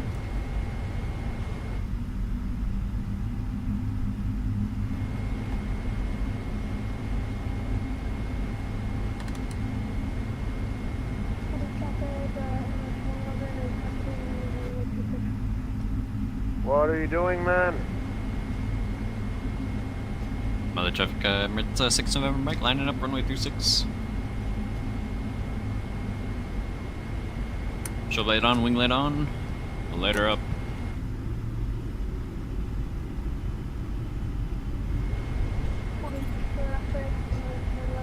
Insert reverse beeping sound here. Oh man.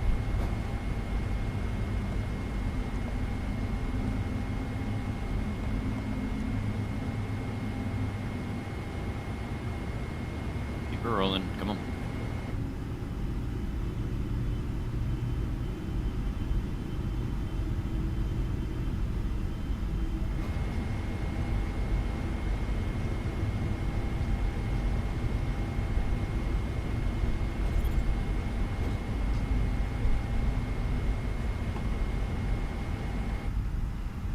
Alright, stand pushing back, guys, pushing back, cool.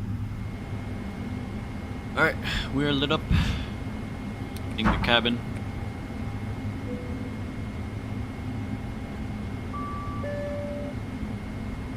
Fuel jam control cameras coming on. And mother traffic emit 6 November, Mike is departing on 936 Dopa 2 Alpha departure. Your guys' sounds are going up.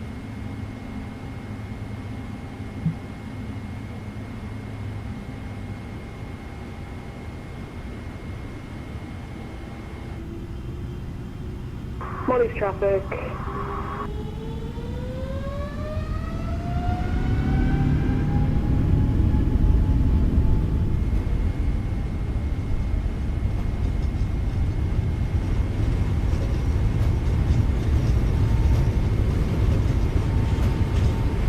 V1.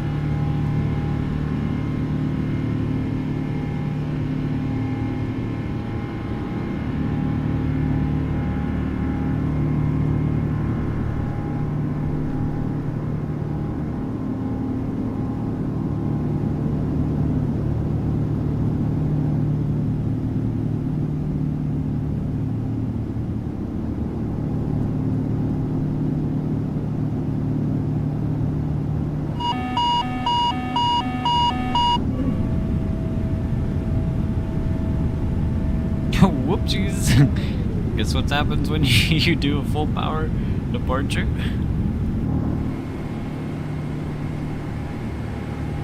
Holy crap. We are a rocket.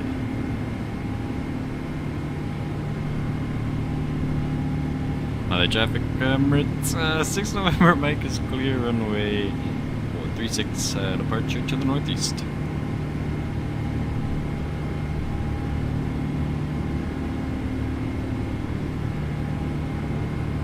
Holy moly.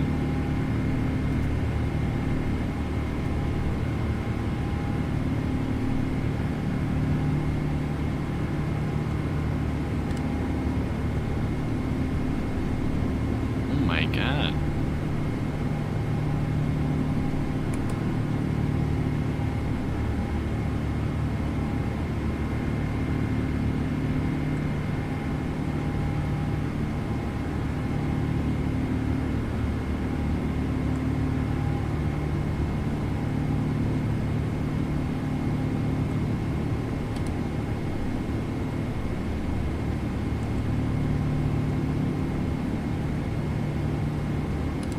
What is this plane doing?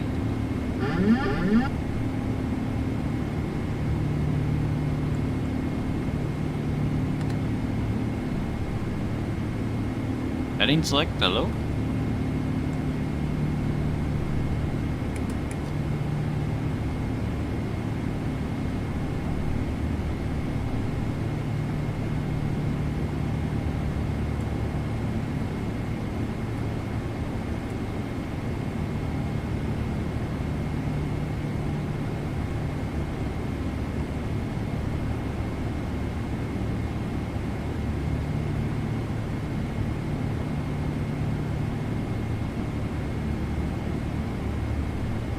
Wait, something's wrong here.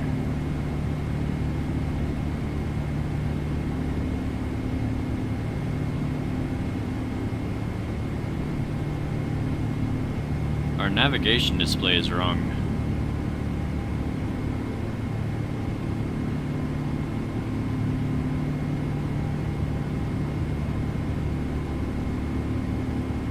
There it goes. It fixed itself.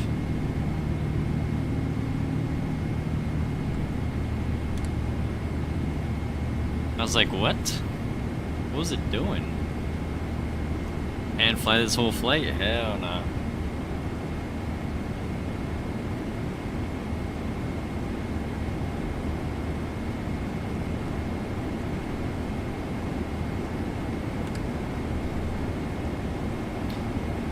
Alright, after takeoff, gear up, flaps up.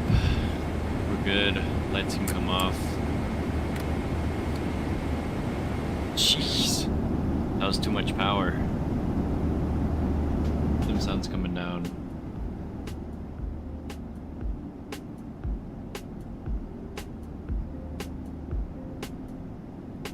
Yeah, we were super light on that, so that was an early rotation right there.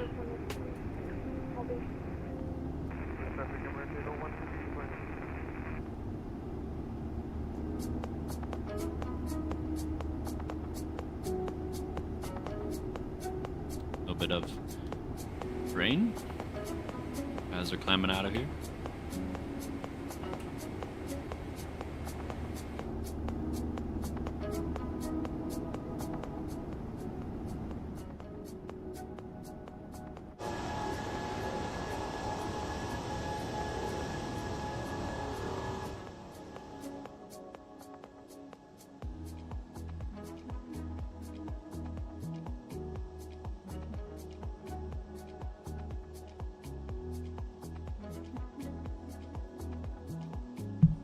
Okay, the only reason I go to the airport to drop someone off is to see the planes? True.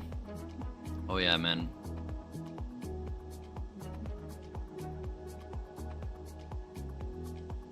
Wait, Mexican Aviator, you have your license already at 15, man?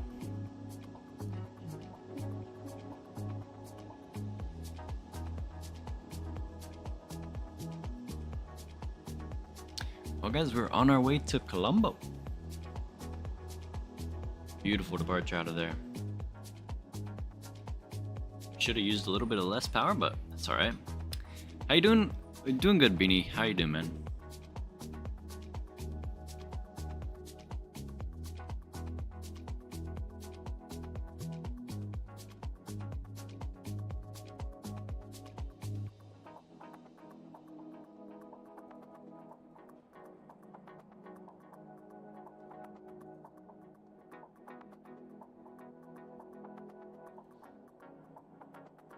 You don't Maximilian? So, oh, do you just go with? At Atlanta, when you drop someone off, you cannot see planes really if they are landing in the 206 or 27s. Gotcha, man.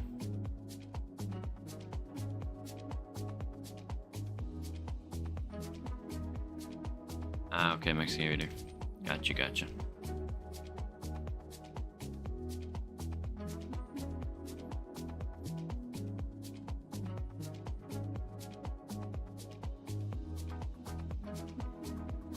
Can get mine at the end of January. Gotcha, man. Nice.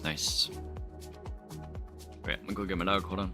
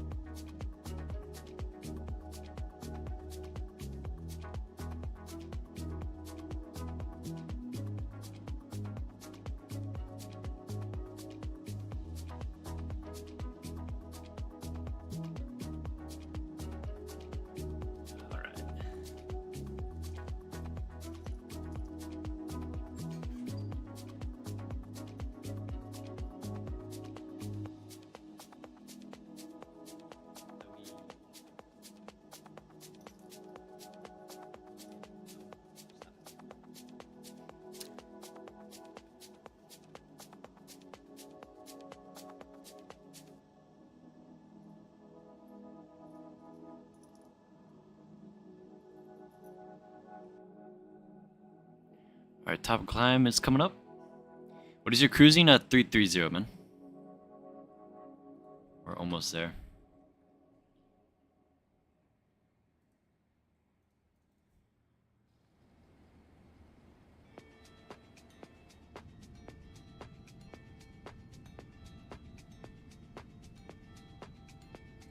I'm going to be going to DCA and Dulles this week.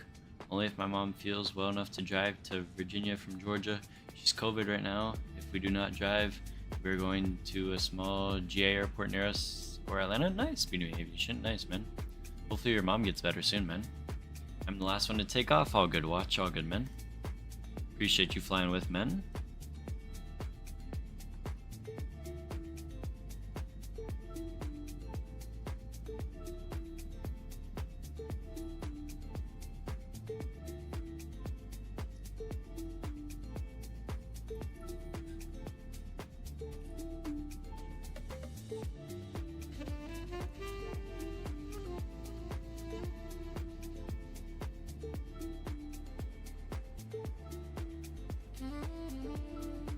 His shirt is glitching? My shirt? The green screen?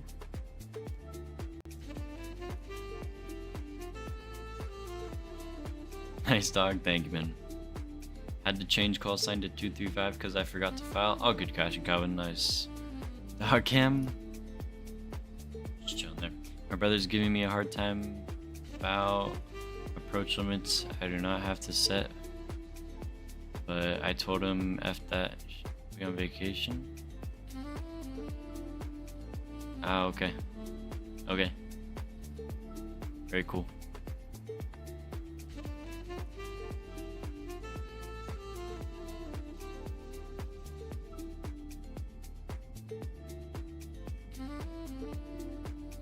App limits on my phone? Oh, okay.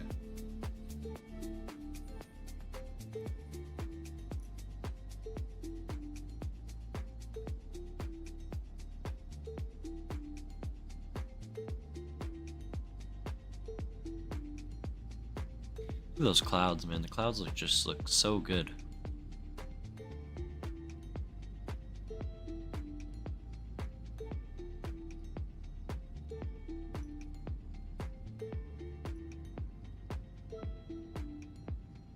How's the landing? It was butter, man. Had some like a 12-knot crosswind, but we got her down nice.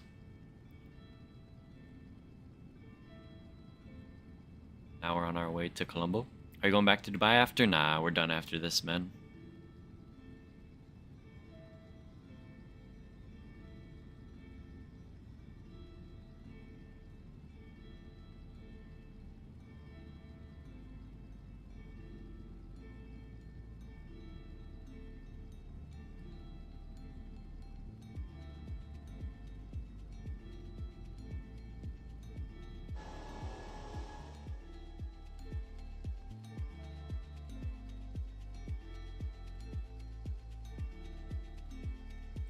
Dizzy Vision.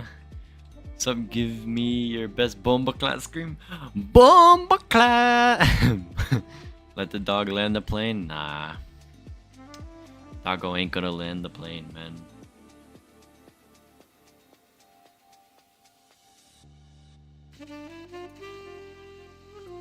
He's too tired.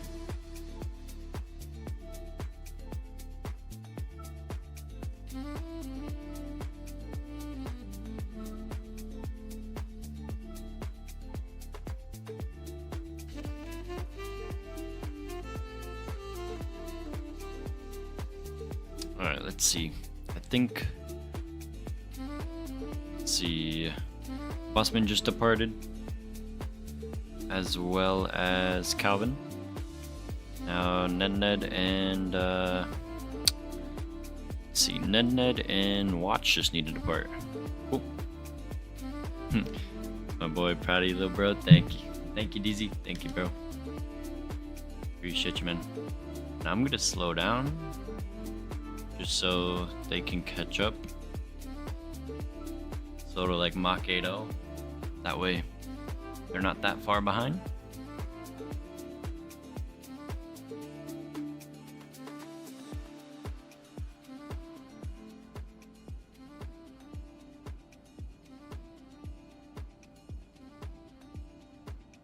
Got some more screenshots here in the Discord. Kami. 80-50 long haul, very nice.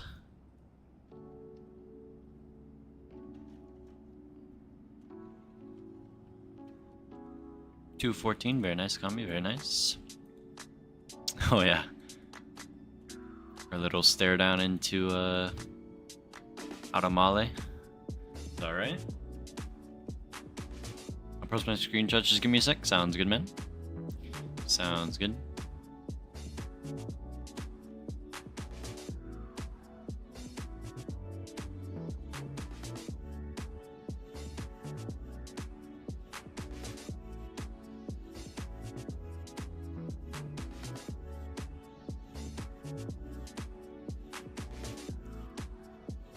Got some Davish guys screenshots here as well. Is Emirates A380. Very nice. Look at that, man. Sweet. It's like someone, I think that's Dan right over there. Very nice.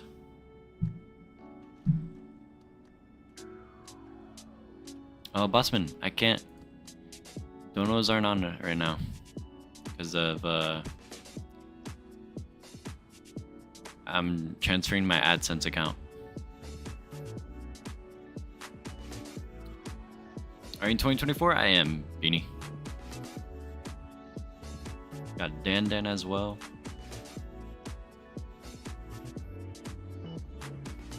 Very nice, Dan. Look at that. Nice, man. Very nice.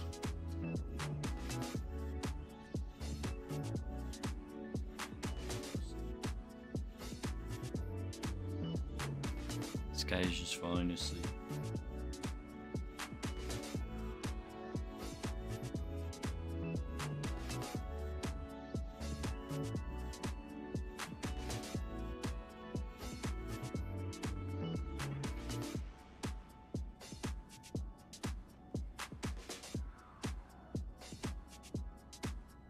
For those behind me, fly as fast forward as you can. Fast forward speed. Just so you could catch up. Not be so far behind.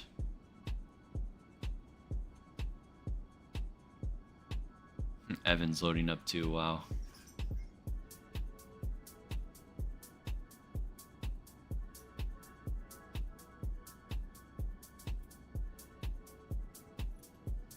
I just took off. It's way too late. Nah, you're good. Watch.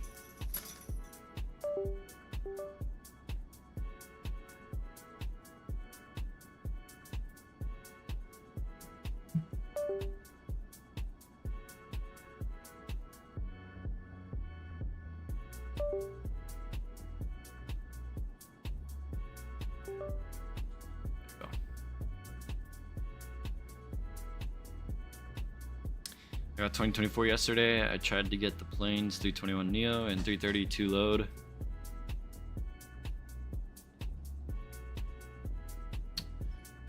When they did load, deliveries didn't show up. The cockpit had no details.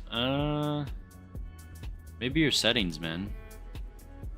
And make sure you're on the right variant for your what's it called, for your A330, man, because there's a lot of variants.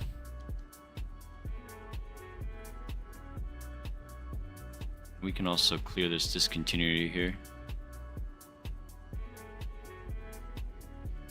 I'm going direct to save time. Yeah, do that. That's good, man. I slowed 330. Now you should be good. I'm at Mach 8.0, so.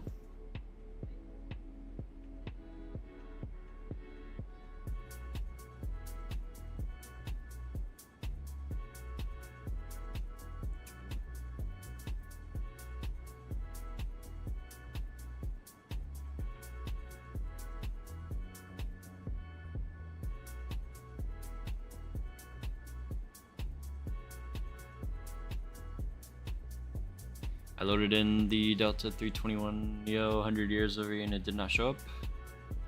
I'm not too sure, man. Maybe it needs an update or something.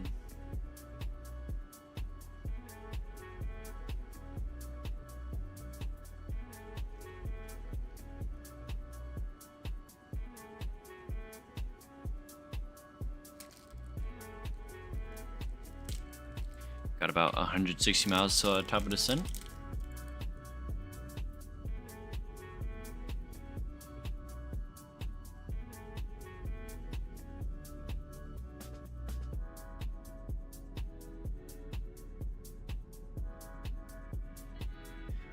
Bro, how are you so slow? I can almost see you in front of me. Yeah, we're slowing down so that everybody who's behind us can catch up. Oh, there you are.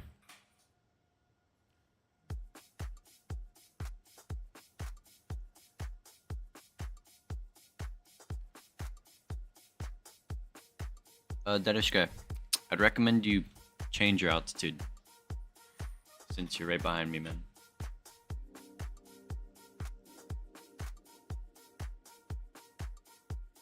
Could you speed up?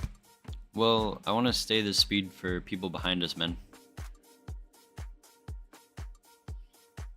Just slow down, or change your altitude, man.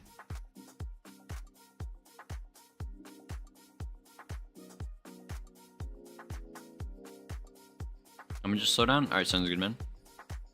One sec, guys.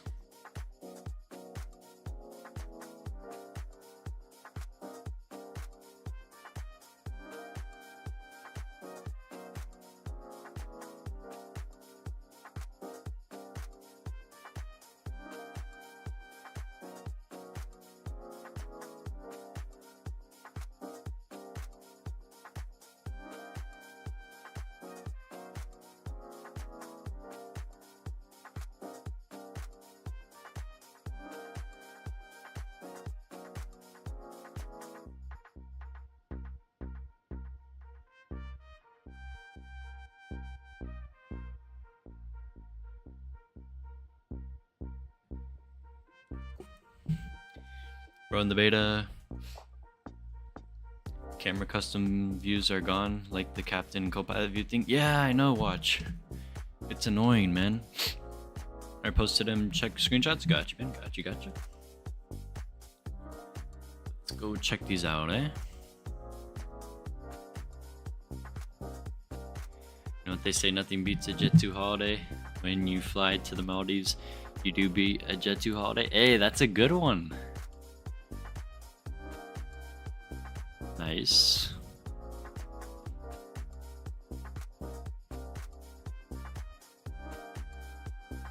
Very nice.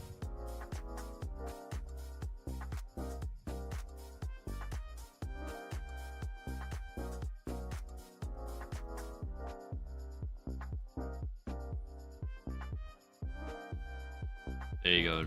Negative 95, man. There it is, man. Very, very nice.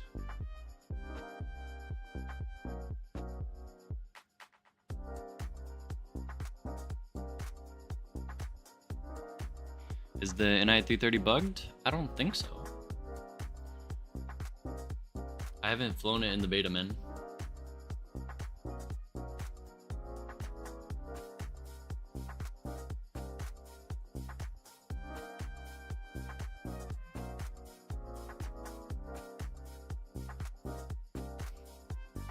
I keep on getting TCAS warnings yet in VATSIM radar. I see no traffic. I mean, you're getting close to the Ned, but you're not that far. You're still good. I think you're good, man. Oh my gosh, we got ATC, guys. Alright, I'm gonna speed up a bit. Just a little bit.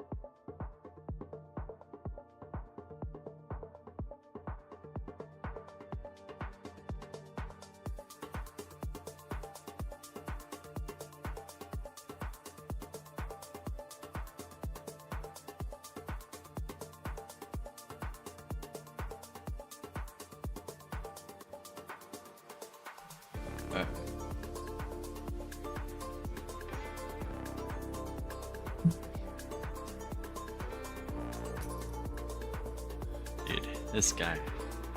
This dog, man. Especially Gia Tran guy. Let's see, right now, it's a Gia Hu Tran.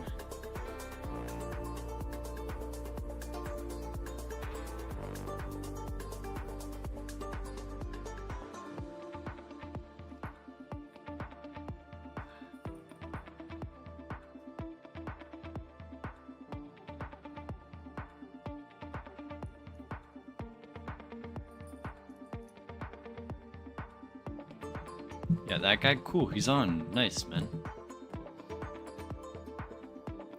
At cruise now, I'll speed up. Sounds good. Crash and go.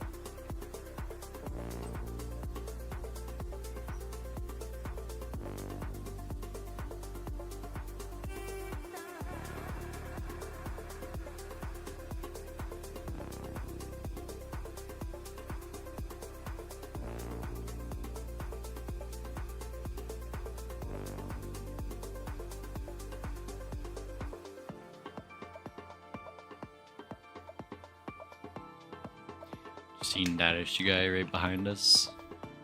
It's 8380.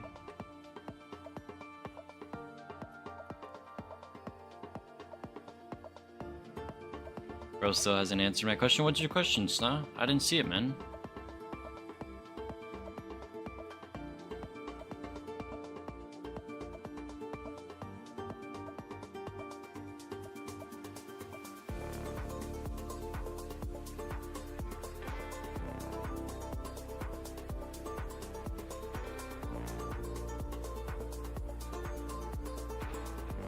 Like a goal? You mean life goal?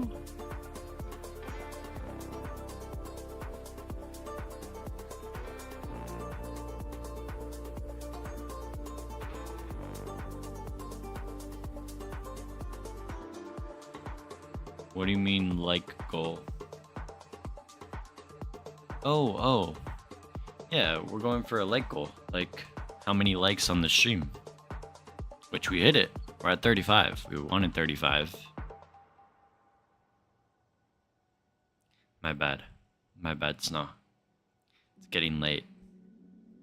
But yeah. 35 is what we were going for. And we hit it.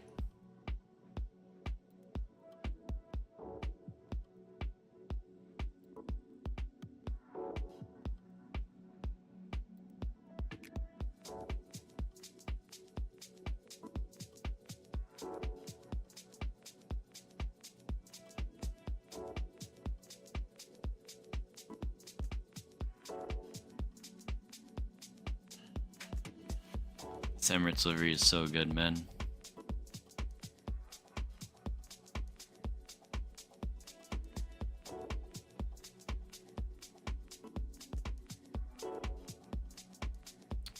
You need a keep back 500 feet sign on the back of that plane? Dude, for real. So what star are we planning to? I don't think there's a star that really lines up with our arrival, man, to be honest.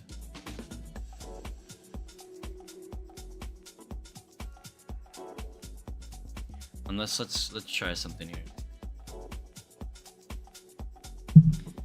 Let's see what we can do here. Let's go.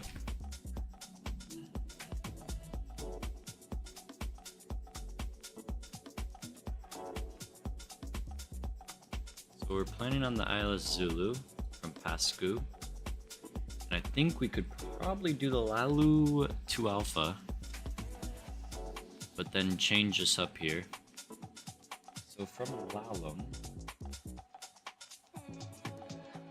there we go. So we can do that. That'll work. From Lalum, go Bravo India 742, 741. Yeah, that's cool. And then it'll bring us in straight in for the ILS. Lalu 1 Alpha. I did not see that on my Navigraph, man. I'm just taking the 2 Alpha. I think it got updated with the Iraq cycle, man.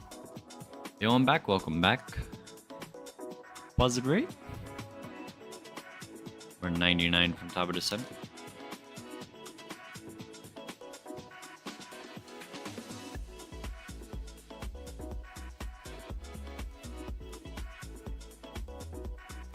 I'm using lighter ones? Ah, okay.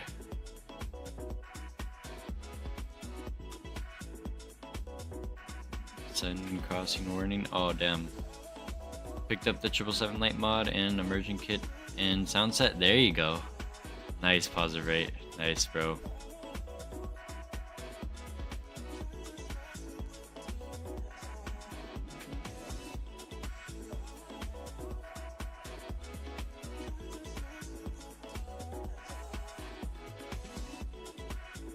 What gate are you parking at? Good question. Let's go see.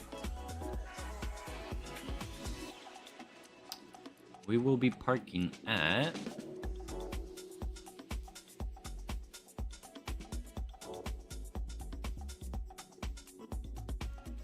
whatever gate this is.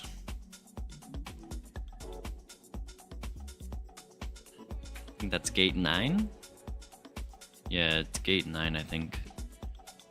That's where we're gonna be parking here, man.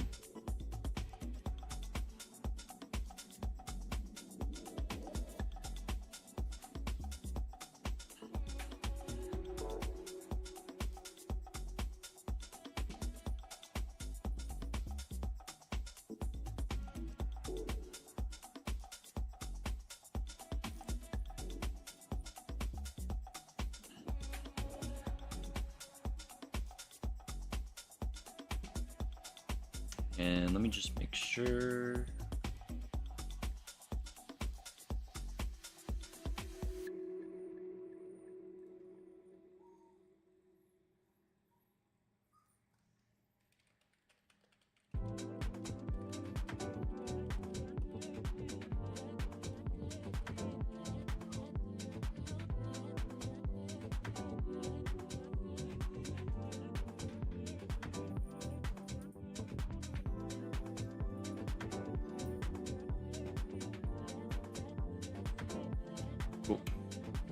Well, we're already 80 from top of descent.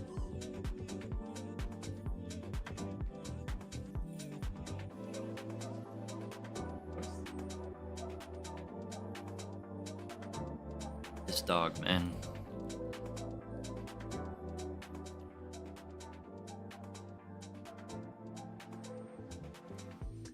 Crazy.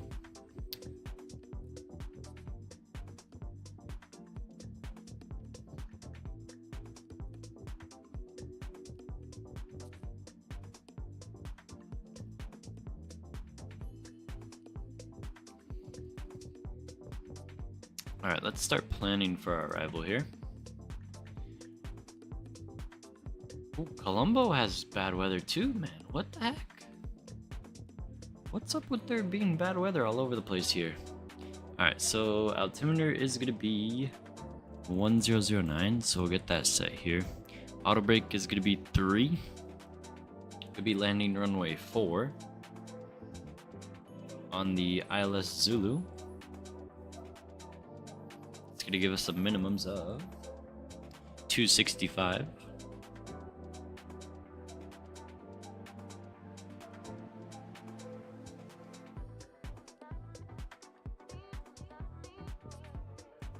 We'll go checklist, we'll go recall.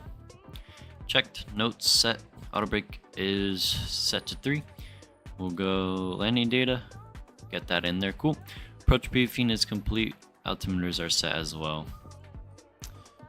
And we'll get a fix out as well, we'll go runway 04. Colombo approach has left, I saw that, bossman.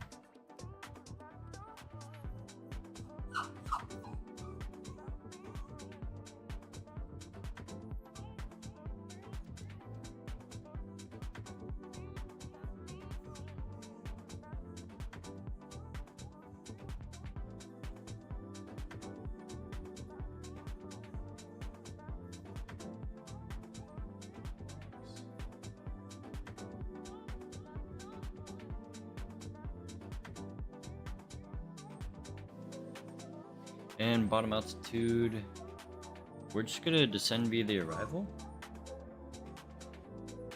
And it says Pasco 2500, so we'll just set that for now. We'll see what they give us when we're descending and we call them up. But they're gonna be on 132.4. So 132.4.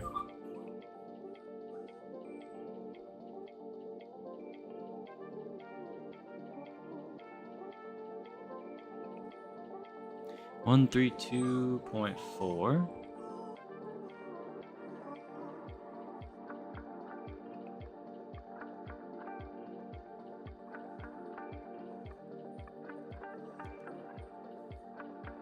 Cool. Ready for our descent, everybody.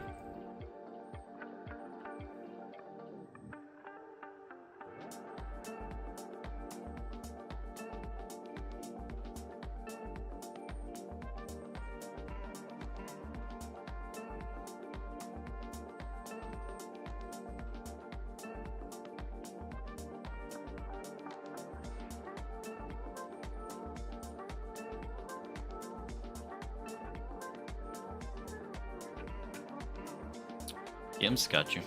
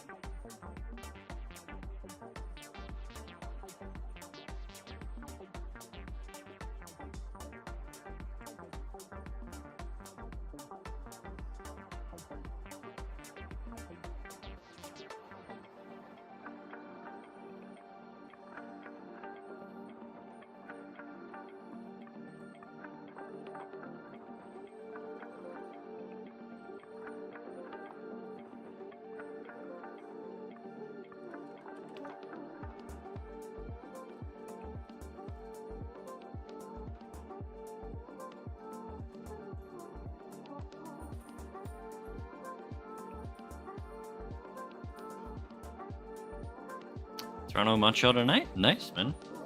Nice little short hop for you. Very nice. Tomorrow, Montreal to Delhi? Positive rate doing long hauls? What? There you go, positive rate. Nice, man.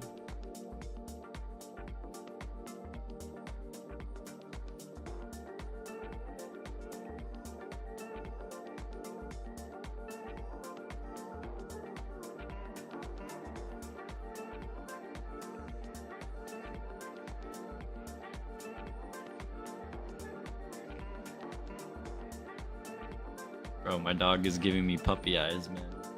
What?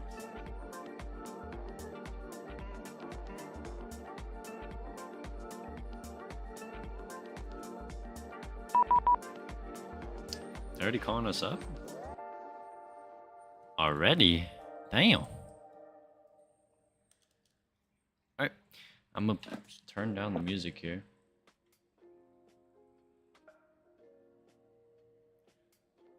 In Colombo approach, hello Emirates 6 November, Mike with you, flight level 330. MS 6 November Mike, hello, Colombo Director, squawk 7414. 7414, Emirates 6 November, Mike.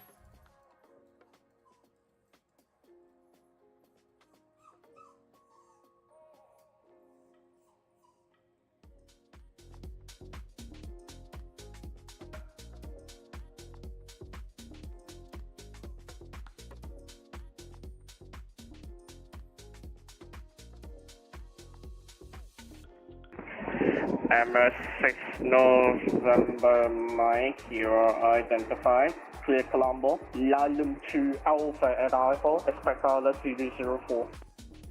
I will expect the ILS Zulu 04 and Lalu 2 Alpha arrival, Emirates 6 November, Mike. Okay, MS6 November Mike, correct. And when you're ready, descend flight level 250, speed on conversion 300 knots operator. Alright, speed 300 knots or greater and flight level 250, Emirates 6 November, Mike. He calls way ahead, got you, watch. Alright, one sec, guys.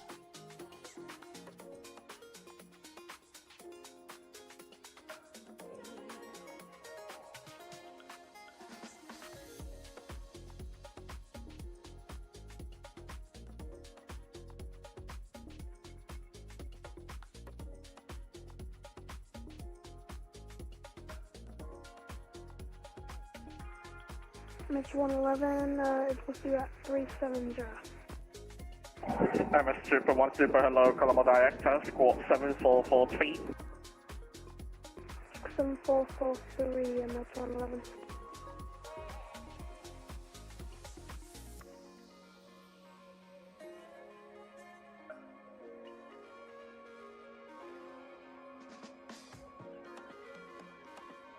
MS Triple 1, you're identified. You cleared Lalum 2 Alpha at arrival. Expect ILS Zulu runway 04. When ready, descend flight level 300.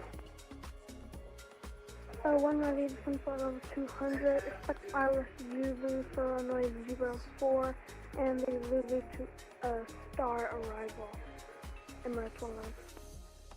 MS Triple 1 negative. Lalum 2 Alpha at arrival. ILS Zulu 04. And when you're ready, descend 300. When ready, descend 300, expect ILS Zulu 04 and the Lalum Alpha 2 Alpha. Yo, the cabin chime in the flight deck is so awesome. I agree, bro. It's just so like... And it's like, MS ding! Triple 1 speed on conversion 300 knots or less due to separation. Speed, sorry, second. 300 knots or less due to separation on conversion. 300 knots or less for separation, Emirates 111.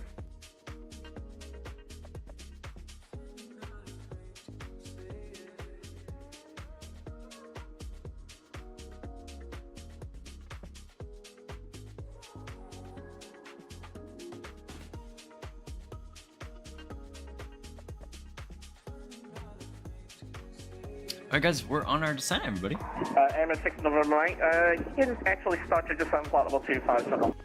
Yeah, we're on our way down, Emirates 6 Nova Mike. Approach, hello, Emirates 801, heavy with you 360. MS6 01, hello, Colombo United, squawk 7421. Squawk 7431, Emirates 801, heavy. 21.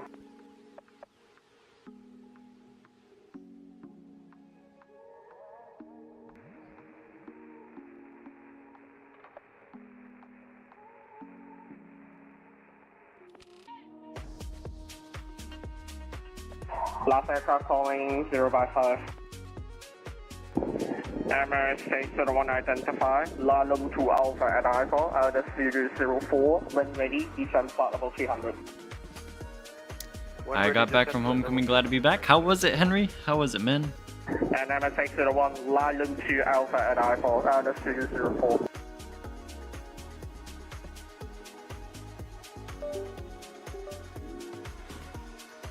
Henry, unfortunately, you missed the green dot video, but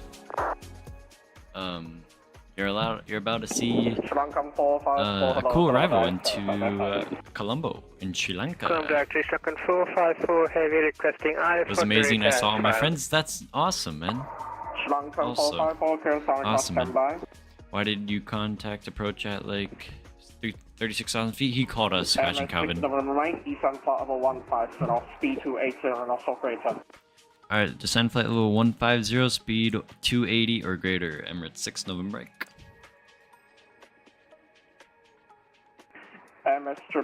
Sounds good to me. Sounds good, man. I'm on our way down to 200 MS flight 111. And MS 111 speed 270 so less. A speed 270 or less, MS 111. The rasp on the chime, though, oh my god, yeah.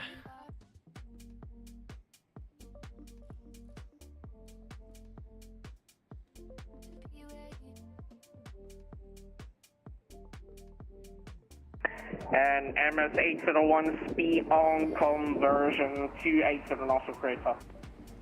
Say again for Emirates 801. MS 801 speed on conversion 280 also crater. 280 knots or greater. Dan, you better pay attention, man.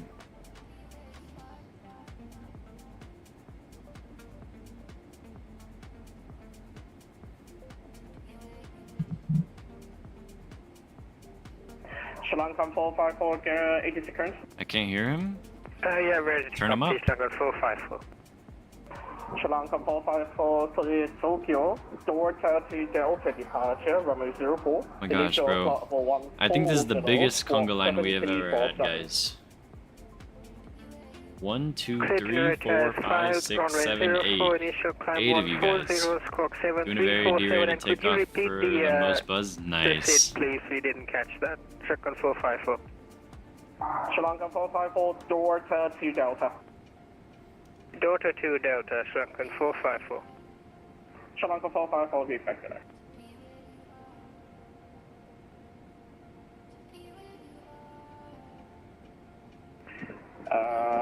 MS601, you went off course there, confirm any inbound to Lalum? Yes, descending via the Lalum to Alpha arrival for Emirates 801. No, I'm just asking you, are you inbound waypoint Lalum there? You went off course? Yes, we are approaching waypoint Lalum right now. What hydraulic option you rocking? Just the off one. That's option 1. I don't know what's the difference.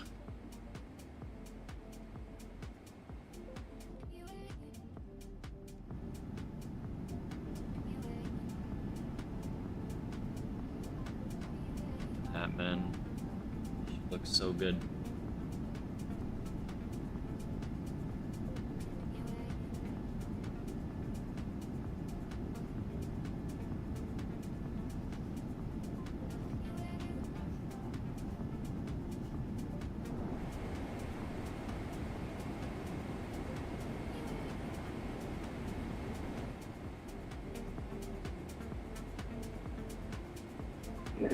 MS801 descent flight level 250 and increase your rate of descent.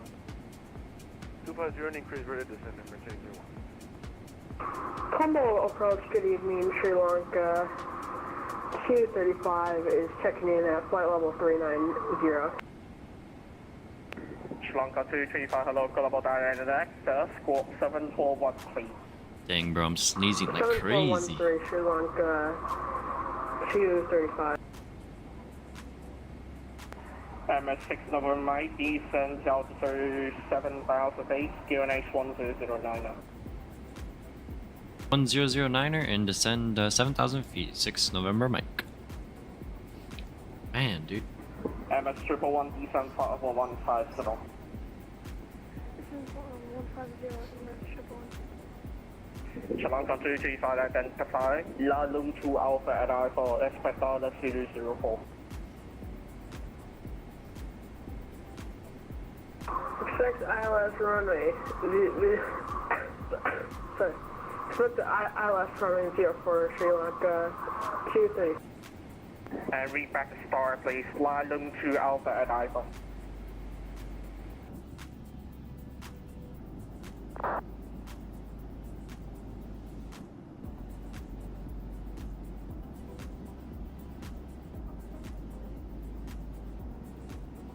Sri Lanka 235, Lalum 2 Alpha at I4.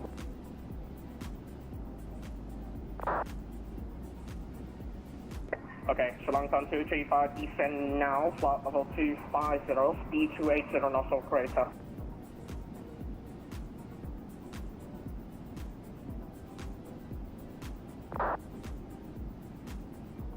$280 or more, please. $280 or more due to separation. TCAS messages are funny for me, law. For sure it's a bug now. Maybe. Yeah, you're pretty far from each other.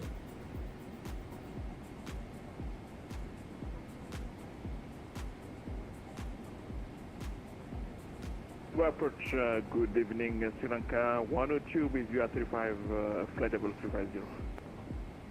Sri Lanka 102, hello, Colombo direct squawk 7402, Lalum 2 Alpha at I4. Lalum 2 arrival, can you please repeat the squawk? 7402, 7402 and Lalum 2 Alpha at I4. The squawk would be 7402 and Lalum 2 Alpha arrival. MS6 November Mike, proceed direct pass 2. Alright, direct Pascu, 6 November Mike. Colombo will like to start our descent, Sri Lanka 102. Okay, Sri Lanka 102 identified, descent slot level, let's do 300 for now, and speed 280 knots, exactly.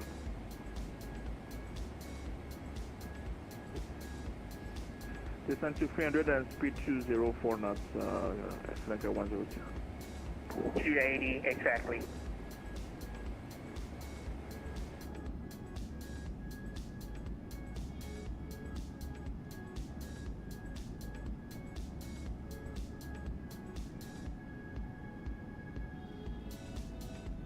Look at the wing flex, man.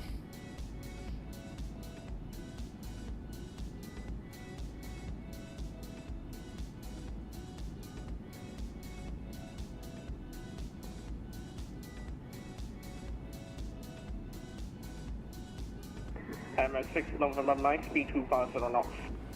Speed 250 knots, 6 November Mike. MS 111, speed 260 knots or less. Speed 260 knots or less, much obliged. MS 801, descent flight level 150, speed 270 knots. 150, speed 270 knots, MS 111, descent altitude 7,000, QNH 1009. So ready to fly this bird on a big jet. Do you feel the landing much or no? It depends if they smash it or not. Good morning. Emirates 42 Kilo Oscar. Hey, wait, I'm gonna launch FS Realistic and I want to see how it's like on the landing. Flight level 390, requesting descent. MS4 2 Kilo Oscar, hello, Colombo Direct Transport 7434 and descend flight level 250.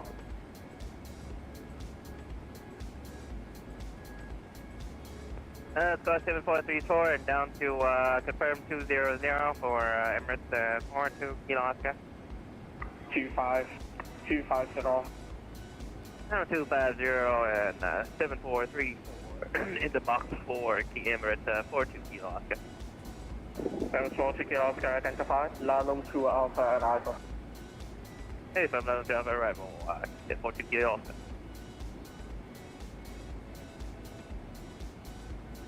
Shalom 235, descend flight level 180.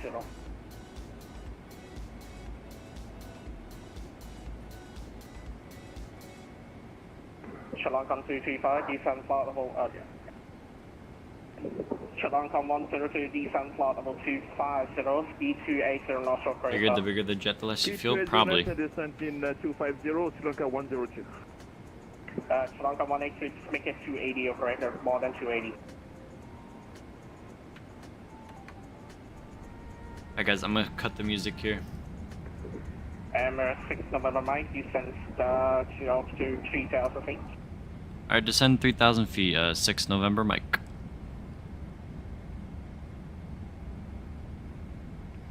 Chào Huy nhá. Hello.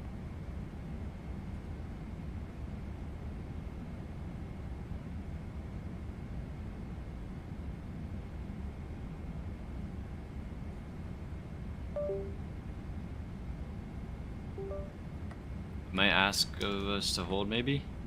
I don't think so. MS 111 direct pass scoop. A direct pass to Emirates 1.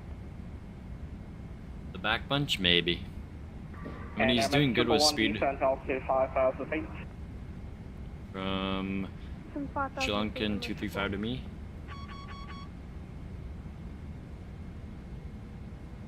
I think we're good.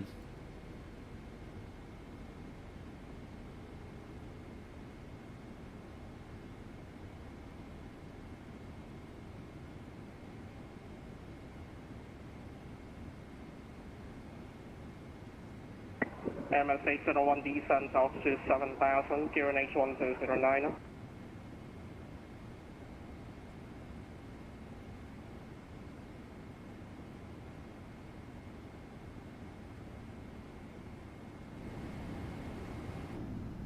Emirates 858, Evan, like hello, we are at 39,000 feet. Your voice, you're changing it on frequency, it's like so bad. Colombo Squall 7406, Lalum 2 Alpha at Alpha. Was it Squawk 7476, Emirates 858? Negative 7406, 7406, Lalum 2 Alpha at Alpha. 7406, and the arrival is Lalum, Emirates 6858. Lalum 2 Alpha at Alpha.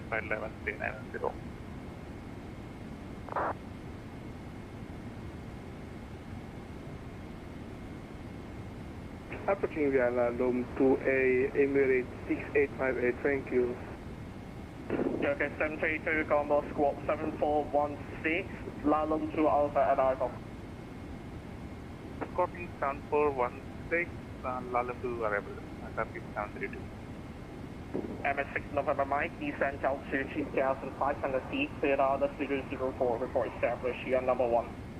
Alright, 2,500 and cleared for the ILS 04 and we'll report established. Emirates 6 November Mike. And MS 6 November Mike, cancel speed restriction. Cancel the speed, 6 November Mike. Sri Lanka 102, descent flight level 170. Descending flight level 170, Sri Lanka. Alright, we're cleared for the localizer. Go Lokestar. MS 6858, descend initially flight level 250.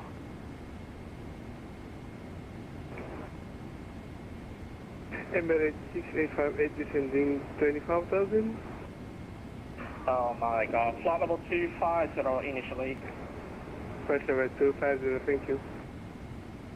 Turkish 732 identified. Descent initially flight level 200.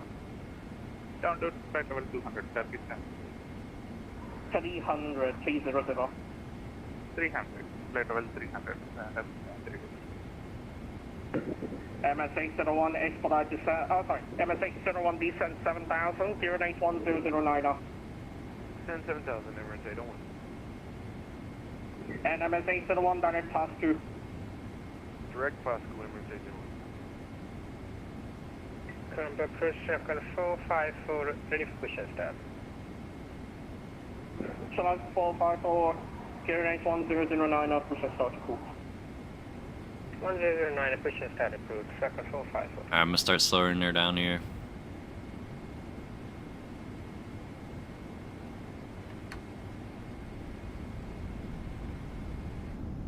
MS111 speed 220 knots. Speed 220 knots on triple one. Sri Lanka 102, descent flight level 150. Descent flight level 150.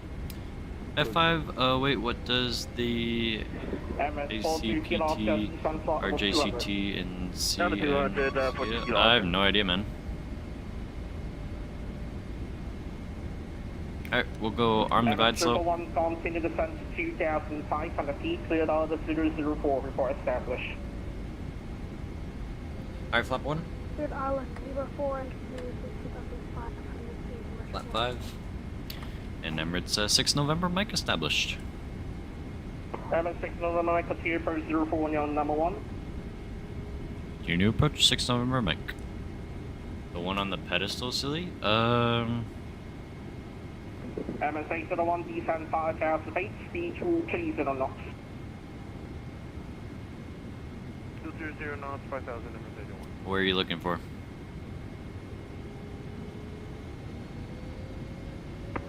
Sri Lanka 102, direct pass to. Direct pass to 102. See something in the comms? Nah. MS42 Kilo Oscar, same for you, direct pass to. Over to Basque, 42 Kilo Oscar. Below the caution lights? Oh.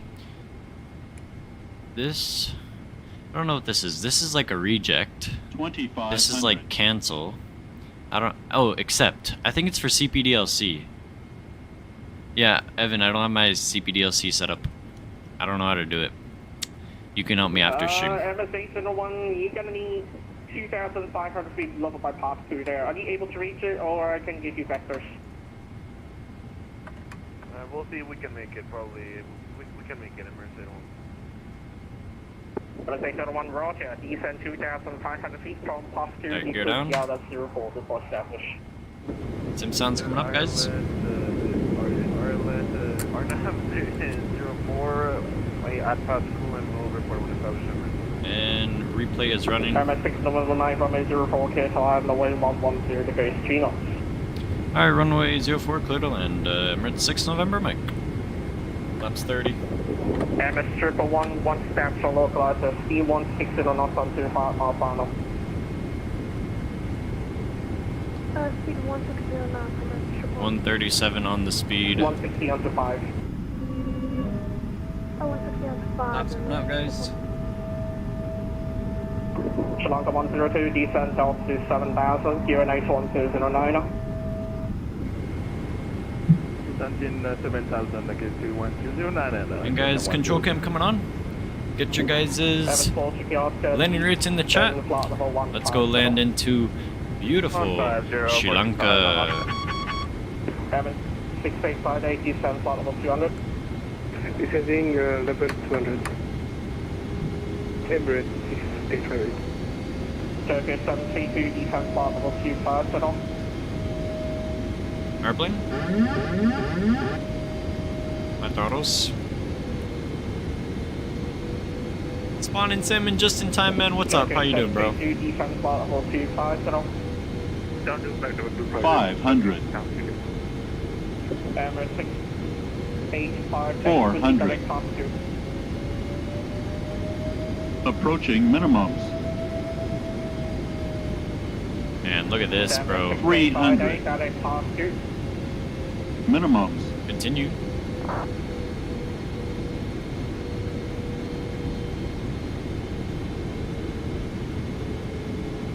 100. Sending past 50, 40, 30, 20, 10. And MS6 flight 19. Alright, we're down. Alpha 150. Speed brake is out. Nose down gently. Manual braking, reverser stowed. Emirates 6858. And guys, welcome down to Colombo. Turkish 732 defense lot level 200. The roller out here, hour and 3 minutes. Control cam coming off, guys.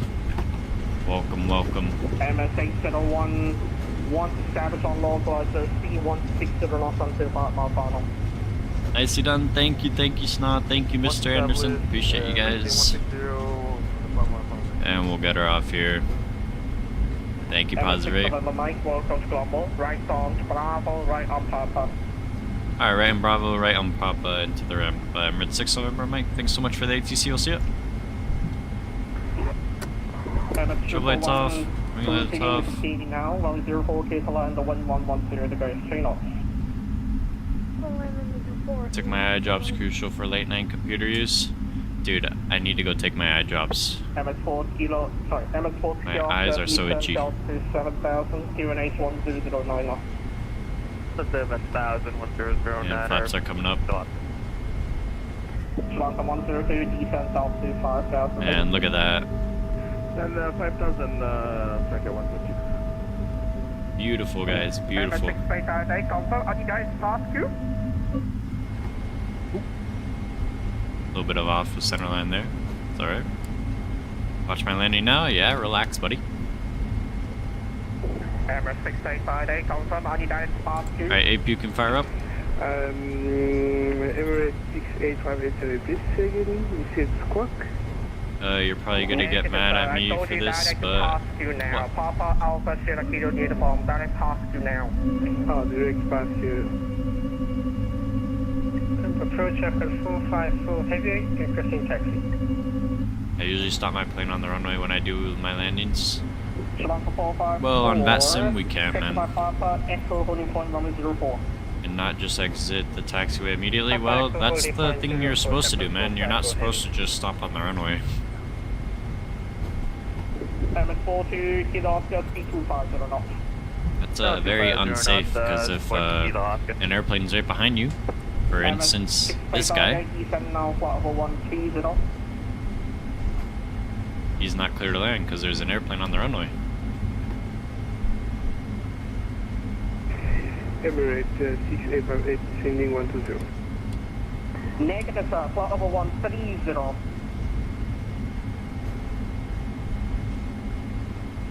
Sorry, can you please translate by Oh, text? mate.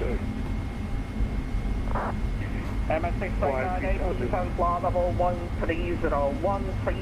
On the Irish guy. Sending 130, Emirates 6858. Did you land before the runway, bro? Oh, he's going around. Oh, MS6 November Mike, if you're planning for Ethan Charlie, you gotta keep with the slunk on air, but if he's starting in front of you, he's gonna make a left turn to Alpha.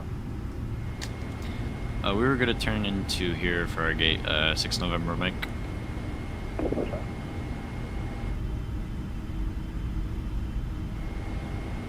Emirates 801 established. MS 801, continue approach. Continue approach, Emirates 801.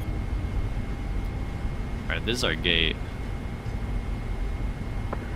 Shalanda 102, continue descent 2,500 feet and speed 220 knots.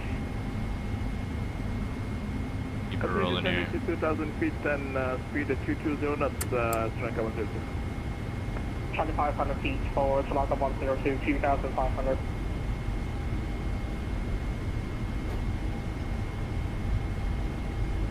And we'll pull her in here. 25,000 feet for Stranka 102.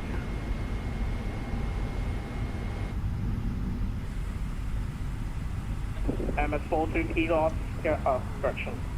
MS659 now. Stop her there. Park brake sets in, shut her down.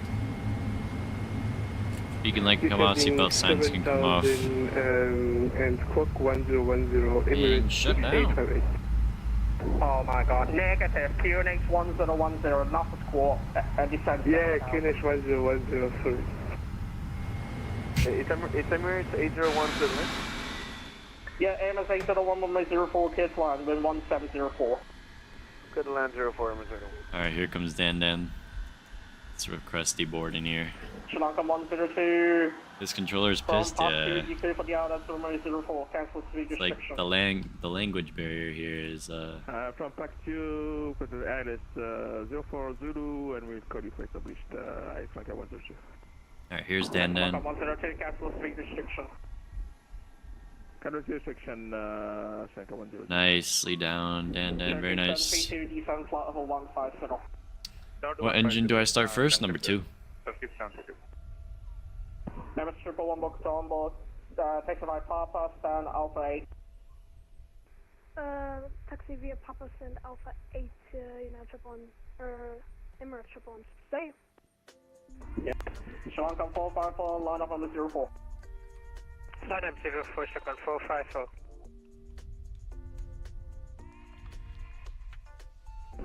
MS 40 kilometers, descend now to altitude 5 Alpha 8. Not about that. Google says 1 then 2. I mean, you could dual start too. They'd usually dual start them. MS 6858, speed Like- 240 knots. Speed 240 knots, Emirates 6858. Emirates 801 cleared of runway 04, vacate on Bravo.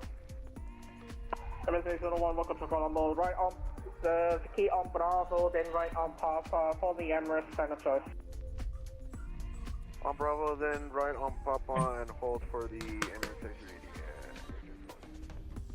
880. You gotta follow the Emirates there in front and center choice. Okay, no problem. Follow the Emirates 880 company traffic. Come on, jump. Come on, jump. Jump, jump, jump. Emirates 6858, speed 230 knots. Emirates 6858, speed 230 knots. For the 200, the 300 doesn't have enough lead. Oh, okay, okay. Take off the wind 170 to goes 4 knots. Gotcha. Clear takeoff, 04, second 454. Why does he see this guy depart? Cool.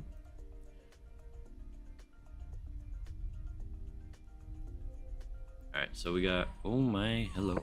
Emirates 40 We got Bossman, Evan, Ned, and then Watch coming in. I'm back. Sorry you missed our landing, bro. You clear for the outer runway 04 near number 2. Let's see this guy's departure here. 2,500 feet and clear for the outlet 04 Zulu and number 2, 40 Kilo Oscar.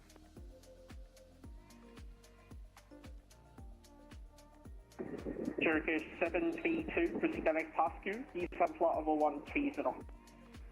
Direct pass through and down to flight level 130. Sri Lanka. Turkish now 32.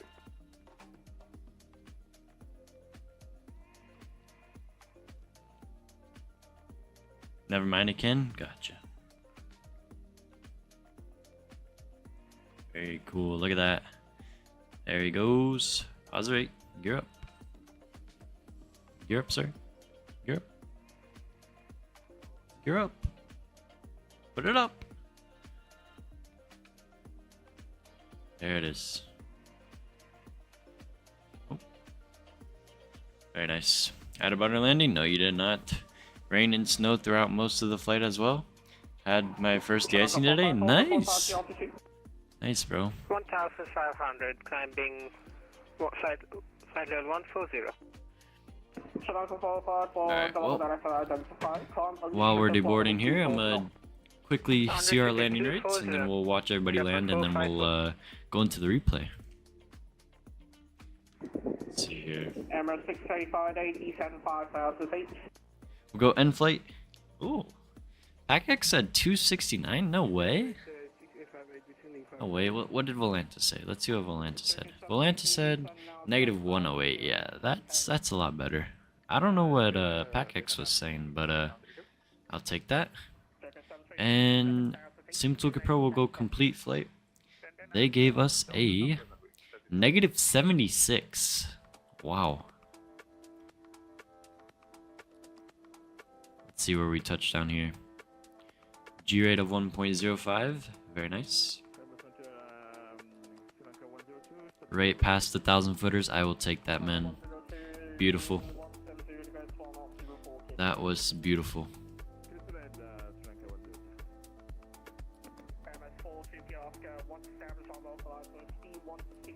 Alright, cool. Where are you boarding?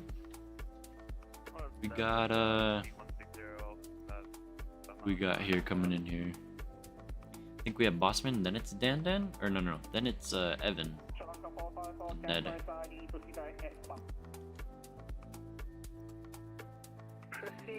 We're about to fill up this entire terminal with Emirates 777s, A340s, Sri Lankas, whatever.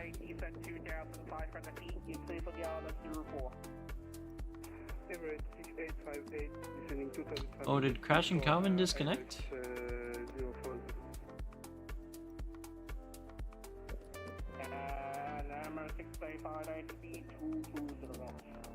I think he disconnected.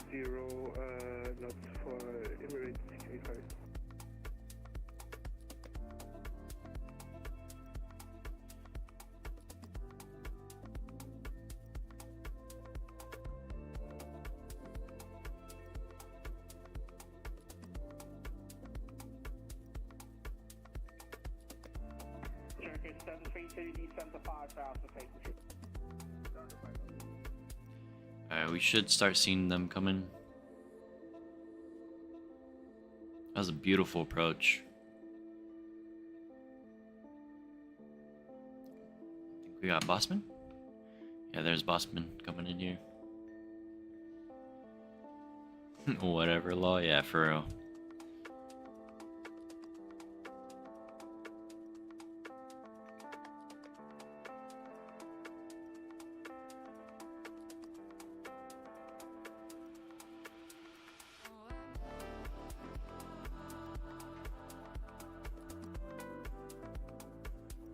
Want to make sure we can get his landing gear here.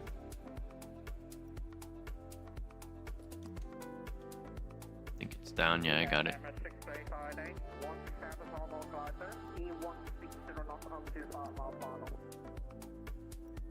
Once establishment localizer, speed 160 knots, Emirates 800. 160 knots until 5 miles final 5 DME. Speed 160 knots until 5 knots, 506. Alright, here he comes. Director, Emirates 42 Kilo Oscar, coming on the glide slope. That's 40 Kilo Oscar and your number 2, continue. Continue 40 Kilo Oscar.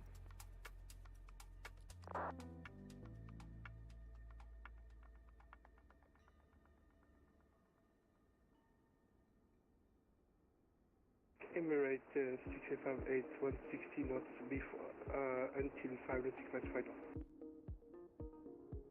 Turkey 732, descend 2,500 feet from Pascu to the 04.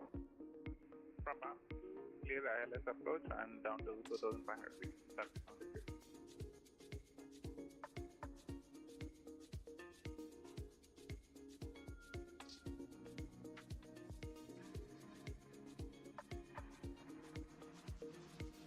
Look at that, 2 airplanes. Bossman.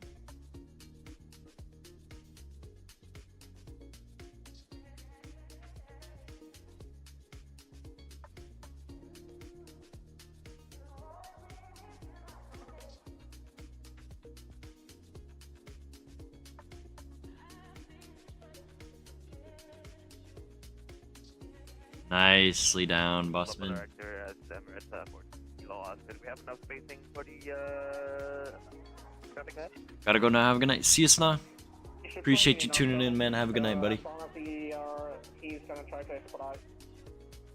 Very nice, Bossman. Very nice. Be a close one.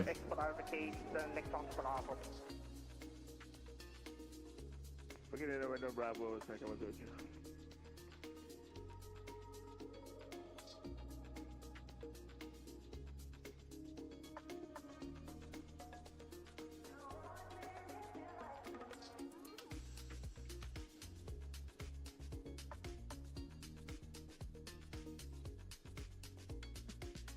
Wait, gotta make sure he gets the landing gear.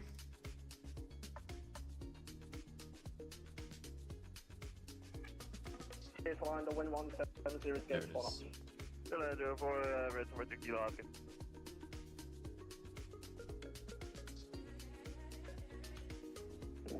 MS688, reduce to minimum approach, sorry, reduce the final approach speed, your number 2 is basically clear. MS658, please say again, sorry. MS688, reduce to final approach speed. Proceeding. Uy, uy, uy. Negative, sir. Reduce to your final approach speed. What is your final approach speed? My final approach speed is 135 knots. Yes, and reduce that now. Yes, please say again, sorry. You need to speak just a little bit slow for me, sorry. Reduce to your Toronto is so final bright approach tonight. speed now. Nice. Yes, I'm reducing to my final approach speed now. Emirates 60 for it.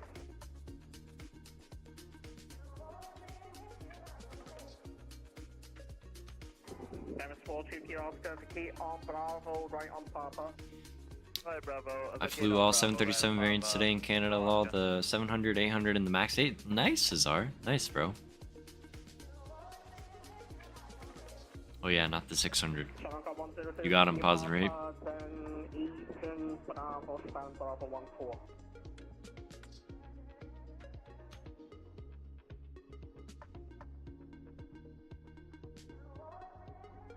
Break, MS688, runway 04, clear to land. Emirates 658, clear to land, thank you. Sri Lanka 102, taxi by Papa. WestJet, by the way, is getting the MAX 10s. I saw. Bravo 14. I hope one day I'll fly them. You might, bro. Sri Lanka 102. MS4 to Oscar, welcome to Colombo, taxi by Papa. Nice, stand Ned. Bravo 11. There you go. Bravo 1. Air Canada, WestJet, and Flair. Nice. Turkish 73 to your number 2 behind, continue approach.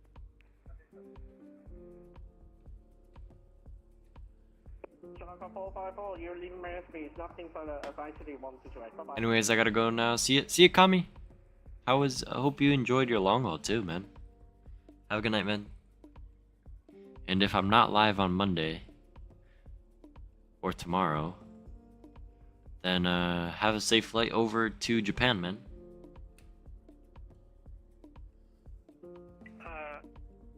Kilo 454 over to Unicom. I wanted to do simulate. Yep, monitor advisory, you're 1 to 2 destination, Colombo South line, bye-bye. Bye-bye, thanks for the ATC. Okay. MS6858, welcome to Colombo, taxi by Papa, stand Bravo 17. Get his landing gear. Emirates 858, taxi via Papa to gate 1. There it is. Cool. Love my red eye short holla. Oh yeah. Break, Turkish 73204, clear to land, wind 170, to go 4 knots. Clear to land at this sounds pretty good.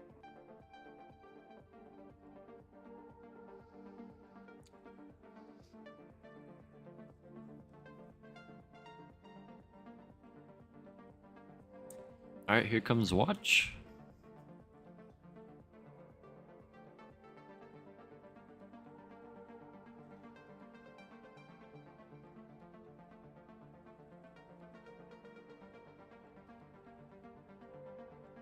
Oh yeah, nicely down, man. Get that center line. Oh, easy, easy, easy. Come on, get that center line. Come on, get it, get it, get it. Very good. Nice, man. Very nice.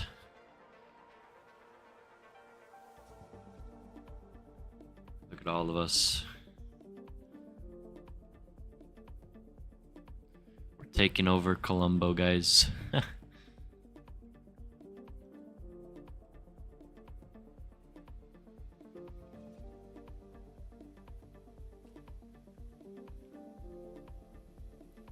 Everybody's pulling in here. appreciate all you guys flying with. For those who flew with, thank you. Let's go take a look at this replay, guys. Let's go here. Go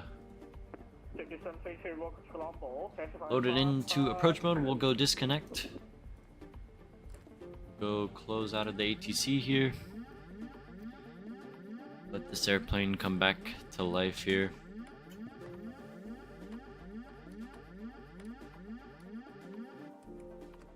Let it fire up, do its thing, get all the lights on and everything. Glad some ATC got on. Oh yeah, good dive, guy. That was fun, man. Props to him for hopping on. Alright, engines are firing up again. Flaps are coming out. Then we'll hop into this replay.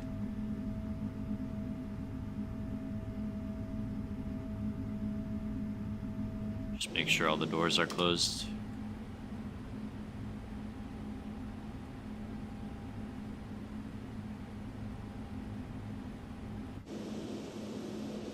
Everything is closed. Beautiful.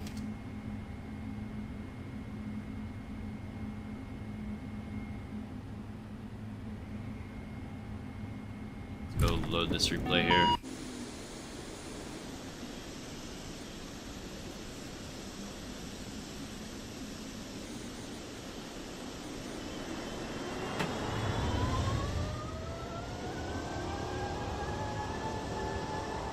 Bro, those engines, man, holy.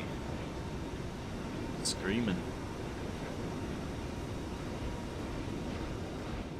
I was on center line by using default scene. Oh, okay, got your watch. Okay. Then you're good, man, you're good.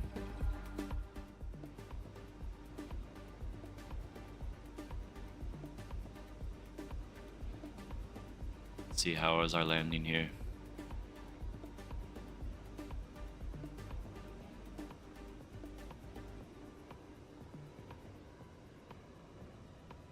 Oh my butter.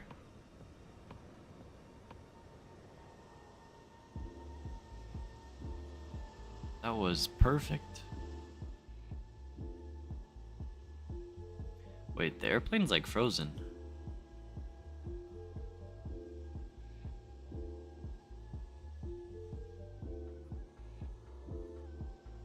I think the plane just had a WASM. No?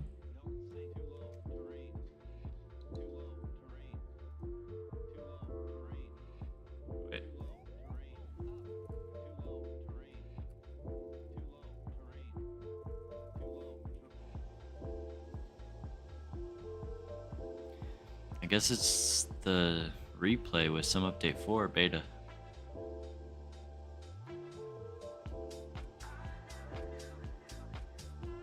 It's a good landing. I don't know what's going on with the plane though.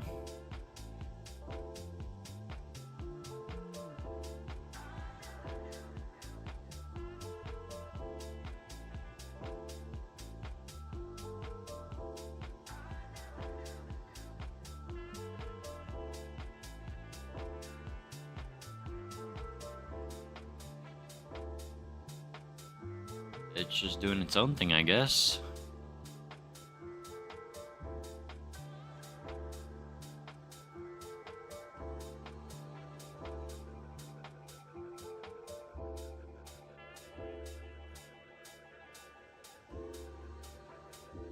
He's slipping sideways, I guess, Skyfall, I guess, man. That's just the replay now. Tokyo Drift Simulator? I guess, Ned, bro. Well, kinda beats the point of the replay here, so, oh yeah, this thing is like totally broken.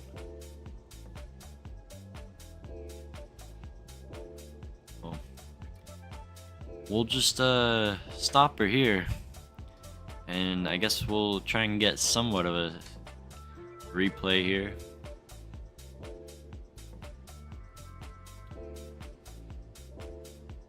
Wait. Gotta get this right.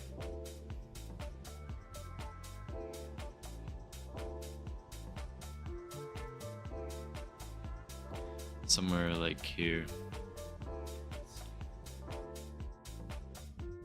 Yeah, that's good enough. Well,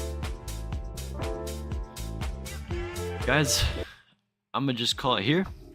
What a stream it has been. Appreciate all you guys tuning in. I'm glad I'm doing better. Ending this night with 38 likes and 553 subs. Appreciate all you guys tuning in tonight and flying with as well. We had a huge conga line going over. We'll probably be live either tomorrow or on Monday. And yeah, guys, have a good night. I'm not too sure what we'll be flying on the next stream, but yeah, guys, we'll be back either tomorrow or Monday. And yeah, guys, it's been your boy FO Pilot Dep, also known as Lucas, and I'll catch you guys on the next one. Peace. See ya, buddy.